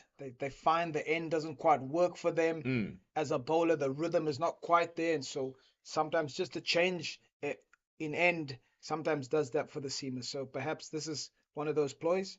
But Bosch was excellent up front. He got the early wicket for the Hollywoodbets Dolphins team, and so again he's been accurate. 2 for 7 in 4.2. Excellent figures. His movement off the pitch and in the air has been delicious. Look at that ball also. Just dropping that one at the back of a length. But what I love the most is that he keeps having Kaya Zondo or Sarel Ervia just there at slip. They are not getting rid of that option. And even more so, they're using that short mid-wicket and that extra cover. Just keeping that pressure on Neil Brunt and Dean Algar, showing that they are not letting loose. Yeah, that short mid-wicket is just, when he falls over, he loses balance, MP, and so that's why that fielder's in there. And beautiful swing, and so when he hits it too early... Oh, this might be it! Fantastic bowling from Ethan Bosch. That's why he's been brought back. Straight into the block hole. That movement we were talking about in the air. There is no denying that one. As plumb as the ripest fruit on the tree. He is gone, Neil Brunt. And his resistance comes to an end after 22 runs, Christo. MP never looked at home as we look at this wicket. And it was Ethan Bosch from around the wicket. And look at this beautiful swing. And traps the batter in front. Oh, there's no question. So plumb. Beautiful delivery from the skipper. And again, he's taken 3 wickets. He's led from the front. But it just seemed, I was sort of watching a little bit when you and Zane were on commentary. I was watching a little bit of Neil Brunt. He didn't look happy at the crease. He hit 1 or 2 of the back foot that was slightly short, but never looked comfortable in coming with that mindset to get into the innings and take the game forward. And so based on that, the skipper Ethan Bosch saw that opportunity, and therefore that short mid-wicket on the leg side, he overbalanced, and what a beautiful delivery to get the wicket of Brunt that time around. Also, the wicket change in his length. just going straight into the block hole and using the full value of that movement of the ball. Neil Brunt's inability to decide whether he goes onto the front foot, goes to the back foot, is he playing it on the offside, straight or on the leg side. Once you throw it into that block hole with so much indecisiveness, oh, it was a stroke of genius from Ethan Bosch. And in comes the captain now for the Momentum Multiply Titans, who will face the captain of the Hollywoodbets Dolphins. Yeah, Makanya comes in as the skipper. He's him and Alga as the experienced players. They've got a big job to do in terms of this run chase. And the ball swinging. The lights have come on, MP, and so there'll be an element of swing, just having the lights being on and just bringing some sort of moisture. There's still enough cloud around, the humidity. If you just watch Ethan Bosch, how he's swinging that ball beautifully, and so you can see the field. The catchers are in Erwin and Kaya Zondo, hoping for an edge and then being able to snap it up. I saw the beautiful catch Kaya Zondo took earlier on. Absolutely fantastic catch. And so, yeah, pressure on Makanya and Alga. 100%. And also with the night time coming through, the sun going away, the air becomes cooler and thinner, assisting with the movement of the ball through the air as well. Here comes Ethan Bosch, straight onto the money against the captain of the Titans, Smonelo Makanya, who's been around now, currently playing in his 9th season, starting off back in 2014-15 season, currently batting in his 67th innings. 26 is his average, and in his 66 innings, he has 13 50s, yet to get a century. Right now, the Momentum Multiply Titans will be happy with anything close to his highest score of 82 runs. But Ethan Bosch, he's making him play right from the get-go. Very accurate, MP. Giving the captain of the Multiply Momentum Titans nowhere to go, just bowling those dots. And so, once again, if we look at this wicket, around the wicket, Ethan Bosch swings it in beautifully, hitting Midland leg stump, and Brad White saying, "You gotta go, brother." That's fantastic work. I thoroughly enjoyed that setup, how he worked it around. And just like you were talking about, Christo, sometimes a bowler just doesn't feel an end. And so Ethan Bosch felt the sympathy of Otniel Batman, and now he's changed ends. He'll be bowling to Dean Algar. He'll be hoping to see some reward with the change of ends. We see short extra cover there coming in, Sadal Erwin. Still have that short mid-wicket as well. Slip is also in, and Batman. They continue with the strategy of bowling wide to Dean Algar. Absolutely. You can see that line of attack, fourth stump, back of a length. Okuhle Trele was fantastic with that early on, running over the wicket. But it seems like Bartman is more comfortable around the wicket. And you found with him, he slants it in and then nips it a little bit away. And so therefore you see that man in screen, Kaya Zondo, will be licking his lips for anything. If there's a nick-off of Dean Algar as an important batter for the Titans. 100%. And you can see just looking for the length that will get Dean Algar playing at the ball that he shouldn't be playing at. Getting the batter comfortable in moving his body and getting bat on ball, and all of a sudden he'll try to get bat on ball on a ball that isn't supposed to be hit. So we'll see how they're going to play this out. Dean Algar, wealth of experience, but also in the flip side, meaning that there's wealth of data on him as well. So they're keeping it on that off stump, but it's just easily played by Dean Algar. He misfired against the game against the Warriors. Didn't really get going too much in Gqeberha. But he started off brilliantly because when they were playing Boland, he scored his 100 there, scoring 103 from 99 balls. And this was also after the Titans batted second. So second innings, we might see if Dean Algar can channel those spirits again. Yeah, very experienced Dean Algar, and so the Titans will be looking. Oh! Pashalala! That is brilliant bowling from O'Neil Batman. We said maybe he's not comfortable in the end and changes it. Ah, the bails are dislodged. That is beautiful for a fast bowler to witness. Excellent execution of hitting hard length on hitting the wicket hard on a length, and so it just nipped a little bit away. And so we spoke about it, MP, the change of ends as we look at this delivery from Otniel Bartman as he runs in good rhythm, delivers it on a good length, and Makanya and he clean bowls him, nips it back, and that off stump out the ground. Otniel Bartman, the change of ends has worked. Fantastic, fantastic, phenomenal. You said when he started his spell that he is your wicket to wicket, top of off stump, full length bowler. That's what he does. That's where he makes his money. And what a money delivery that's to dismiss the captain of the Momentum Multiply Titans. It's 41 for the loss of 4, and we are dead bang in over number 12 as we see now batter number 6 to the crease. Yeah, the Hollywoodbets Dolphins have struck at such an incredible time, 11 overs in, and that man, old Neil Bartman, just what the captain has ordered. The skipper has set the standard. Ethan Bosch has been exceptional with ball in hand, and so his fellow fast bowler has followed suit. But a big job for Ferreira and Alga. They've got their work cut out in this run chase, MP. These are the 2 leading run scorers for the Momentum Multiply Titans. That is what might give them a small inkling of comfort. But it is indeed a tall order that is in front of them now. There are still 231 deliveries in the match that is remaining. They will need to see off as many of those as possible as Otniel Bartman comes through. Bowling it straight, forcing Donovan Pereira to play at that one. Donovan Ferreira is very brand new into his career, just playing in his 3rd season right now. Has played only 17 games, currently in his 18th, batting for the 16th time. His high score from 96, coming against the Northwest University Dragons.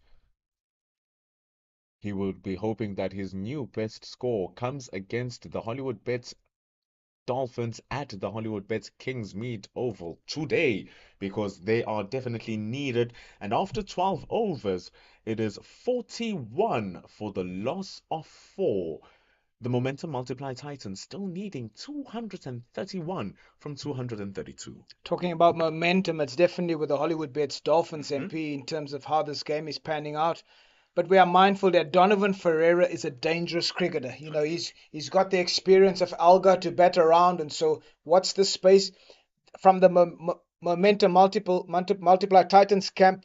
The coaches will be hoping for that solid 50, 100 run partnership to get them back into this game. And obviously Hollywoodbets Dolphins, the skipper will be looking to get more and more as we look at that shape from him. Just beautiful shape. Scamper from Alga wants to get off strike, and then Donovan Ferreira on strike. So this partnership is going to be critical, but definitely momentum at the moment with the Hollywoodbets Dolphins. Definitely. Jason Smith there at mid-on, putting in an extra effort to field that ball. Was actually well played at the end there from Dean Algar, just pushing it straight through. If Jason Smith didn't dive to stomp that one, could have easily turned to 3 runs. But Ethan Bosch now bowls to the new man, Donovan Ferreira. Getting that shape, but this time just drifting too much down to the leg side, gotten too used to the left-hander, and he has been thoroughly punished by the man who is in great touch, Donovan Ferreira. That is 4 runs as they move to 46. Yeah, you can see the class of Ferreira just slightly down the leg side as Ethan Bosch strayed, and wonderful hands from the young players. Bosch ball swings it in, but down the leg side, and Ferreira didn't want to say those T20 hands, but flamboyant hands through the ball there from Donovan Ferreira. Really destructive cricketer. Bosch still getting it straight, but this time he's getting that movement into the right-hander. We saw him earlier on getting the wickets that he get. It was the ball moving away from the right-hander and moving into the left-hander that caused the damage. Now it's reversed here for Donovan Ferreira, but he just needs to work on that length to compensate for the movement that he's getting. So Bosch is quite clever. He does bowl it back into the right hander now. But if you look at his field, he's got a slip, he's got a short catcher. Watch for that away swinger as he wants to nick Ferreira off as he hits that to mid on. But so it's a bit of a mind game at the moment, MP. He'll show him that shape back in, but he actually wants to nick him off, bringing that first slip and that short catcher into play. And on top of that, to just add on to the spice, it's the lengths that he's bowling here. They are very full, getting Donovan to go onto that front foot. When he does eventually adjust, it would be very nice to see him just lightly pull the length back. Just get him onto hanging the bats anywhere. Not like that, as that one was full. That one was a half volley, and Donovan Ferreira on a purple patch will say thank you so much, captain of the Hollywoodbets Dolphins. He smashes that straight, and what a classy way to bring up 50 runs here.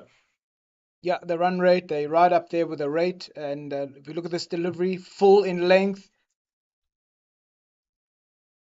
Right, but Donovan Ferreira playing a beautiful shot through mid-off and just showing Ethan Bosch his class. As you said, he's a man in form, and his balance was so good that time around. It was phenomenal. Playing through the ball. That one just squaring himself just a little bit, but it's Ethan Bosch who's drifting down the leg side. We end over number 13, but before we ended that over, this is the shot that brought up the 50. Absolutely glorious from the tall Donovan Ferreira, beating mid-off despite his full jump. That's how we got to the 50 runs. Yeah, showing the maker's name there, and it's good to see for any young player watching. That is how you hit an off drive through that mid-off area. Show the maker's name. The Titans field, they are watching intensely. They are 6 wickets down, or 6 wickets in hand rather, after losing their top 4. Otniel Batman is in. Ooh, that is a great delivery to start off. Really enjoying this end here, Christo. Yeah, he wasn't that comfortable from the Mgeni end, and so the change to the Old Ford end has really brought good success for him. He struck early. He got the wicket of the skipper Makanya. So yeah, he'll just be looking to build in terms of that momentum. But definitely look at the field setting, short cover. That's been the position that the captains have carried throughout the innings. As O'Neill runs in and bowls to Algar, hits it down to third man as Jason Smith collects, and they'll scamper through for two runs. It's both captains for both sides understanding the nature of the track here, the stickiness of the track. Might just see one pop and go straight into the hands of short extra cover. But the only thing is that thing we were talking about in the first innings, the lack of variations up front before over number 40. Yeah, so you make a good point. We haven't seen the off cutter, and so these bowlers who are bowling around the wicket to the left, especially Algar in this case, O'Neill, just roll your fingers across the ball and you're bringing that short cover into play. You might push hard, might squirt it in there into the cover area, and that could lead to a dismissal. But well spotted. That is something that you can do on this wicket, as the spinners showed. I mean, they just Pangiso took the pace of it. Bowling cutters, you might be able to get a wicket on the surface. The truth is, from a watcher's perspective, from an entertainment perspective, bowling those off cutters and keeping the ball at mid and low 120s feels like it's not entertaining enough. It's like, oh, this is boring cricket. But Yeah. that is what makes the difference in the game. Those off cutters just planting a seed of doubt from the batters. Yeah, it's that seed that you want to plant. Sometimes he thinks he's there and then he's not quite. Then he just hits it into short cover's hands. And as we see the change of angle, he's gone over the wicket and again bringing that slip into play, O'Neill. Going across the inside edge. And it's Dean Algar who's saved by the pads. The change of angle, almost bringing a wicket here. Yeah, O'Neal creating good pressure. If we look at this over dot two dot, and this is what you want to do to these batters. So they're still trying to find their rhythm. Algar's obviously got 14 of 18, but the more dots you can bowl as a seamer, the better for the skipper. That just creates pressure on the batting team. Then they've got to make the play. Absolutely. As O'Neal Batman comes in for his last delivery. Bowls it straighter. Ooh, risky from Dean Algar. Popping it into the air, but it's slightly further to the right of Tsepang Ditole, stationed at mid-wicket. It runs for 4, and that's how we end the over. It is 56 for 4 after 14 overs. Yeah, we've got an update on the Rocks Tuskers game, MP. The Rocks scored 305 for 6 in 50. We almost feel like they're about 50 runs short there from the start they had. And the Tuskers currently 74 for 4 after 15. They still require 232 runs. Definitely a high-scoring game in the other side of town in Paarl. Both teams are scoring at a high rate.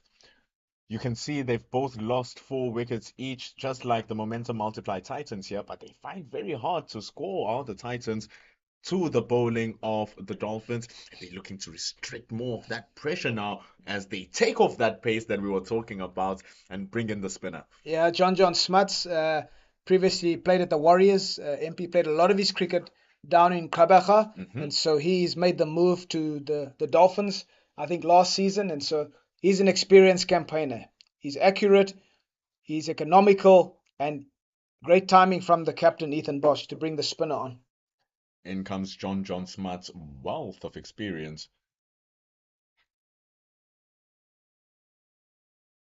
Has a South African cap under his name as well, just to express more of the quality that he has. Bowling to the right-handed Donovan Ferreira as the left-arm orthodox spinner. Another advantage.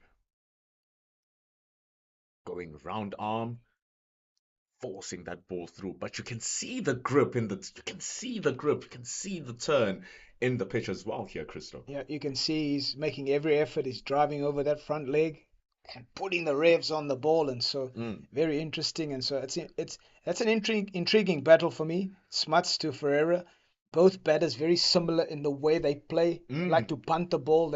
They're quite aggressive as batters. So I look forward to this challenge. I think Algar will be more workmanlike. He'll play with a spin. He'll knock it into the leg side. If we look at the field, deep square back, cow and long on. So that's going to be Algar's game plan against John. The ball turning into him just like that, but it's a good line that has been executed here from John, just pushing it wider to the left-hander. Normally you'd see that ball pitch on that middle stump and just turn favorably into the pads. There's a lot of space for Dean Algar to work with as well. Just like that. Normally, that is how it normally happens. And it's an easy single as the ball is guided down to the deep to Andile Semelane. And it's an easy single. Yeah, Algar's going to be doing that the whole night long, MP. He's patient. He'll wait for the ball to turn into him and knock it to the leg side. And he's consistently just building up his innings as he sets it up.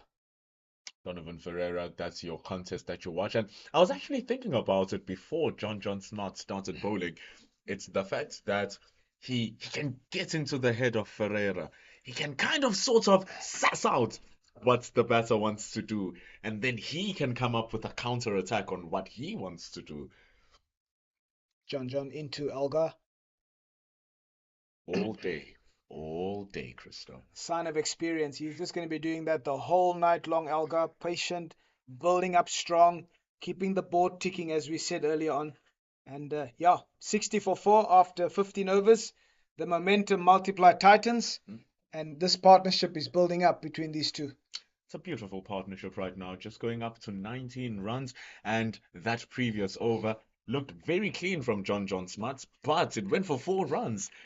It may not seem like it's a lot, but during this phase, especially over number 11 or to over number 30, I may say, getting those singles as the captain of the fielding side experiments with a lot of bowling changes, experiments with the field as well. That is where you want to get those 4 runs, 5 runs overs, where even if there are no boundaries, you are still just putting a little bit slice of 1,000 scalpels. Absolutely. It's that low risk cricket. It's low risk cricket. It's the rotating strike as we see Neil Bartman running around the wicket to Elgar. Oi! Hits it down the ground. Looks like they'll pick up 2. But a good hand from Bartman there. Otherwise, it would have gone for a boundary down the ground. Would have been interesting to see if Donovan Ferreira was in his ground there. Ball just deflecting and nearly clipping these non-striker stumps. Surely umpire Abongile Sodumo would have had an eye onto that. But O'Neil Batman continuing with his 4th over. Tracking shot. But Dean Alga finds the man in the deep. Tsabang Ditole, well stationed over there. Just a single. Yeah, MP, if we look at the wagon wheel of Alga, where he scores most of his runs, you can see he's looking for anything on the leg side, and that's where. On the offside, he runs it down to third man, but anything on the leg side. He's shown in the previous over, could have been nearly caught at square leg or mid wicket, but anything short, he loves to hit it to the leg side, and so I think the bowlers need to take cognizance of that as to where he wants to score. Bartman into Ferreira. Scamper, quick single. Oh. That could have been dangerous for O'Neil Batman. Ball bouncing on the track. Almost concussed. He'll be happy. He lied down for a moment, just thanking his stars that he was okay. But it's 64 for 4. And that good running from the Momentum Multiply Titans. 3 balls in. They've already scored 4 runs. Yeah, you've seen their intent with their running. They're really looking for those singles. They're putting the Hollywoodbets Dolphins fielders under pressure. So yeah, 3 balls in, 4 runs in this over. They keep ticking the board over. Here's Dean Alga on strike now. Tracks the shot again, as we keep on saying, anything down the leg, milk and butter. But also, that is the value of this partnership between Alga and Donovan Ferreira. Ferreira's right-hand bat, Alga's left-hand bat. So every time, and but them keep on exchanging strike. O'Neil Batman can't settle into a rhythm. He can't settle into a workable line. And normally when we train our bowling, we are always bowling to a right-hander. Ball is always passing the off stump off a right-hander. And that is easy pickings for a left-hander. So in essence, Donovan Ferreira's existence is very much helping Dean Alga here. You're right, that left-hand, right-hand combination is critical. And as Ferreira hits one through the mid-wicket area for a boundary short, O'Neil Bartman hasn't quite settled on his length.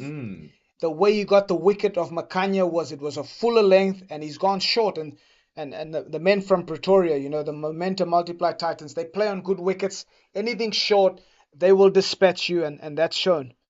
Superb dispatchment of that delivery. Would have been an excellent ball to Dean Alga, and not the ball you want to Donovan Ferreira as the right-hander. That partnership working very much in tandem. Last ball, superb shot again from Donovan Ferreira, and they scamper for a single. That was an excellent over for the Momentum Multiply Titans. 10 runs from it, despite just 1-4. The value of taking your ones and twos. That is it. As we finish over number 16, they go take a drink at the score 70 for 4.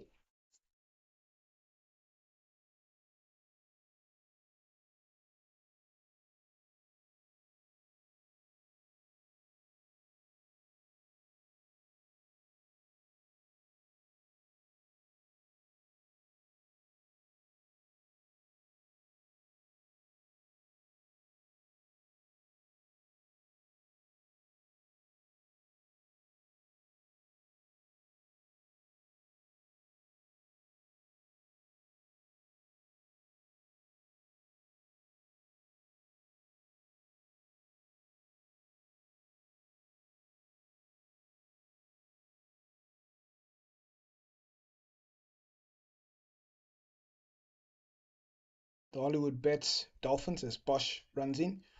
And that shape. But Donovan Ferreira, who can finish a game. These 2 batters. Edged! Oh, these 2 bats! Beautiful swing. And so when he hits it too early, Oh, this might be it! That's it. Fantastic bowling from him. In Alga, and so the Titans will be looking. Oh! Puff!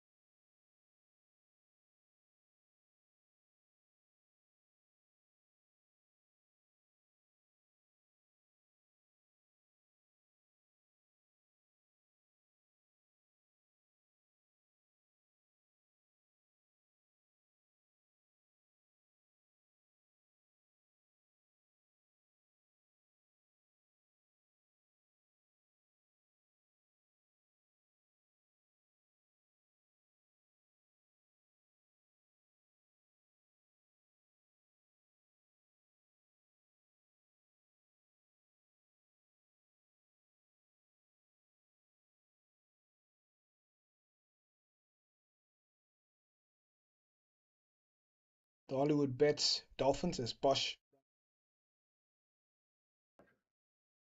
We come back from our drinks break, taking a look at all the wickets that have fallen so far.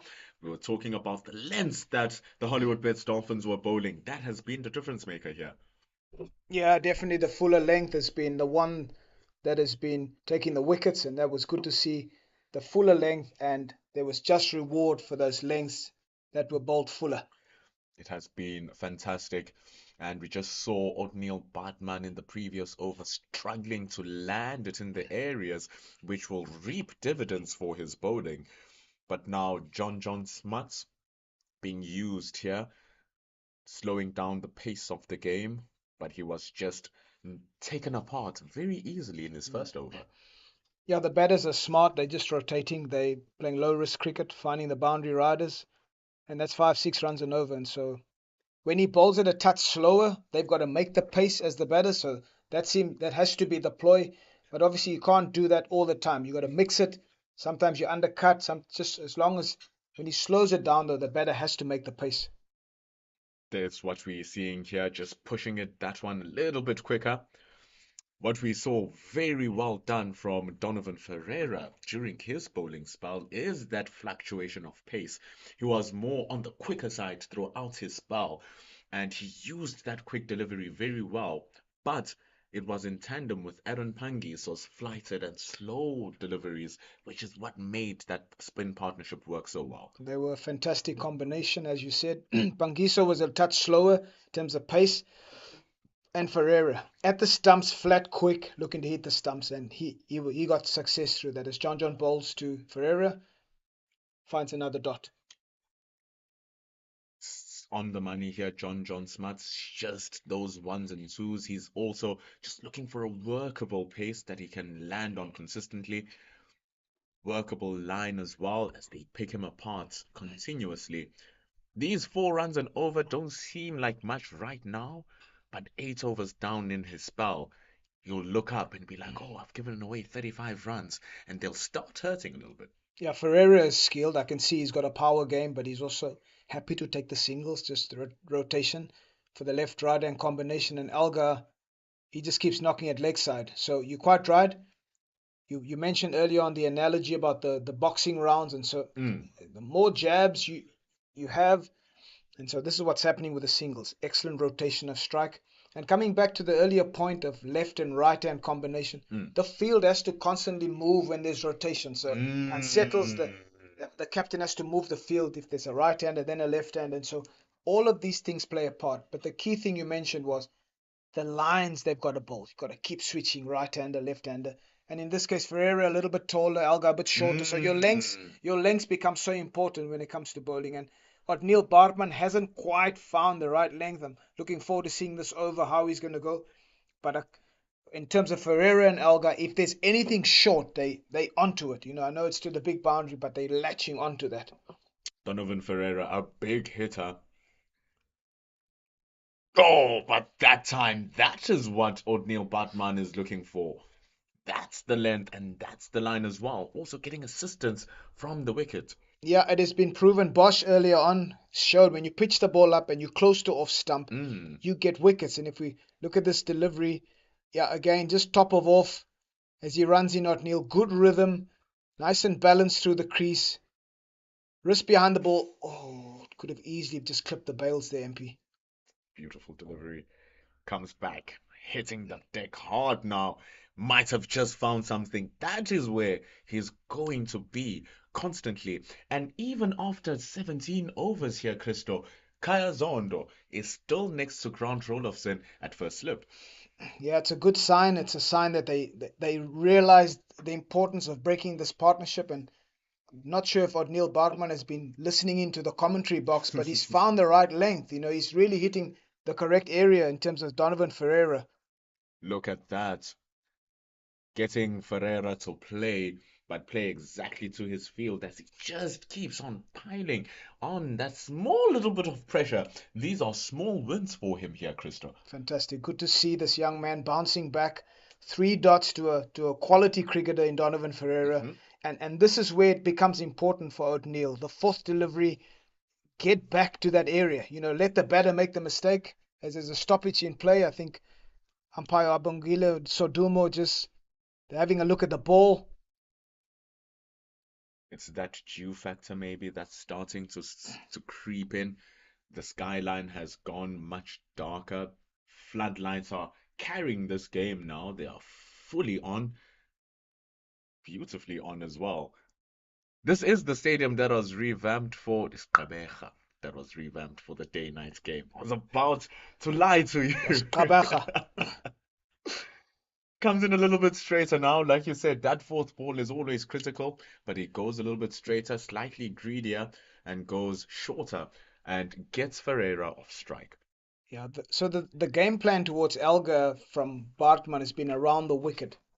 But sometimes the difficulty with that is he's coming into the left hand, and Elgar's so strong on the leg side. The field Mm. said they got a mid on, a deep square, and a fine leg. But coming over the wicket, running across the left hander, Okushle Kele showed earlier on that should be the line of attack as he comes around the wicket, back Keep, of a length. Yeah, keeping that one offside though.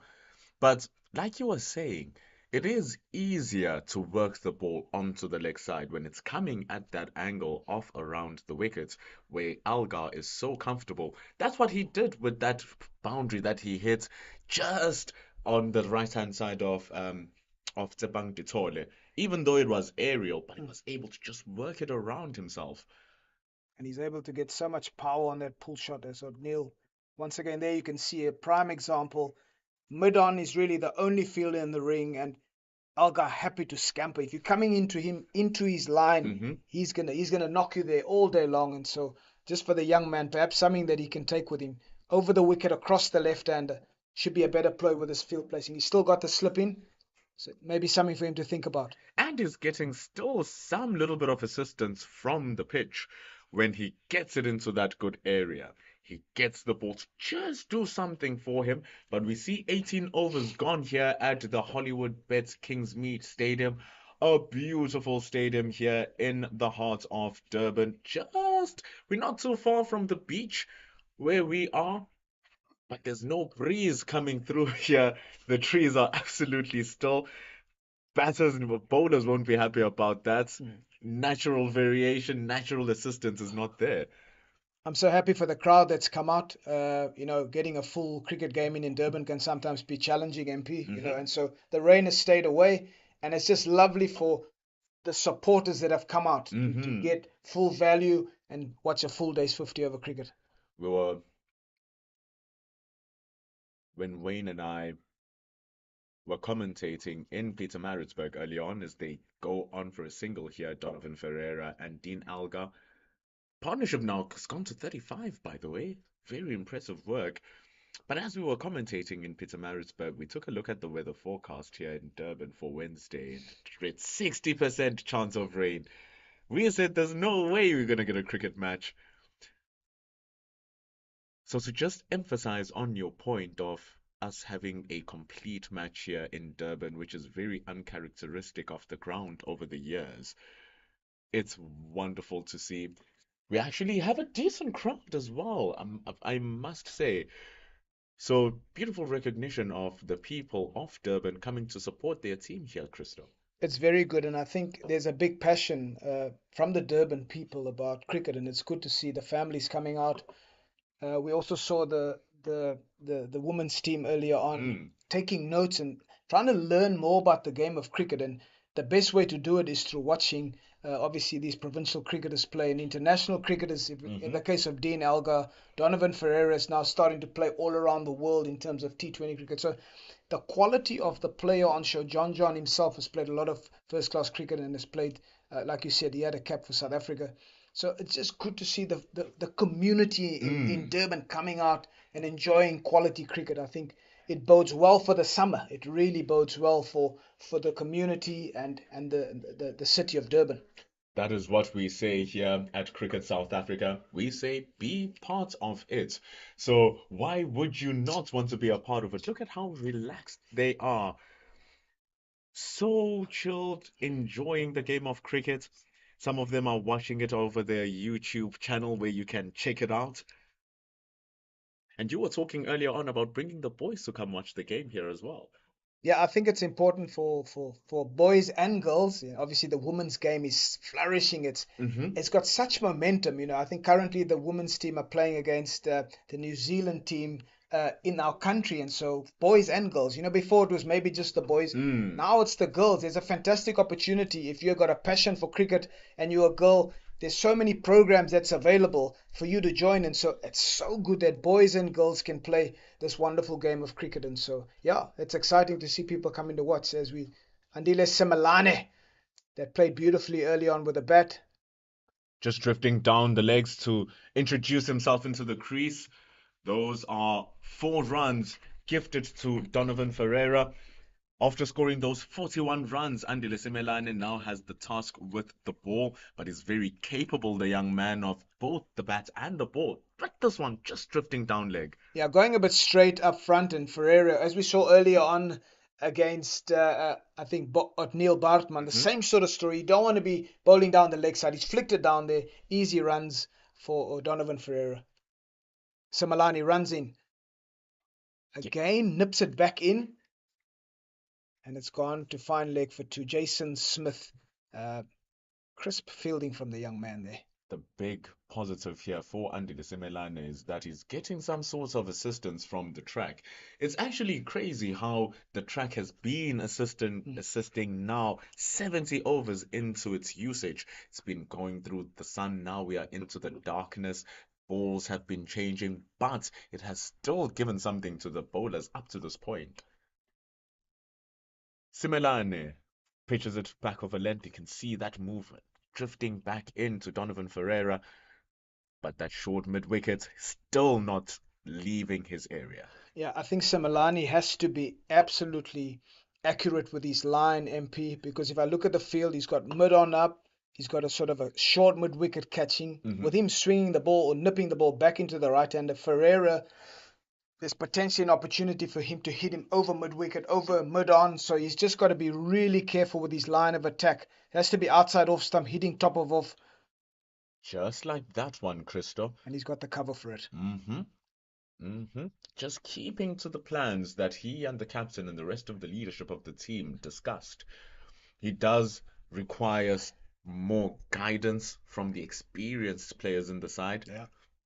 And he definitely is showing a lot of promises. Andile Simelane is such a bright prospect for KZN cricket and South African cricket. He looks like he's got a really strong action. He looks a good athlete. And so from that point of view, it's just sometimes that keeping the wrist up, making sure it stays behind the ball, hitting the deck hard. And that's the key to fast bowling, making sure staying up and hitting the deck. We saw a few times when Bosch did that earlier on, how the ball bounced off the surface. So the surface is still offering the seamers a lot. The keys: stay strong in the action, hit the wicket hard, and keep the fingers behind the ball. Also, there's a bit of a mindset that needs to happen, especially if you're a young cricketer coming in to play against the vast experience of Dean Algar. Might have grown up watching this guy, idolizing him on television. Now you have to bowl against him, and he crunches that one expertly, does Dean Algar, just leaning into it, not even fighting the ball.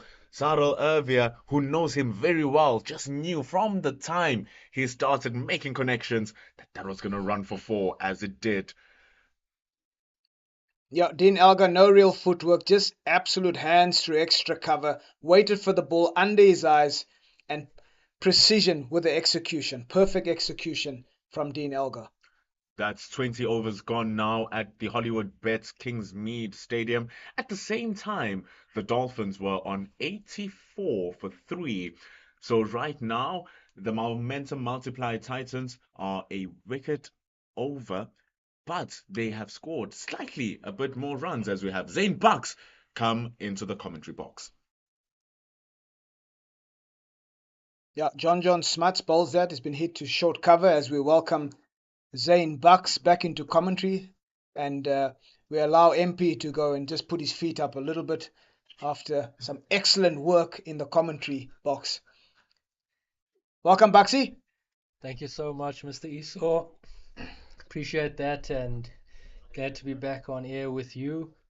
The last time I left, the Dolphins were on top. They had taken 3 wickets nice and early. Captain Ethan Bosch and Okushle Tlele bowling really well.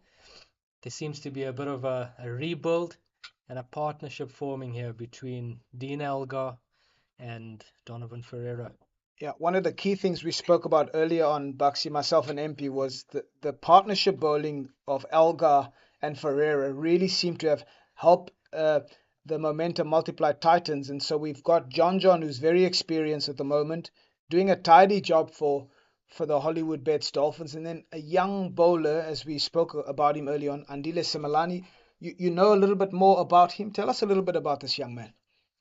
Andile Simalani, Marisburg College, old boy, brilliant at school, caused a lot of the tier 1 school nightmares. I can imagine those schoolboys just shivering in their boots as they're trying to sleep on a Friday night. But come into the Dolphin setup, come into the professional setup.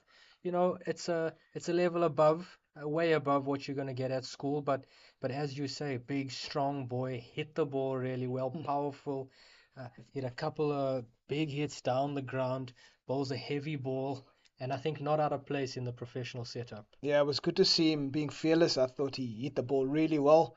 As we look at John Smuts bowling to Dean Algar, they've been around the block a bit.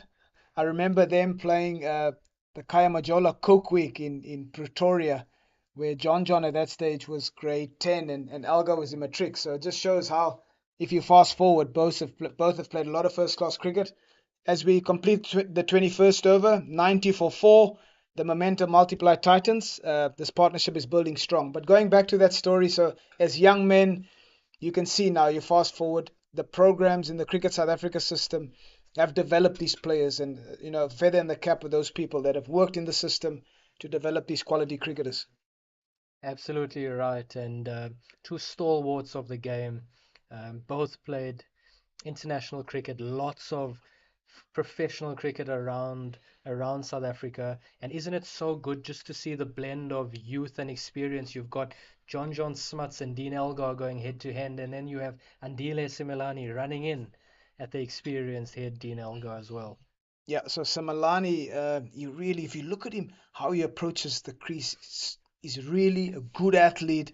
He's got a lot of promise, Bucksy. You would have seen more of him, but he really does look. And the fact that he can hit the ball, the modern game is crying out for these guys that can bowl good seam and hit the ball out of the ground, and he really looks a good prospect. Definitely right, and I'm glad the Dolphins are backing him. They have a knack of backing that young talent. You see Andile Peshler still in Glenwood in matric, making his debut for the Dolphins. And you see a guy like Lifa and Tanzi as well, who's a Glenwood old boy in matric, making his debut for the Dolphins. And here you see Andile Similani running in at Dean Elgar. Yeah, again, like you see, just good approach, strong action through the crease, and beating an international cricketer. I think respect there from Dean Elgar. That will do Similani's confidence the world of good, being able to pass the bat of Dean Elgar. And we spoke earlier on when MP was on commentary, Baxi, about Otniel Bartman running around the wicket to Elgar, coming into his channel. And so I think what I'm excited about, Similani causing Elgar not problems, but beating the bat from over the wicket, just that change of angle. Really good to see from the young man. Definitely, I think what Neil Bartman just around the wicket bowling into the strength of Dean Elgar. You've got Andile Simalani here approaching the crease and just taking the ball across him, making Dean Elgar work that ball against the angle into the leg side, which is his strong area. Yeah, if we look at it currently, the 50 partnership, the contributions were Elgar 22 runs and Ferreira 28. They slowly working away at this run chase, Buxy. And again, I don't know how many young men are watching tonight. Watch the left-hander Elgar. Watch how patient he is, hitting the ball late under his eyes and rotating. And so it's just in control of his innings. 100%. And I think with Dean Elgar, that experienced head, playing that gritty innings that he's so well known for, it's allowing Donovan Ferreira to play his natural game, which is a lot more aggressive. You see Donovan Ferreira on 28 of just the 31 balls, a much higher strike rate, but he's allowed to play his natural game. He's allowed to take the game forward. He knows he's got an anchor in the experienced Dean Elgar at the other end. And Similani's first over went for 11, Buxy, and looking at this, he's only gone for a single thus far in this over and closes it off really well. So hats off to the young man. First over went for 11. That second one only went for 2. It's a brilliant comeback, isn't it? Very good comeback, and although he's a young man, it shows maturity there. I don't think he tried to do too much that over. He just ran in strong through the crease, hit the deck, looked to bowl dot balls. In that over, 4 dot balls, and that's what the Dolphins need right now. Yeah, you're quite right. It's all about the dots, a bit of cat and mouse. And so for any young left-hander out there, if you want to be that gritty guy for your team, you can watch Dean Elgar. He's just so patient, works the ball around. 22 overs completed, and momentum multiplied Titans 92 for 4. This partnership is growing, Buxy. It is. I think the Dolphins are going to be feeling they need a bit of a breakthrough here. I like the fact that they've kept the slip in there, Mr. Esau. John seems to just be playing around with his pace as well. Started off very quick, looking to hit the stumps, but he's got the slip in, he's got the extra cover and the mid wicket working really hard and just playing with his pace. We see again a little bit slower, a little bit more time in the air there. Yeah, I think captaincy has been good tonight from Makanya as well as Bosch. The guys have kept the catches on, in sort of like to create pressure in terms of on the batters, and that's been good to see. Normally they just put the fielders back, but there's still that element of creativity, which is good to see even in 50 over cricket. He's worked that well. Once again, he's done that so well off the bowling of John Smuts today, hasn't he? We know it's a strength of his. We know he likes the ball on the legs. We know he's got those good wrists, but he's just knocking them away so well. Mr. Iso, what do you think about? I know you're speaking about the youngster watching Dean Elgar, the young left-hander, watching the way he does things. What do you think about the way he's playing to his strengths? A lot of the time, just a little pick-up pull into the leg side for 4, a little knock down to fine leg for 4, a little knock to the deep square leg into the legs. So just playing to his strengths. Yeah. So for the young players, I find sometimes, Buxy, they're trying to play too many shots, and tonight we're getting an exhibition of sticking to your strength. Elgar knows his strength. He's not a guy that has got big movements in terms of moving forward. He will sit on the crease, but he's waiting for you to come into his area. So I find with the young players, too many shots, you're trying to hit everything, but you're not sticking to your strength. So to that absolute display of what works for the player, and Alga has been exceptional in terms of doing that tonight. Brilliant, absolutely brilliant. And I think you spot on there. He's moved on to 34, 43 balls, but we've only seen two or three different attacking shots. Most of those runs have come off a little bit of a flick, a drive, and that's pretty much it. We've seen a pickup pull, but apart from that, Yeah. it's just simple, really, really simple cricket. The key for me with him is just under his eyes. Bucks, he's playing the ball so late, and as coaches, we'd sometimes say to the players, play the ball under your eyes. But Alga exemplifies that playing late under your eyes. He's dogged, he's gritty, and he's workmanlike. It's so good to watch. He's probably hit two boundaries, maybe one, maybe a pull, a pickup, but it's good to see. After 23 overs, momentum multiplied Titans 94 for 4. So runs to win 177 of 162, but it's still anybody's game, Buxy. I agree with that. Now that this partnership has passed the 50 mark, the Titans are well and truly back into this game. You've got two internationals at the crease. Aren't the Titans blessed? A beautiful, beautiful, beautiful straight drive by Dean Elgar once again. And Dile Semalani just over pitching a little bit there. Yeah, I think it's sometimes you find with the young bowlers, Buxy.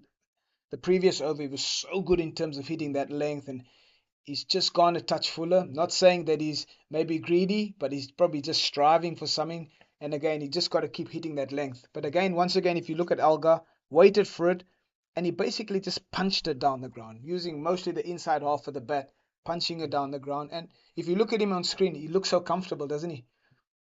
He does, and I think you get that with experience, don't you? He's been around the block. He's seen it all. He's done most of it. He's still plying his trade. What a good shot from Donovan Ferreira behind point as he scampers through for a single. Excellent fielding out in the deep there. Uh, Ditole, Tsepang Ditole, also good at athlete, gets that ball back, and Ferreira had to scamper. So yeah, coming back to your point of Alga, he's just so experienced. I know we're harping on him, but tell you, if there's young players watching, if you're watching this broadcast tonight, watch how this experienced international cricketer is batting, and he still looks hungry to get more runs. Simalani runs in, bowls, jags it back into Ferreira, knocks it down to fine leg for a single. Yeah, Ferreira has been unassuming. He just accumulates Buxy. He just goes about his business. As we see 100 up for the momentum multiplied Titans, and this partnership just continues to grow. Yeah, yeah. You spoke about the jabs earlier, you and MP, and just speaking about the way you can wear the opposition down, and the value of the single and the value of rotating strike. And I think we've seen a masterclass in that from these two batsmen. What I'm really enjoying here, Mr. Esau, is you see the calm and the composure of Dean Elgar in between balls. You watch the way that Dean Elgar is managing himself at the crease, very relaxed. But then you see the Donovan Ferreira. He's moving around a lot. He looks like he's walking around with purpose. He looks like he wants to move the game forward. And I think that takes an understanding of who you are and what type of cricketer you are and what makes you tick in moments like these. Yeah, it's good to see Donovan Ferreira. So you'd be familiar with the Pretoria system, Buxy. He's had to work his way into this Titans environment. It doesn't come easy. They got some really top batters up in Pretoria, and so he's been workmanlike in terms of his journey. And so when you go through the processes of having to work hard to get places, you can see. When you look at him now at this sort of level, he knows what he's doing. He's comfortable in his game, and so yeah, sometimes it's not a bad thing to go the hard way, the hard route.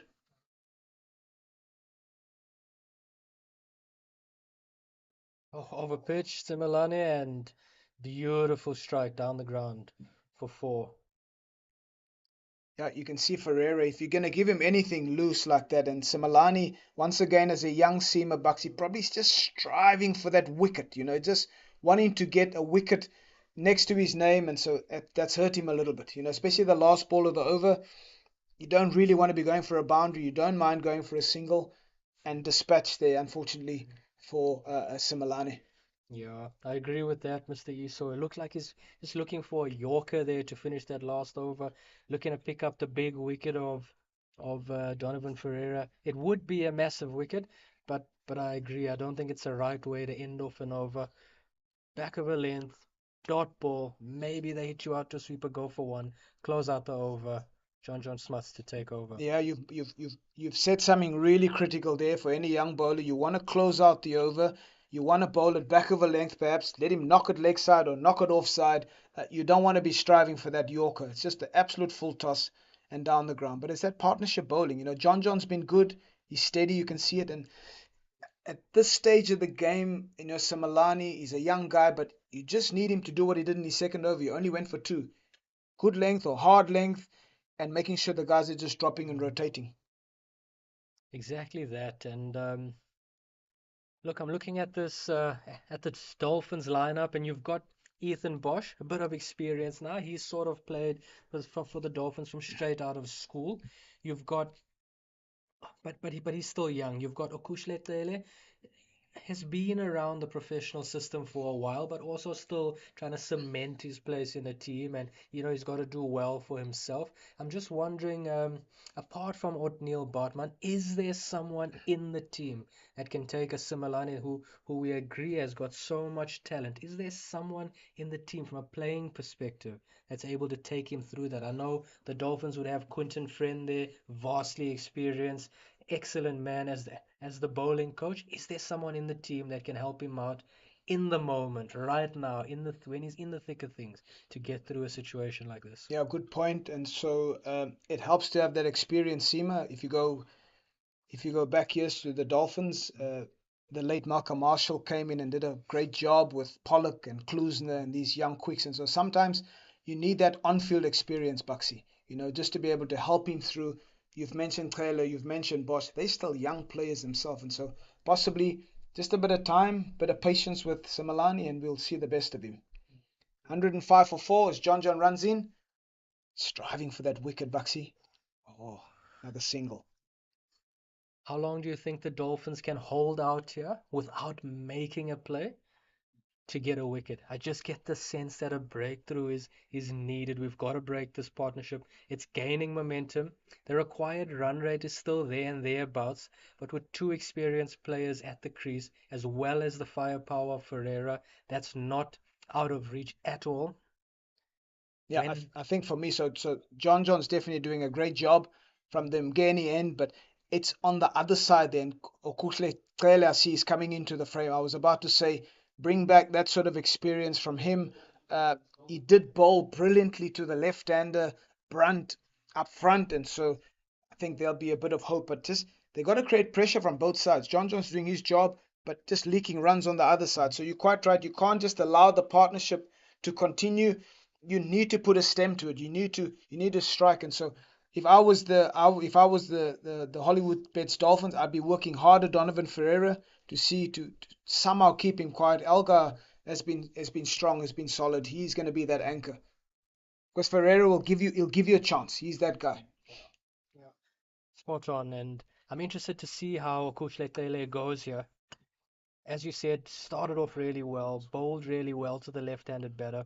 One thing we haven't seen from the Old Fort end, Mr. Esau, is spin. We saw the Titans have spin at both ends in their innings. We had Aaron Pangiso, Neil Brandt bowling together. We had Ferreira and Pangiso bowling together. We haven't really seen that in the Dolphins innings yet. I'm sure we will see that. If things don't go according to plan here now with Okushe Tele, I think we might have a John Smuts and a Parsons bowling together. Yeah, I think you make a good point. I think with the seam, it's coming onto the bat. They're dropping and running. They're finding ways to rotate. And there again, discipline is key in terms of being able to create pressure on the batting unit, especially when they start building a partnership. So Taylor's going to have to be on the money. He's going to have to be accurate. Can't afford any sort of wides and et cetera, et cetera. So it's critical. The spin in tandem worked for the Titans. They were able to stem the flow because they didn't really allow the batters too much pace to work with. And so perhaps Bryce Parsons could be an option. Tele into Elgar, leg side once again. Not what the Dolphins want. Not what Quinton Friend, the bowling coach, would have ordered. Good take though down leg side from Rulofsson. Yeah, Rulofsson looking really sharp behind the stumps, but Cele and now changes the angle. As we spoke about earlier on with Otniel Bartman, the same sort of story. You're coming into Alga, you're coming into his pads. I see he's got a sort of a short mid wicket out of frame, but you're coming into his eye line, and that's where he's going to score. Case in point, he just drops it, he knocks it, and he runs through. Elgar's gonna be doing that the whole night, So over the wicket is still a better ploy for me when it comes to trying to get Dean Elgar out. Maybe nicking him off to the keeper, but you got to run the ball across him. With that ploy coming around the wicket to him, I'm just struggling to see how the Dolphins would get that breakthrough. If it's a ploy to try and stem the flow of runs, maybe they go at 3, 4 and over, and they might be happy with that. The run rate still climbs a bit. Could that be it? I think if they're gonna get a wicket though, I don't see them doing that bowling into his strength. I think the challenge from that side, from the Old Ford end, Buxy, has been the lack of consistency. I think the bowlers that have bowled from that end they've been inconsistent so John is creating pressure from the Mgeni end. It's good ball, then it's a wide. So that's the challenge at the moment for the Hollywoodbets Dolphins. They need to find a seamer that can bowl consistent area from that line. Hopefully Cele can bring that energy. He started well. Apart from the wides, I think the energy looks good through the crease. He's looking to hit the deck. I think that looks good and that looks promising. Look, he bowled a very good first spell, so I think he deserves a wicket here. I guess the Dolphins will be hoping that it comes now when it's much needed. He seemed to extract good pace in that first spell. He really ran in hard. He hit the wicket hard, and the wicket responded based on the energy he was putting in. And so I see he just bowled a slower ball. It's good to see him rolling the fingers across the ball. So they've really got to be thinking at this stage as to a way. If you look at the field, they've got sweeper back offside. So either getting caught extra cover of a slow ball or point on the offside. That's really going to have to be the mode of dismissal. But Algar on the leg side, it's going to be hard work. You're not going to get him there. Yeah, yeah.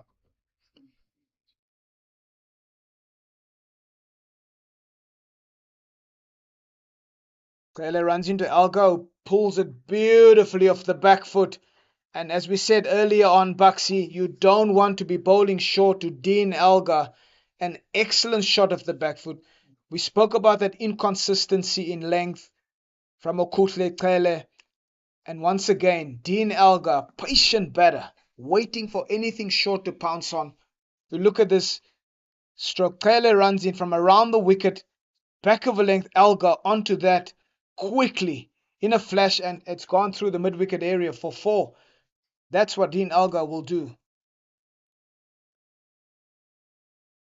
And we see a change. We see a change in bowling. John Smuts, who's bowled absolutely brilliantly, 6 overs, have only gone for 15 runs. He's out of the attack, and they've got the young left arm spinner, Bryce Parsons, into the attack.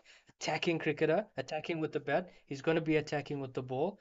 I believe he is a wicket taker. He is one of those bowlers with a golden arm. He'll come in with good energy. The Dolphins are going to need him to be on the money from the start here now. Yeah, good start from him. He's on the money straight away is Bryce Parsons.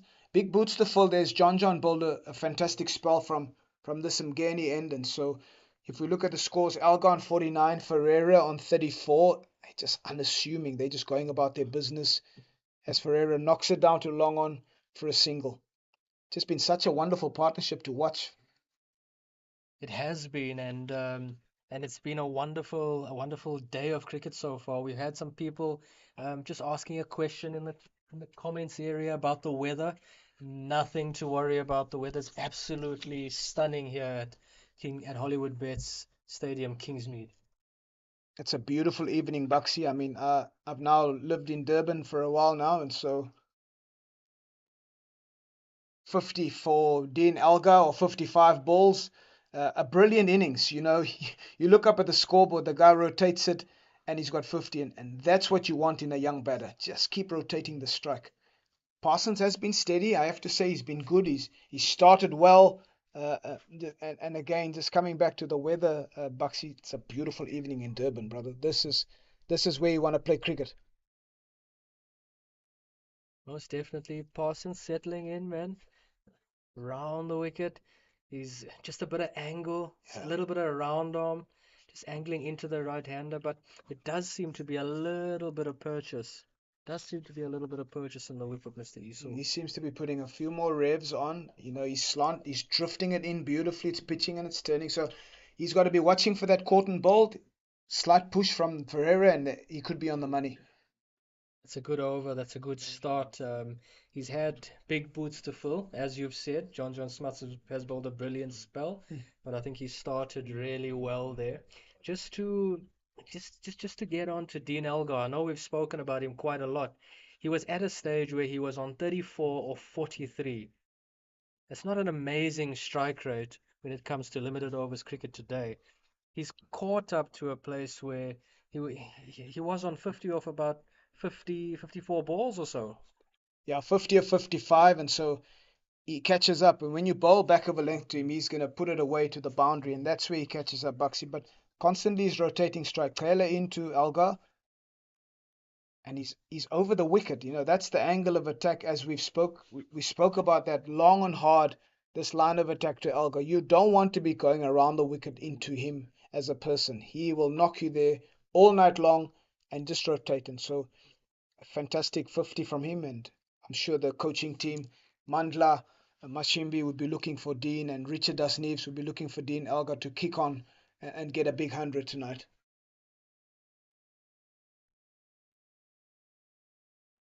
Good to see Okhuhle back over the wicket, hitting the deck, bowling that full of a good length, but just playing with the length a little bit, slightly fuller, slightly back of the length, but always with good energy. I think this is the better line of attack. Yeah, he showed glimpses of this in the opening spell, as we've highlighted. Good pace. He's a strongly built fast bowler, and so him hitting the deck hard, the wicket will respond to that. And this is the better line of attack for him. And as we see, he's rolling his fingers over the ball every now and then. And I think with this line of attack, hitting the deck really well, getting through the crease really well, but then rolls his fingers on it. It brings extra cover into play. It brings mid wicket into play. Your mid on and mid off are up. If Elgar's slightly early on a drive, it brings them into play. I think he's got an opportunity to take wickets. Yeah, it's good. The captain, Ethan Bosch, will have to make a decision here in terms of bringing maybe a couple of guys into the ring, because at this rate, the momentum multiply titans are just easy, just rotating all the time. At some point, as a captain, you have to make that decision. Do I bring an extra fielder into the ring, create a bit more pressure, create a bit more dots, and just force that false stroke from these batters? Because at this rate, they're just ticking over, and it will make it very hard at the back end for the Hollywoodbets Dolphins to try and stem the flow of runs if batters are in. You're 100% right. And the momentum multiplier Titans batsmen are content with just hitting the space. With the four men out, they are content with just knocking a ball into space and running. They're not searching for the boundary. When the bad ball is there, they put it away. Apart from that, they're just looking for the ones. There's enough spaces in the field, and they're taking advantage of that, and they are content with that. Excellent display of running as Elgar just knocks that to mid on and scampers through. Case in point, they are patient. They're setting this innings up well. They know they've possibly got a few hitters that are still coming in terms of their batting lineup. So this is how you want to obviously chase a score like 270. Kele runs in, bowls short, should be a wide, and umpire Mbongile Sodumo calls it. The batter's not able to hit that. It's too high. And this is the discipline that we also speak about. In terms of extras, it's important that uh, the Hollywoodbets Dolphins don't bowl extra. They don't have to bowl extra deliveries. Keep it tidy, keep it disciplined. Because the over up to that stage was good. Dot, dot, 1-1-1. But then the wide just affects the balance of the over. And back over length. What I like about that is it's the first time in a while we've seen a bouncer. We've seen them push him back. We didn't see it from Similani. We didn't see it from Bartman, although he bowled that shorter length. But we've seen Okoshletlele run in and bump Ferreira. I think something like that, just to unsettle him, just to get him thinking, just to maybe get him a bit distracted, and then bowl your length, which takes the wicket. Yeah, I think the pace of Taylor, I think Ferreira was late on that. He was through the shot too early. And so, yeah, it's good to see that. And he's got the pace to do that. Taylor is a fast bowler.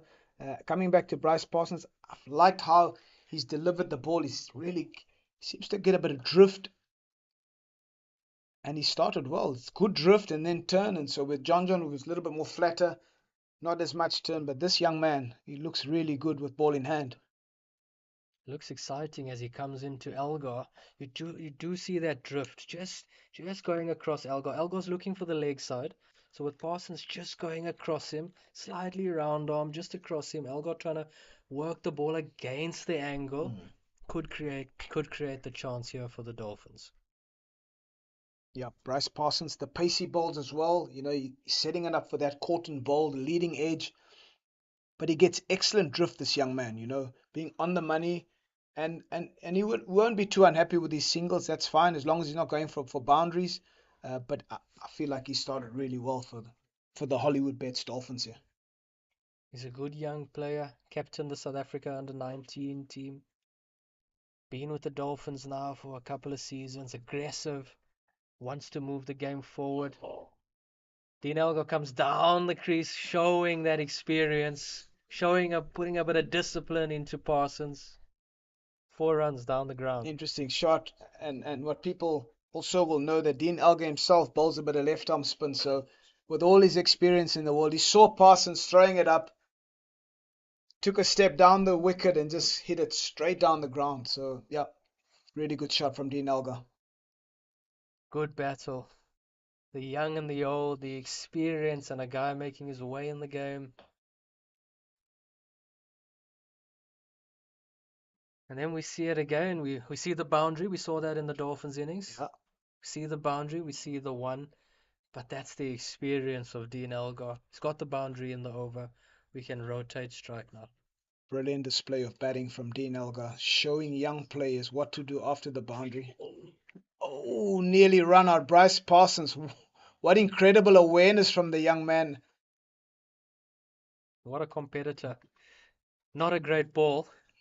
Smashed back at him, but an excellent diving stop and an almost run out. Yeah, almost run out there. And so that would have been a big change for, as we look at Bryce Parsons. Left arm spin, throws it up, and Dean Elgar shimmies down the wicket and just hits it beautifully straight. Excellent execution from Dean Elgar.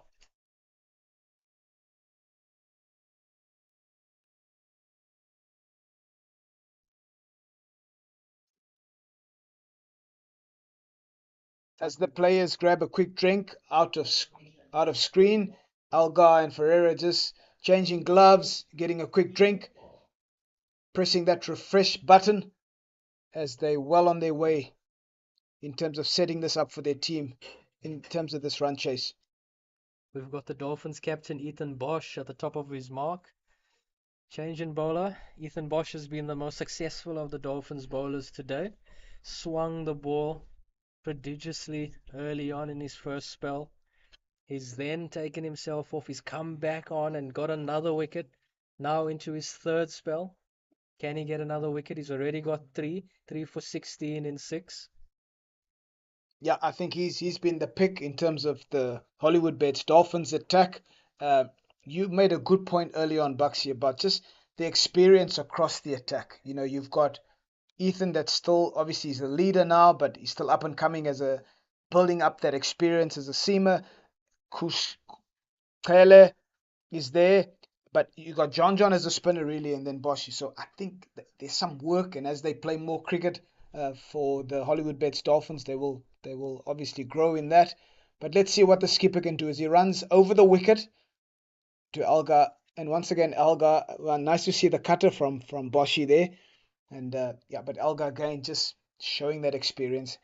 He's so comfortable in just taking ones. It's like he's not even flustered, Buxy. This is an absolute display. really enjoying him or seeing the way he's going about his business. He looks so calm and composed. I love his processes between balls, the way he's managing himself between balls. As you know, Mr. Esau, when you're out there batting, there's a lot going on in your mind. And it takes a lot. It takes a lot of mental skill to be able to quiet the mind, focus on the job at hand, stay composed in a big chase like this where the run rate is climbing, and put a performance together to win the game for your team. Yeah, he's so calm. You remember a player called Michael Bevan, the Australian Bucksy, always said that you got more time than you think. And so these guys, especially Alga, I know Ferreira is new to the scene, but Alga, just realizing that counting in balls, not overs, making sure that he knows he's staying in touch with the run rate, and that's the critical thing. Not to let not to feel overwhelmed by the chase, and just to stay in touch with the rate, keep ticking over, and yeah, eventually, bad balls will come along. But this is a fantastic display of how to chase down a target.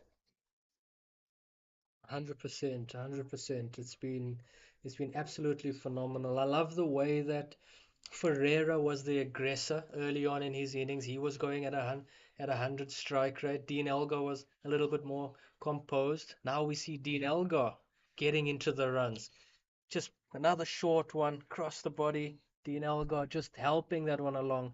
He's not trying to overhit the ball at all, is he, Mr. Esau? Just putting the ball into space. Beautiful touch from Dean Elgar. If you bowl back of a length to this guy, he's shown throughout his innings, he's got a sharpness in his eye that he picks up the short ball so quickly and he dispatches it either in front of square or behind square.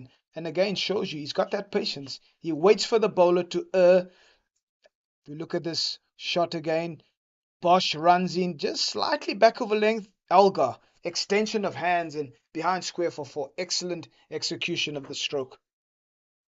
Ethan Bosch following that up with a better length, slightly fuller, getting Dean Elgar forward. But again, the experience of Dean Elgar. I've got the runs in the over. We've got a couple of singles. We've got the boundary. I can let that one go. It's fantastic batting for any young viewer watching this, any young cricketer. Take note of how to construct an innings. That is the challenge for most young players out there. As Bosch runs in back of a length, Elgar just knocks it casually behind square for a single. It's a brilliant display of batsmanship. Ethan Bosch coming in. The Dolphins would have hoped that he could strike again. The Titans have played him absolutely brilliantly. They look comfortable, Mr. Esau. Yeah, and for them, Bucksy, it's going to be a case of Ethan Bosch has been the main striker. They're experienced enough to work out that we won't attack him. Bowl him out. They're going to look to these other bowlers. Bartman that still needs to bowl overs. Taylor needs to bowl. There are a few other seamers that still need to bowl. Simalani has to at some point bowl again. So that's the strategy in the chase. The better bowler, Bosch, let's knock him around. But so Bartman will be a target. So will Simalani. That's how these batters will line them up. I guess at this stage, as we see Parsons come into Dean Elgar again, the Dolphins would be wishing they had former captain and leader of the spin attack, Pranellan Subrayan. We see him just out of shot there, walking around the boundary, giving water to the bowlers on the field, sending messages on how they wish he was on the field bowling right now. Yeah, especially to the left-hander Elgar. I think Subrahin would have been a valuable asset on the field in terms of the bowling attack. And so, unfortunately, I think he's got a broken thumb or something like that. But yeah, hopefully he can find himself back into this attack, obviously, as this competition goes. Yeah, if you look at it, Elgar 60 of 67, he's creeping up, and Ferreira 44 of 57, workmanlike innings, and that was close. Back of a length, Ferreira pulls out the pull shot over long on, and that's 50. What a way to get to your 50. One hit. Excellent display of batting between Elgar and Ferreira, and that takes Ferreira to 50 and the 100-run partnership. What a fantastic partnership for the Momentum Multiply Titans. Parsons bowls it just back of a length, and Ferreira all power over long on for 6. Ferreira ambles through for a single, knocks it down to John Smuts on the long on boundary. This is an intriguing situation. So at 30 overs, 143 for 4, you double the score. That's normally how we work it in 50 over cricket. Hollywoodbets will have to at some point bring some sort. They've got to change the strategy. They've got to get a wicket. Bring up an extra fielder as he sweeps it. Alga again leg side will scamper through for 2. So yeah, they're gonna have to think about that, Buxy. You can't let the game just continue in this fashion, because advantage at the moment, momentum multiply Titans. This partnership is growing, and they haven't hit a shot in anger. I mean, I saw Ferreira hit that over long on, but he saw it short and hit it over the long on boundary for 6. Gonna put you under a bit of pressure here, Mr. Esau, and pose this question to you. If you were Ethan Bosch, if you were out there on the field, captain of the Dolphins, you gotta make a play. Something has to happen. What do you do? What's your thought process? What do you do right now? Yeah, so for me, looking at these two batters, I would be targeting Donovan Ferreira to force a false shot in terms of him. So I'd bring a few more fielders up. I know he's going to want to hit the boundary, and through that process, hopefully, he can just miscue one to those catches, those fielders that I would bring into the ring. But you cannot just leave it at this rate. These guys are composed, they calm, they're hitting the ball along the ground. You want to force a false stroke by creating extra little bit of pressure. I know they're obviously well set at the moment, but you can't just allow this game to drift in this fashion.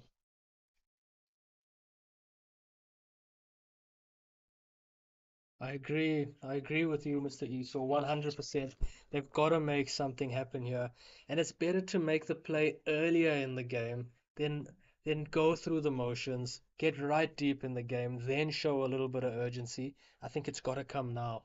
Yeah, absolutely. It's been brought to our attention, Buxy, that this is the best fifth wicket partnership for the momentum multiply Titans. Obviously, Algar and Ferreira, and the previous best was Martin van Jaarsveld and Johan Meiberg. That was in 2005, 2006 season. So, yeah, well done to these two gentlemen.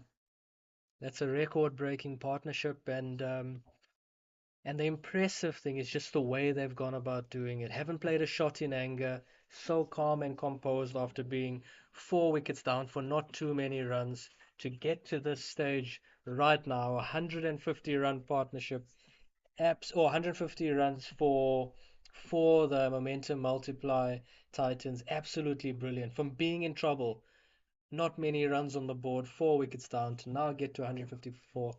Absolute brilliant partnership. Yeah, and again, we spoke about, I think you mentioned earlier on about Kayla giving some feedback about just the culture in and around the momentum multiply Titans, Buxy. It's a hard culture, it's uncompromising, uh, and that's where these batters learn in that tough system and tough culture how to score runs under pressure. There's scoring runs when you're facing sort of average bowlers or easy bowlers, and then there's scoring runs when you're facing like 271 as a target. It's high pressure, but just the calmness of, and again, there Donovan Ferreira has absolutely hit that over extra cover for 6. And again, he looks to me like the guy that you can get out. I know he's powerful, but you wanna force that sort of stroke from him to hopefully, like I said, miscue one. But that was an outstanding shot from Donovan Ferreira. Absolutely brilliant. Absolutely brilliant. Got to his 50 just the last over with that pull shot over the long on for 6. Here we see Ethan Bosch running in a little bit of width, allowed him to free the arms, and he's just taken all of it, hasn't he? Yeah, Bucks, you're so right. It's just the width. Bosch has been good when he's been tight on off stump. Ferreira is looking for anything wide of that fourth stump, and so he will just throw his hands. Beautiful, beautiful stroke from Ferreira. I mean, copybook stuff over extra cover. This is going to be a test of Ethan Bosch here. We saw him with the new ball. He swung the ball around. He was absolutely brilliant and lethal with the new ball. And now he's got the old ball. What does he do? He's got an old ball. The ball's not swinging. He's going to have to go to the cutters, isn't he? He's got his field is deep square and fine leg back, so he's got to bring and hopefully get him caught short normal mid wicket, but he's got to run his fingers across the ball. Bowls one back of a length, and he just easily helps it along down to the fine leg boundary. Is Donovan Ferreira. He is the dangerous player. 57 of 62, and Alga the Rock. He's just going to be working it all night long until they get closer to that total. But Ferreira is the guy that will give you an opportunity. Baxi, it's been great being with you for this session. We welcome back MP into the commentary booth. Thank you so much, Mr. Esau, and I really enjoyed my time with you on the commentary. Here we have our hype man back in, MP. He's had a bit of dinner. He's freshly fueled. Welcome, MP. Oh, what a wonderful what a wonderful introduction. I'll take it. I'm sure you can hear the pasta and the beans and the meatballs that are coursing through my stomach. As we come back, it's 157 for 4. And it's a cracking shot. Wow, what a shot that is by Donovan Ferreira. Who's the one who had supper? Was it me or was it Ferreira? I question that, Zane. What a blast of a shot for 4. Yeah, Donovan Ferreira has eaten that ball all up, hasn't he? Oh, for dinner, for supper. And they keep growing this partnership between the two. The partnership record that they broke. Oh, beautiful recovery there from Bryce Parsons. How good was that? Just extra bounce and extra turn as well, beating the outside edge of Ferreira's bat. Donovan Ferreira, within the last couple of overs, MP has just ramped it up a bit. As soon as he got to that 50, he got to the 50 with a 6. We see another one. Pull shot, used his feet well, and over the boundary. Over it. So close. So close there. Maybe getting a catch, but he continues with that destruction form as you were talking about it, Zane. Bryce Parsons has dropped another one short. Every time he drops it short, he pays the price. Ferreira's got such quick feet, lots of power, hits the ball from a good base, and he dispatches another one for 6. Made it look a bit too easy. Trailed all the way for 6. Parsons now getting this one right. But the destruction in the over, already 10 runs. That run rate now getting closer and closer and closer to what they needed to be. The equation now. The runs to win at 104, balls left at 103, seems incredibly poised for the Titans here. 100%. I think this game the momentum of the game has shifted in the favor of the Titans right now. They've found it so comfortable just to knock the ball around. When the Dolphins have erred in length, they've been dispatched to the boundary. You've got 2 batters in here. The partnership is now 127. You've got the experience of Dean Elgar. You've got the aggression and the power and the youth in Donovan Ferreira. Both batters in their 60s, well set to take this game home for the Titans. 100%. And when it's what we said when they were both walking in here, these are your leading run scorers for the Momentum Multiply Titans.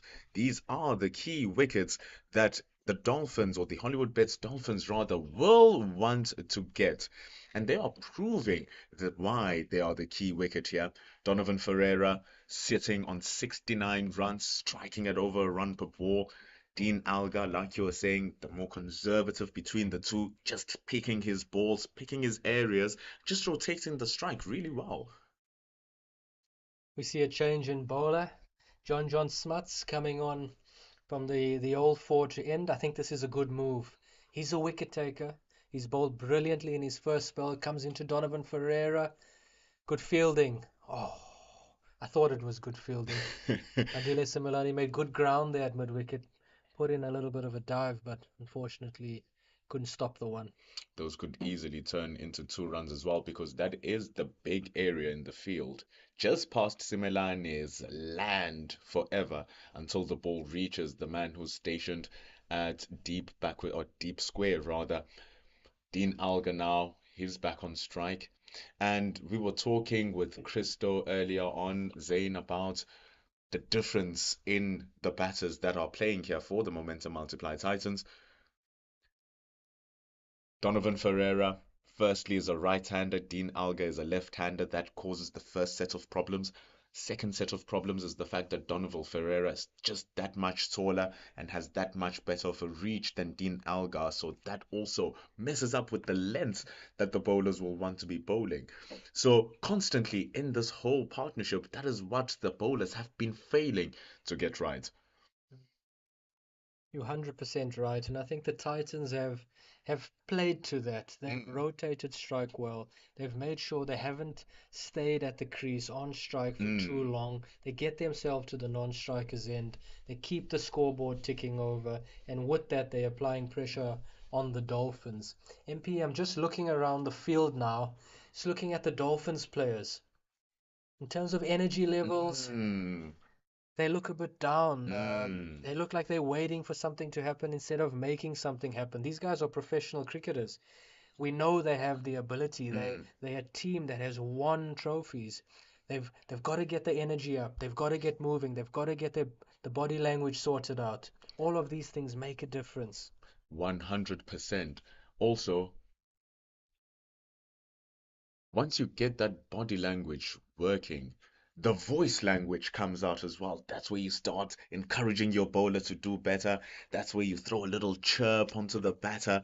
That's when your wicket keeper becomes more alive as well. And those things do play a factor in the mindset of both the fielding team and the batting team as well.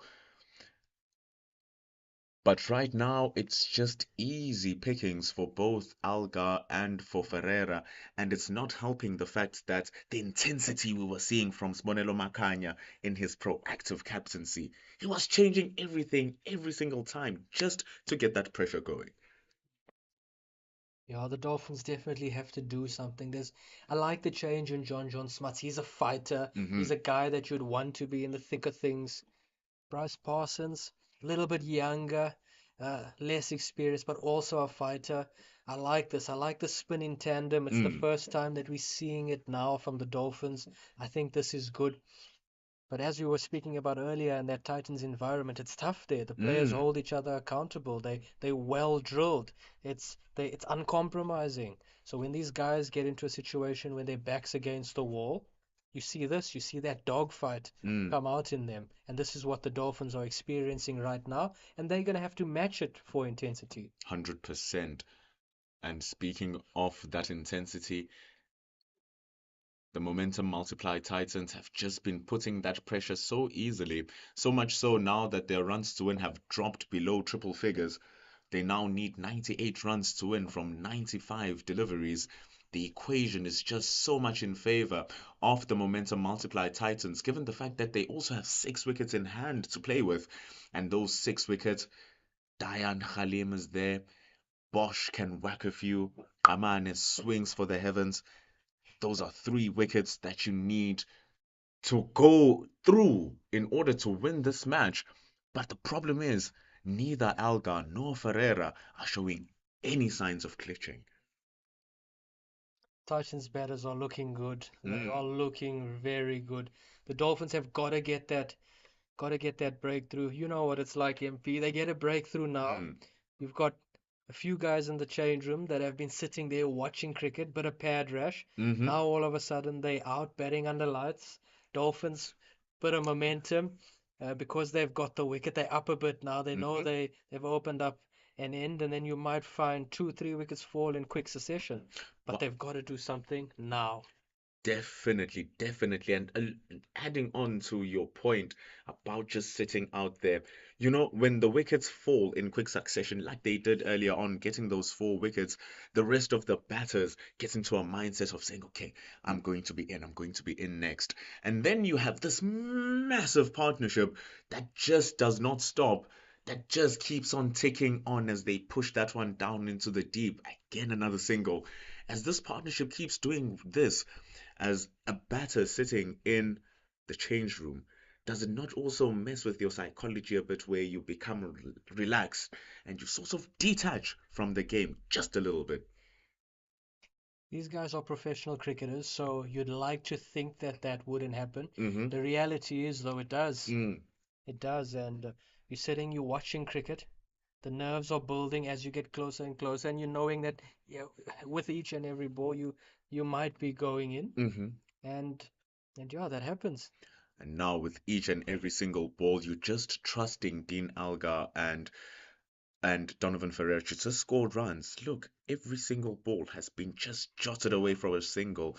Every single ball. You're just sitting and you're waiting for something to happen, but the Dolphins' body language is really not positive here. But Zane, even the way they're walking out, they're not huddling up as a group. There's that team spirit is just being deflated by the fantastic work of Dean Alga and Donovan Ferreira. MP, you make a good point there, and I think this is where you see team. This is where you see the team. When they're under the pump, when your Mm, backs are against the wall, how do you come together as a mm. team? We've got a bit of a drinks break here, so the Dolphins are definitely going to regroup. They'll get into that huddle. They'll discuss tactics. I'm sure someone in that group will be geeing the boys up. Come on, boys. We've got an opportunity here. We've got to open up an end. When we do that, we back into this game.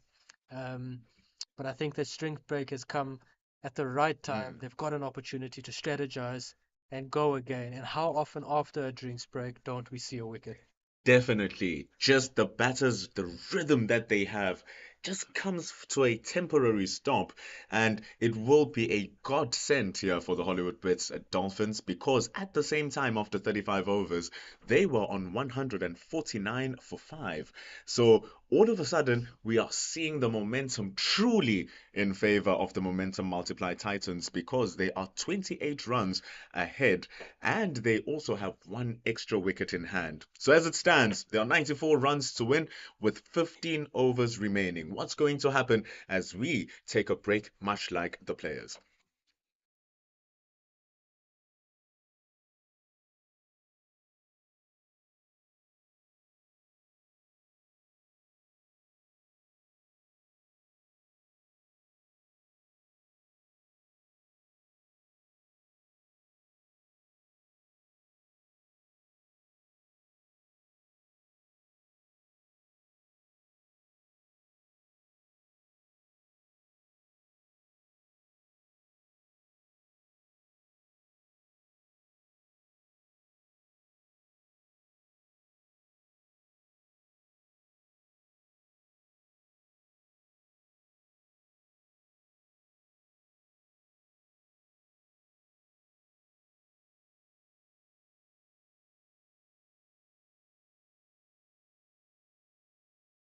And that shape. But Donovan Ferreira, who can finish a game, these two batters, Edged! Oh, these two bats! And beautiful swing. And so when he hits it too early, Oh, this might be it! that's it. Fantastic bowling from him! In Alga, and so the Titans will be looking. Oh!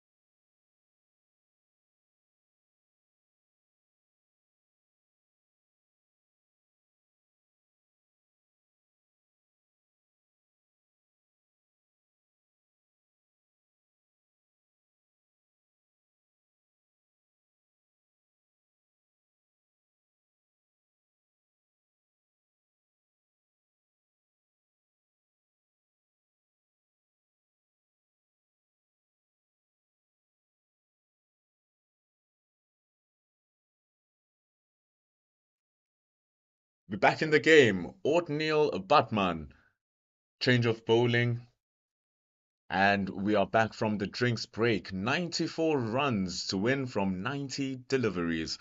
As we were talking just before the break here, Zane, that sometimes after a drinks break, this is exactly what the bowling team wants. Just batters who have to restart and recalibrate all of their plans. You're 100% right, MP, and we see a wicket after a break or stoppage in play very often. I think the Dolphins will be hoping for one of those as well. Neil Bartman has got to be on his lens from the start here. Bangs that one in. I still think a touch too short. Hmm. I think he's got to be a bit fuller. We saw on the replays just a while ago the wicket that he took off Sibs Makanya. It was pitched up. It hit the top of off. He's got to be around there more consistently. And on top of that, all of the 4 wickets that the Hollywoodbets Dolphins have gotten were at that full length, making full usage of the pitch and the ball as well. A stark contrast from what the Titans were doing, where they were forcing the false strokes over elongated pressure periods. What the Dolphins were able to do was just put it into good areas and force that false stroke out of the Titans' batters. This is something that has just been that sting that has been taken away by this massive partnership, which is now worth 138 runs. It's been a long, hard slog here, MP, for the Dolphins. The last time they took a wicket was around 25 overs ago. Oh, It's been a long, hard slog. But I like this from Botman. He's bowled two out of three of these balls have really been on that length where we hmm. think he's got a chance. That again, just good line, hitting the deck hard there. I see what you mean though, Zane, about just pushing the length up just slightly further. But you do understand that over the course of the match and over the course of the innings, the ball does lose its effectiveness as you pop it out there. We do know that that area easily turns into a slot of just clearing your leg and smashing it over wherever you want. But the pitch is not that type of pitch that allows you to do that. When we saw that happen, John Smart got cleared, LBWs. So it's not really the type of pitch where you can believe through the pace of the ball.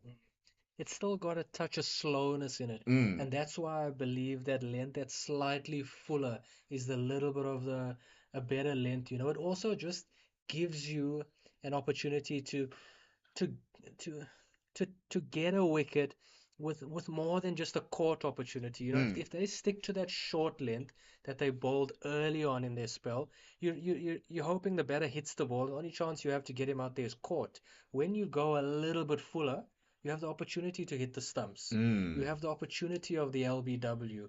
If it's straight, he's still got to play the ball. You can still get him out caught. mm. But right now, when they need the wicket, they gotta put the ball in a place where it gives them the most methods of dismissal.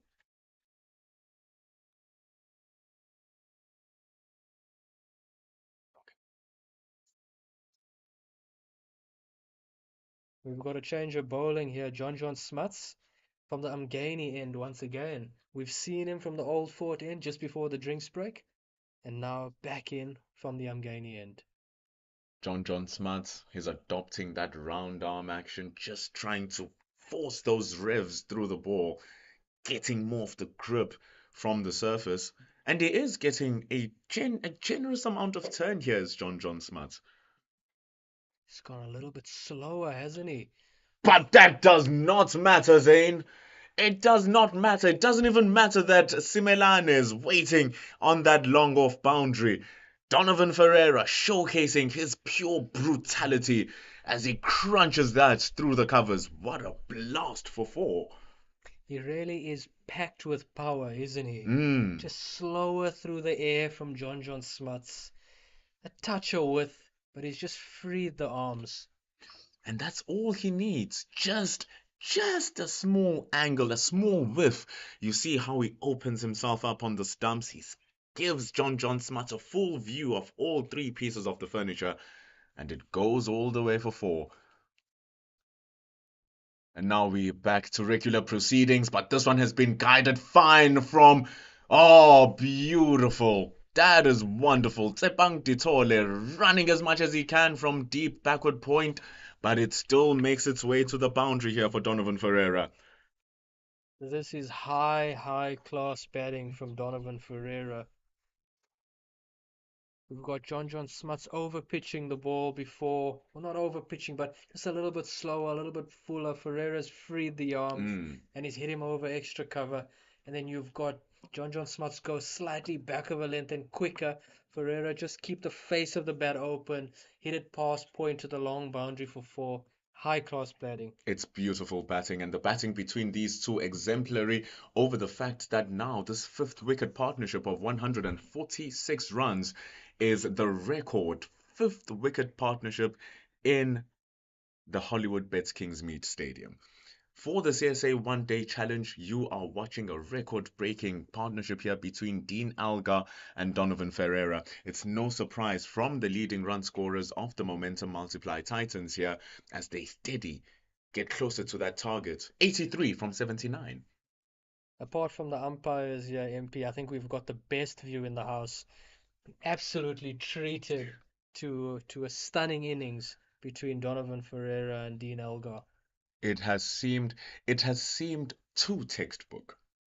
It is too perfect because you are sitting and you're just relaxing and enjoying cricket, and it's as if they are just passing time. But the next time you look up, they've amassed massive runs. Dean Algar now on 73 from 82, Donovan Ferreira 83 from 82, and Hollywoodbets. we take a look at the wickets. Where did this bowling disappear to, Zain? I think it disappeared with the swing of the ball. Once the ball stopped swinging, the batters started swinging. O'Neil Batman, here comes back.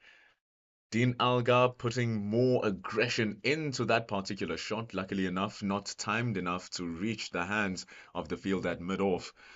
But with the ball losing its bite, it seems as if the Dolphins or the Hollywoodbets Dolphins are losing that bite as well. MP, am I correct in saying this has been chanceless from both Dean Algar and from Donovan Ferreira? Absolutely. I think you would be spot on in that assertion, Zane. You can see just how they are manipulating the field. It's as if they are able to find each patch of grass with every single ball that the Hollywoodbets Dolphins are bowling here. Their understanding of how the field is set up, their understanding of what the ball will be doing from the hand onto the pitch, onto the bat, has been simply outstanding. O'Neil Batman now. Oh, that's the first mistake, the first chance, and it's just over the man who is lingering inside mid or rather cover. It a mistimed shot from Donovan Ferreira, and it's the first time we are seeing a mistake, but also that mistake does bring up the 150 run partnership. It's been a fantastic partnership, hasn't it? Mm. That first false shot, one of the only false shots we've seen from the Momentum Multiply Titans batters. Ditole just creeping in a little bit closer there, trying to put the pressure on the one, trying to stop that one. But now they get even more runs now. A slight opportunity created there, Zane. The next ball, Dean Algar just opening up the face of his bat, guiding that ball very fine into the third man boundary. Jason Smith, the only thing he can do is just pick that ball over the boundary line as it's more runs for the Momentum Multiply Titans. It's a simple shot, but such a high class batting shot. Just the angle coming back into him. Dean Algar just to hold a solid base and run that ball down to third man takes a lot of skill. What a top class shot. It's just showing finesse, left, right, and center. Just playing it so well. He's so aware of the spaces in the field, isn't he, MP? That's that experience that we talk about. Understanding that there are 9 fielders who can be outside and just pinpointing your run scoring options and creating ways to access those scoring options as well. Last ball from O'Neil Batman. Oh my God, that is exquisite. That is absolutely glorious from Donovan Ferreira. Picture perfect textbook straight drive, Zane. Donovan Ferreira has showed today you cannot overpitch to him. We've seen it earlier in the day. Andile Similani looked for a Yorker, missed it, was a low full toss, bang, straight down the ground. We've seen it again from Otniel Bartman here, overpitched, bang, down the ground 4. Just before the drinks break, Ethan Bosch gave him one that was full and just a little bit outside off stump, and he's gone bang over extra cover for 6. You cannot overpitch the ball to Donovan Ferreira. He is just going to crunch you, especially with the purple form or purple rain of form that he's currently running through. In his first match, he scored 63. The last match, he scored 42 from 34. So not a man you want to be giving freebies to. Dean Algar gets to his 80s, and it's 200 runs up for the Hollywoodbets or for the Momentum Multiply Titans here. And they're looking comfortable. They are looking comfortable. Genuinely nothing giving away here, except for that slight mistake. Donovan Ferreira! Oh, take a bow, young man. Opening up his stance, crunching that over the covers, and it's the smallest bounce over the boundary for 4. He's really taking it on here, Zane. John Smuts just coming back on from the Umgeni end, his bowl a little bit slower. It seems like Donovan Ferreira really likes that. Really likes the pace of the ball. He's using the time that he has to just to position himself. He's exposing the stumps, no problem, and then hitting the ball over the offside. As he goes again over extra cover, bang, massive 6. This one goes over the top to its fullest. Just as you're talking about how he's using the crease, unafraid to open up the full stump so that he can get the full swing of the bat. He does just that, crunches that, and he's now to 98 runs here. He's dealing in boundaries now, MP. He's dealing in boundaries. Oh, this is going to be something here for Donovan Ferreira. Opens himself up. He hits that straight to Jason Smith. He would have wanted to be a boundary so that he can just close off the nerves and get to his triple figures. But he's now on 99 runs. It's been a fabulous inning so far. Started off aggressive. Reached a stage where he's had to knuckle down and graft and knock the ball around. But after he hit that 6 to get to his 50, he's been electrifying. He's been flying with it. He's currently on his highest List A score, or his highest limited over score. It was 96 for no loss back in the day, but they come back for a quick 2 runs here. It's excellent running from Algar and Ferreira once more here, Zane. It's just been the hallmark of their partnership. This is what I love about the Momentum Multiplied Titans, that culture, that environment that they have, that's hardworking, uncompromising. You see it when there's big games, when they're required to stand up, when they require that dogfight and that BMT. It's in them, but it's in their environment, it's in their culture every day.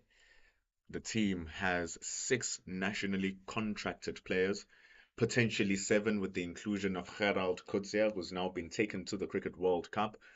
They have the likes of Aiden Markram, Quinton de Kock, Heinrich Klaassen, top quality, world-class batters. So there's a lot of competition already for these players.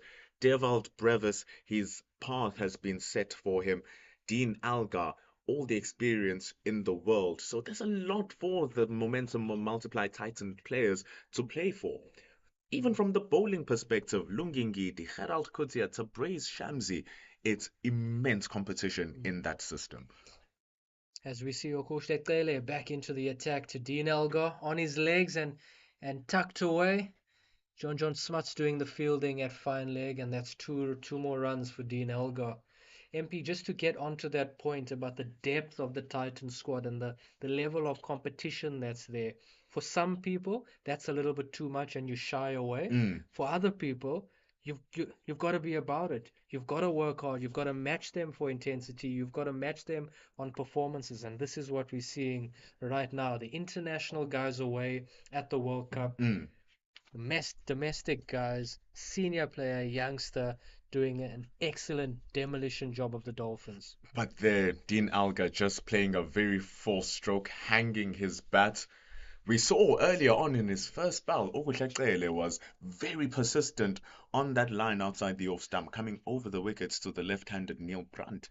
And we know Neil Brandt, Dean Alga have played together for a long time, and both left-handers, so maybe looking to use the same ploy here, Xele. Definitely. He did that really well in his first spell, didn't he? Mm-hmm. He beat the outside edge. He did that really well as the ball was moving around for him early on. It's not doing too much now. Is he gonna go to the cutter? Does he back himself and go for that Yorker? Does he go for maybe a slower ball bumper with Donovan Ferreira in this mood of taking it on now? He'll be pulling the ball towards the long boundary. That could be a good option to get that breakthrough right now. It's got to come now. It needed to come 10 overs ago. It definitely did. But now, on 99 runs, is Donovan Ferreira. Bowls it short, and there it is for the young man.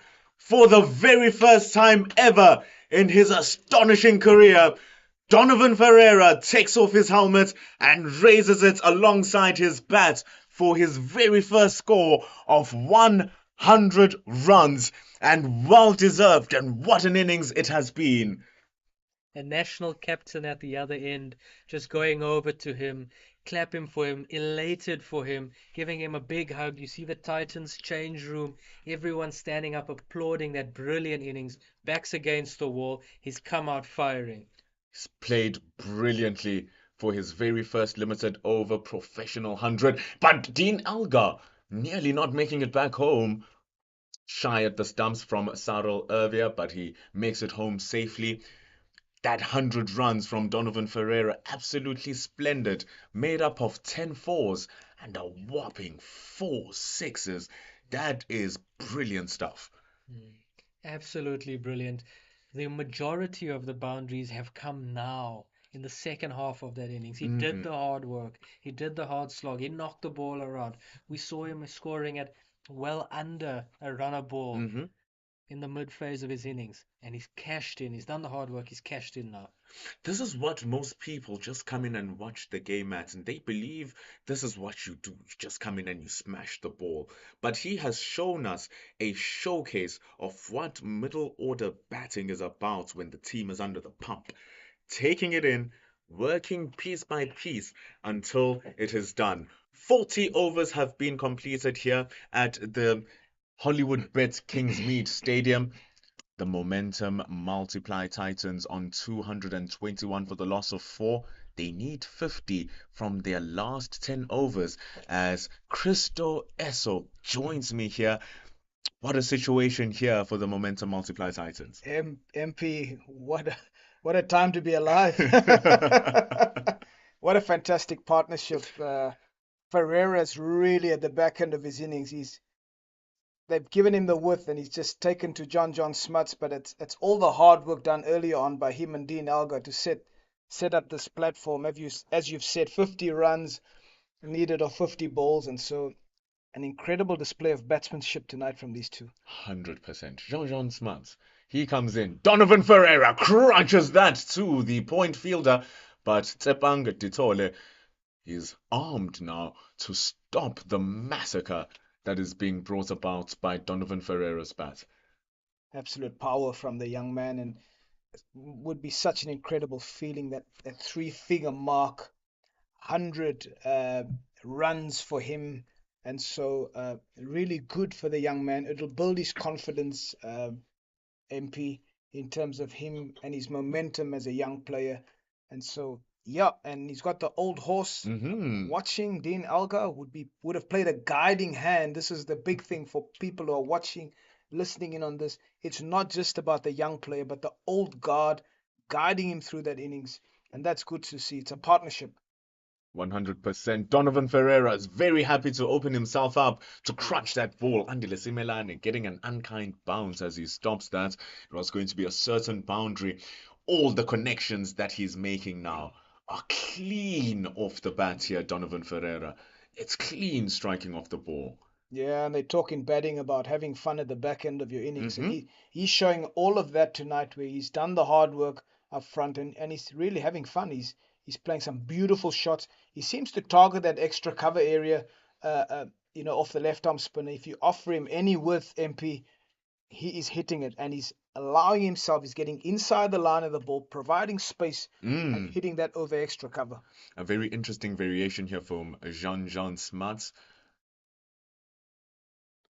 Goes over the top now, targeting Andile Simelane at long off, targets it, and he wins that battle. Donovan Ferreira crunches that over for 6 runs, and he continues pestering that opening of the body and cracking it over cover.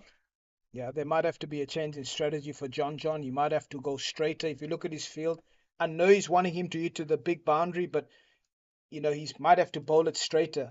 I know he's got cow, long on, and deep square, but Donovan just setting up for anything, and he's slapping him through cover. So yeah. I was just going to bring up a point about the different variations that John Smart could use. An arm ball, trying to see if it can continue with the line like Donovan Ferreira was doing, just sliding it through. Because clearly now, what Ferreira is able to do is to anticipate that turn, which makes the ball even wider, especially when he opens up his body. So a nice variation from John Smart would have just to let the ball continue with its line. Yeah, Donovan Ferreira, when he bowled around the wicket to the right-handers, MP, early on in the first innings, the Hollywoodbets Dolphins innings, was a case of not allowing too much freedom. And so I think that's the big thing here. Don't provide too much space. Still a good crowd around. They're intrigued by this game, and so what a wonderful game of cricket it is, and we look forward to the finish. Odneil Batman, he's in charge of the ball now, running in for over number 8. It's he has 1 for 38 right now in his spell. Slightly expensive, but not really. It's actually a very fair run rate that he's going at, just a touch over 5 runs to the over is Odneil Batman. But his team need him to be just a bit more conservative, if not getting wickets. Yeah, he needs to strike for his team. They need a wicket. Oh! Shot over extra cover. Again, MP, we highlighted, if you give Donovan Ferreira any width and some pace, he will destroy you over that area. And so the bowlers, for me, are not learning. They're not bowling tighter lines to him.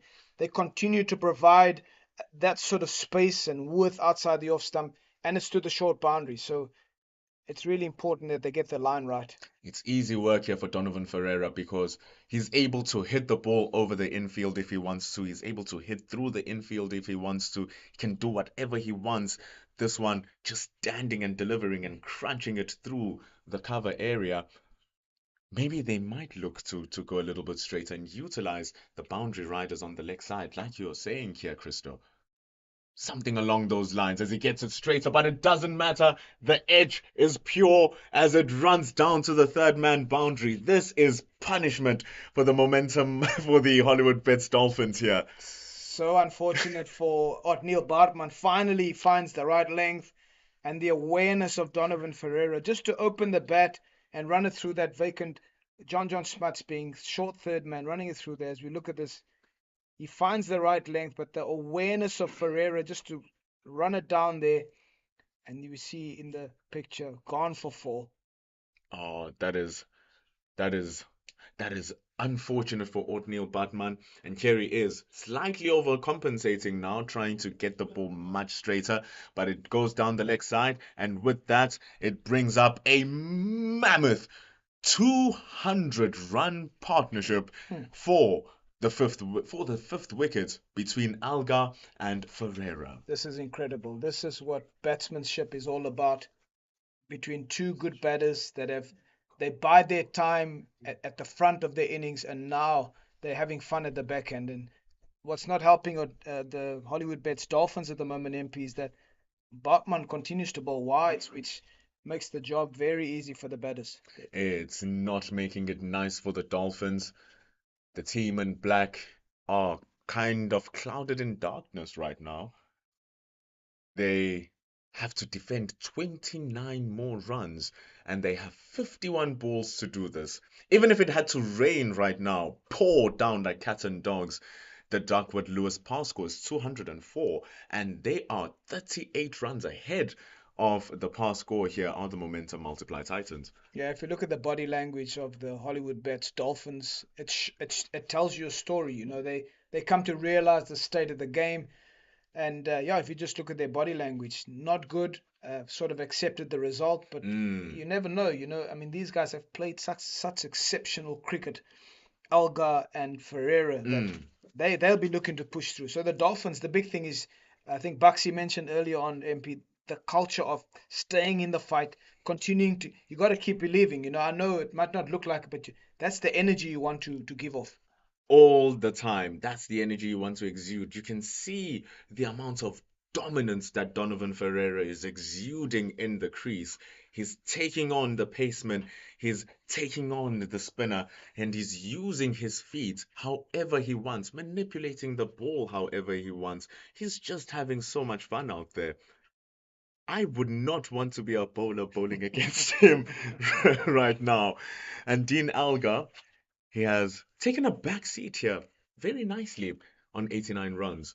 Yeah, he's played the second fiddle, but he's been workmanlike in his manner, and he continues just to tick it over as they go through for 2 runs. And Alga, because of his experience, happy just to rotate, and he'll be working his way slowly but surely towards that 100-run mark.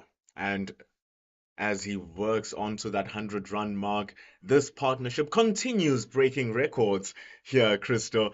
This is now the highest fifth wicket partnership in the entirety of the CSA One Day Cup. Wow. It is also the highest fifth wicket partnership for the Momentum Multiply Titans of all time. But this one, especially, is the one we speak of. It is the record partnership, fifth wicket partnership for the CSA One Day Cup. It couldn't have come at a better time for the Momentum Multiply Titans. Obviously, with their quest to get into the playoffs and work their way up this log, and so this partnership has been the key tonight. Definitely has been the case. And now Ethan Bosch calls himself up onto the fort. He has to find some magic here, is the pacer. Right, straight over the top, over his head, but there is protection in the form of Jason Smith. They come back running for 2. Donovan Ferreira is now letting it all loose, currently on 121 runs from 99 deliveries. What a brilliant strike rate. There was a stage when he was in his 30s where he was 35 of sort of 50, but this young man has caught up exceptionally well and has gone past Dean Elgar. As Bosch runs into Ferreira with Offord, slaps it to mid-off, and the fielder under pressure, I think it's Samalane at mid-off, Ferreira throwing the kitchen sink at that, and that's the dominance that you spoke about earlier on, MP.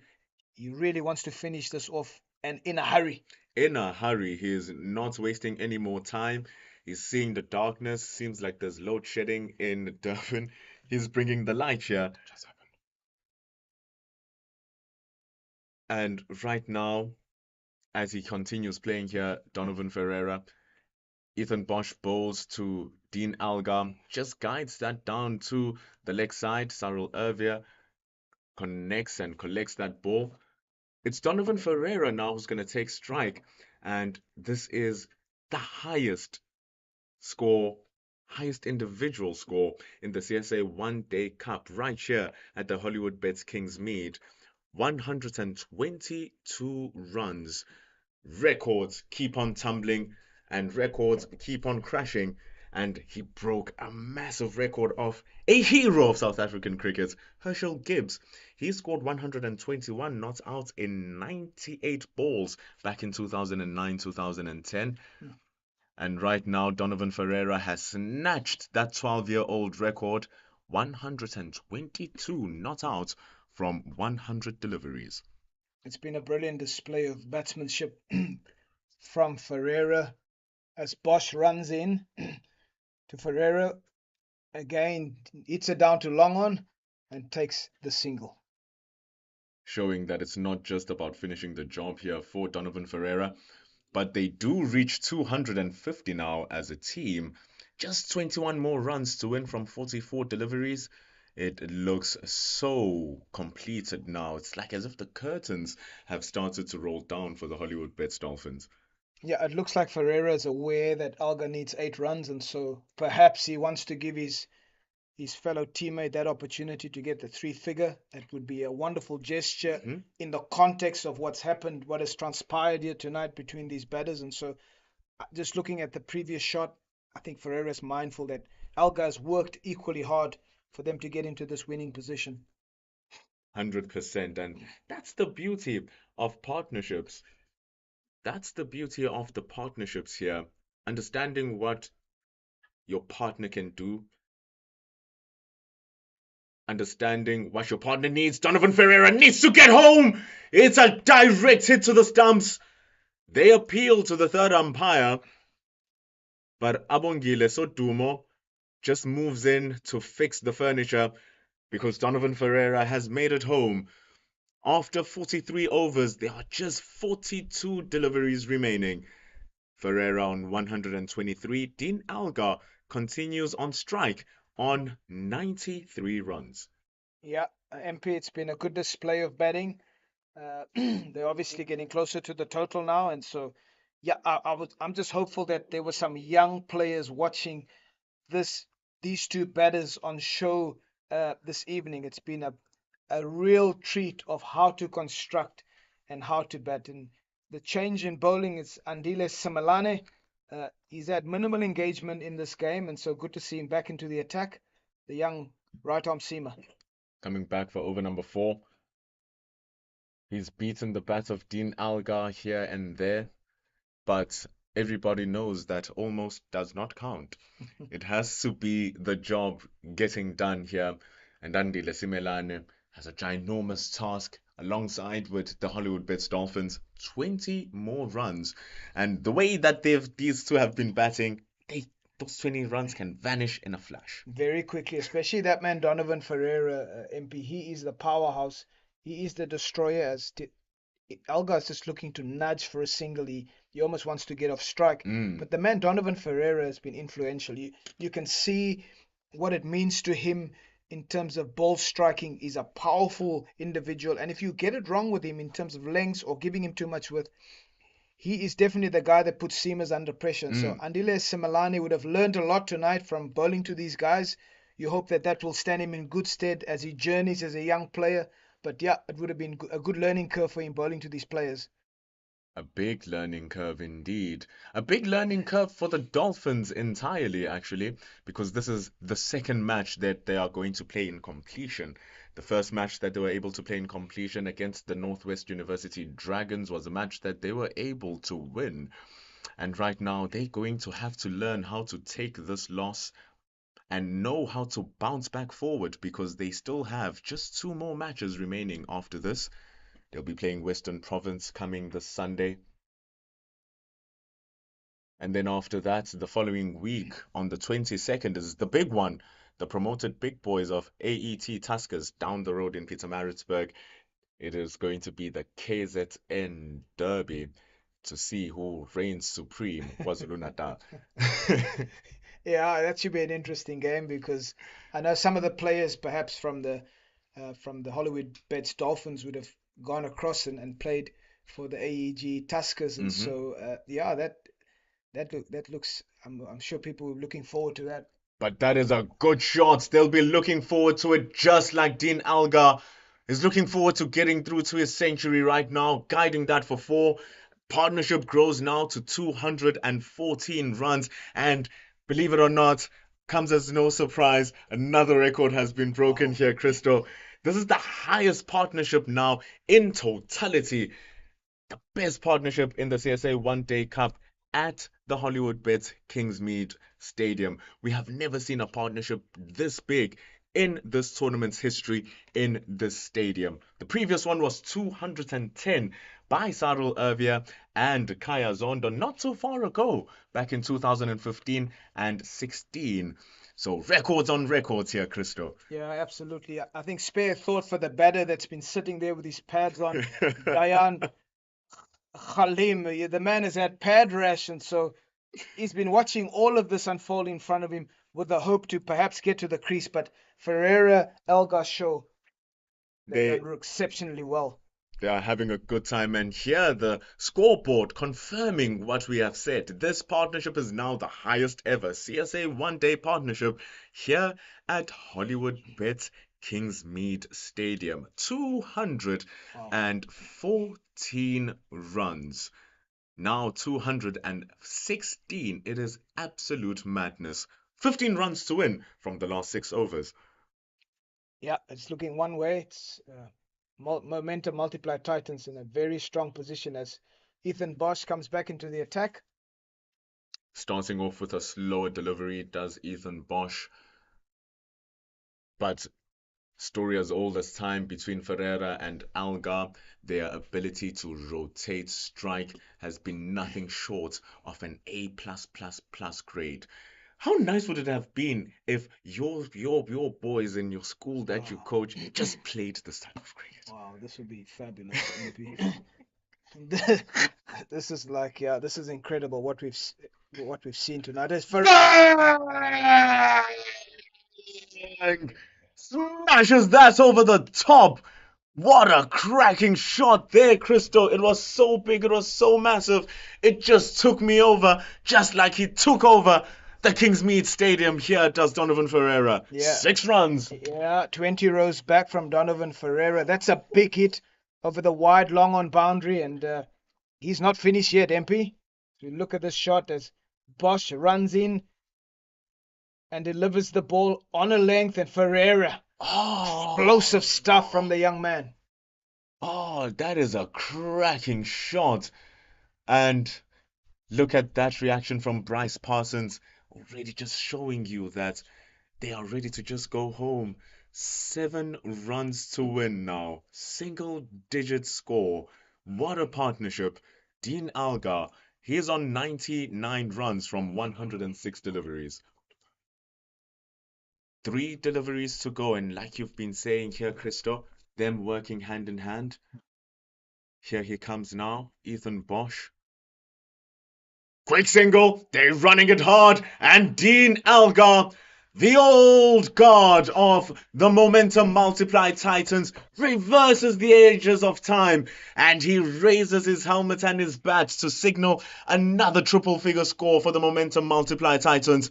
100 runs for Dean Algar here, Christo. An excellent display of how to construct an innings. I mean, I was saying to you earlier on, MP, if there were young players watching Dean Algar's innings tonight, that is what it's all about. He took his time, he rotated the strike, he was comfortable to rotate and just take singles until they bowl into his area, and it's excellent display, and hats off to him. 100 of 107 balls. Beautiful display of batting. Boom! Donovan Ferreira! He's not stopping now, but just not reaching the crease. We are also getting excited because everything this young man does is just full of fireworks and flashiness. Yeah, he seems like he's got a really bright future in the game. Donovan Ferreira, with so much T20 and short game cricket around, this young man has got a really bright future ahead of him. Fantastic ball striker, and he puts the bowlers under pressure. He's doing great work here. Ethan Bosch runs in, cracks that properly now, does Donovan Ferreira, and what a way to bring an end to the match. With flair, with style, and with a big bang. Donovan Ferreira and Dean Algar take the game by the horns with a massive 232-run partnership, and that is a 6-wicket victory here for the Momentum Multiply Titans. What a game, Christo Esso. Clinical, MP, and I think it was all set up by these two.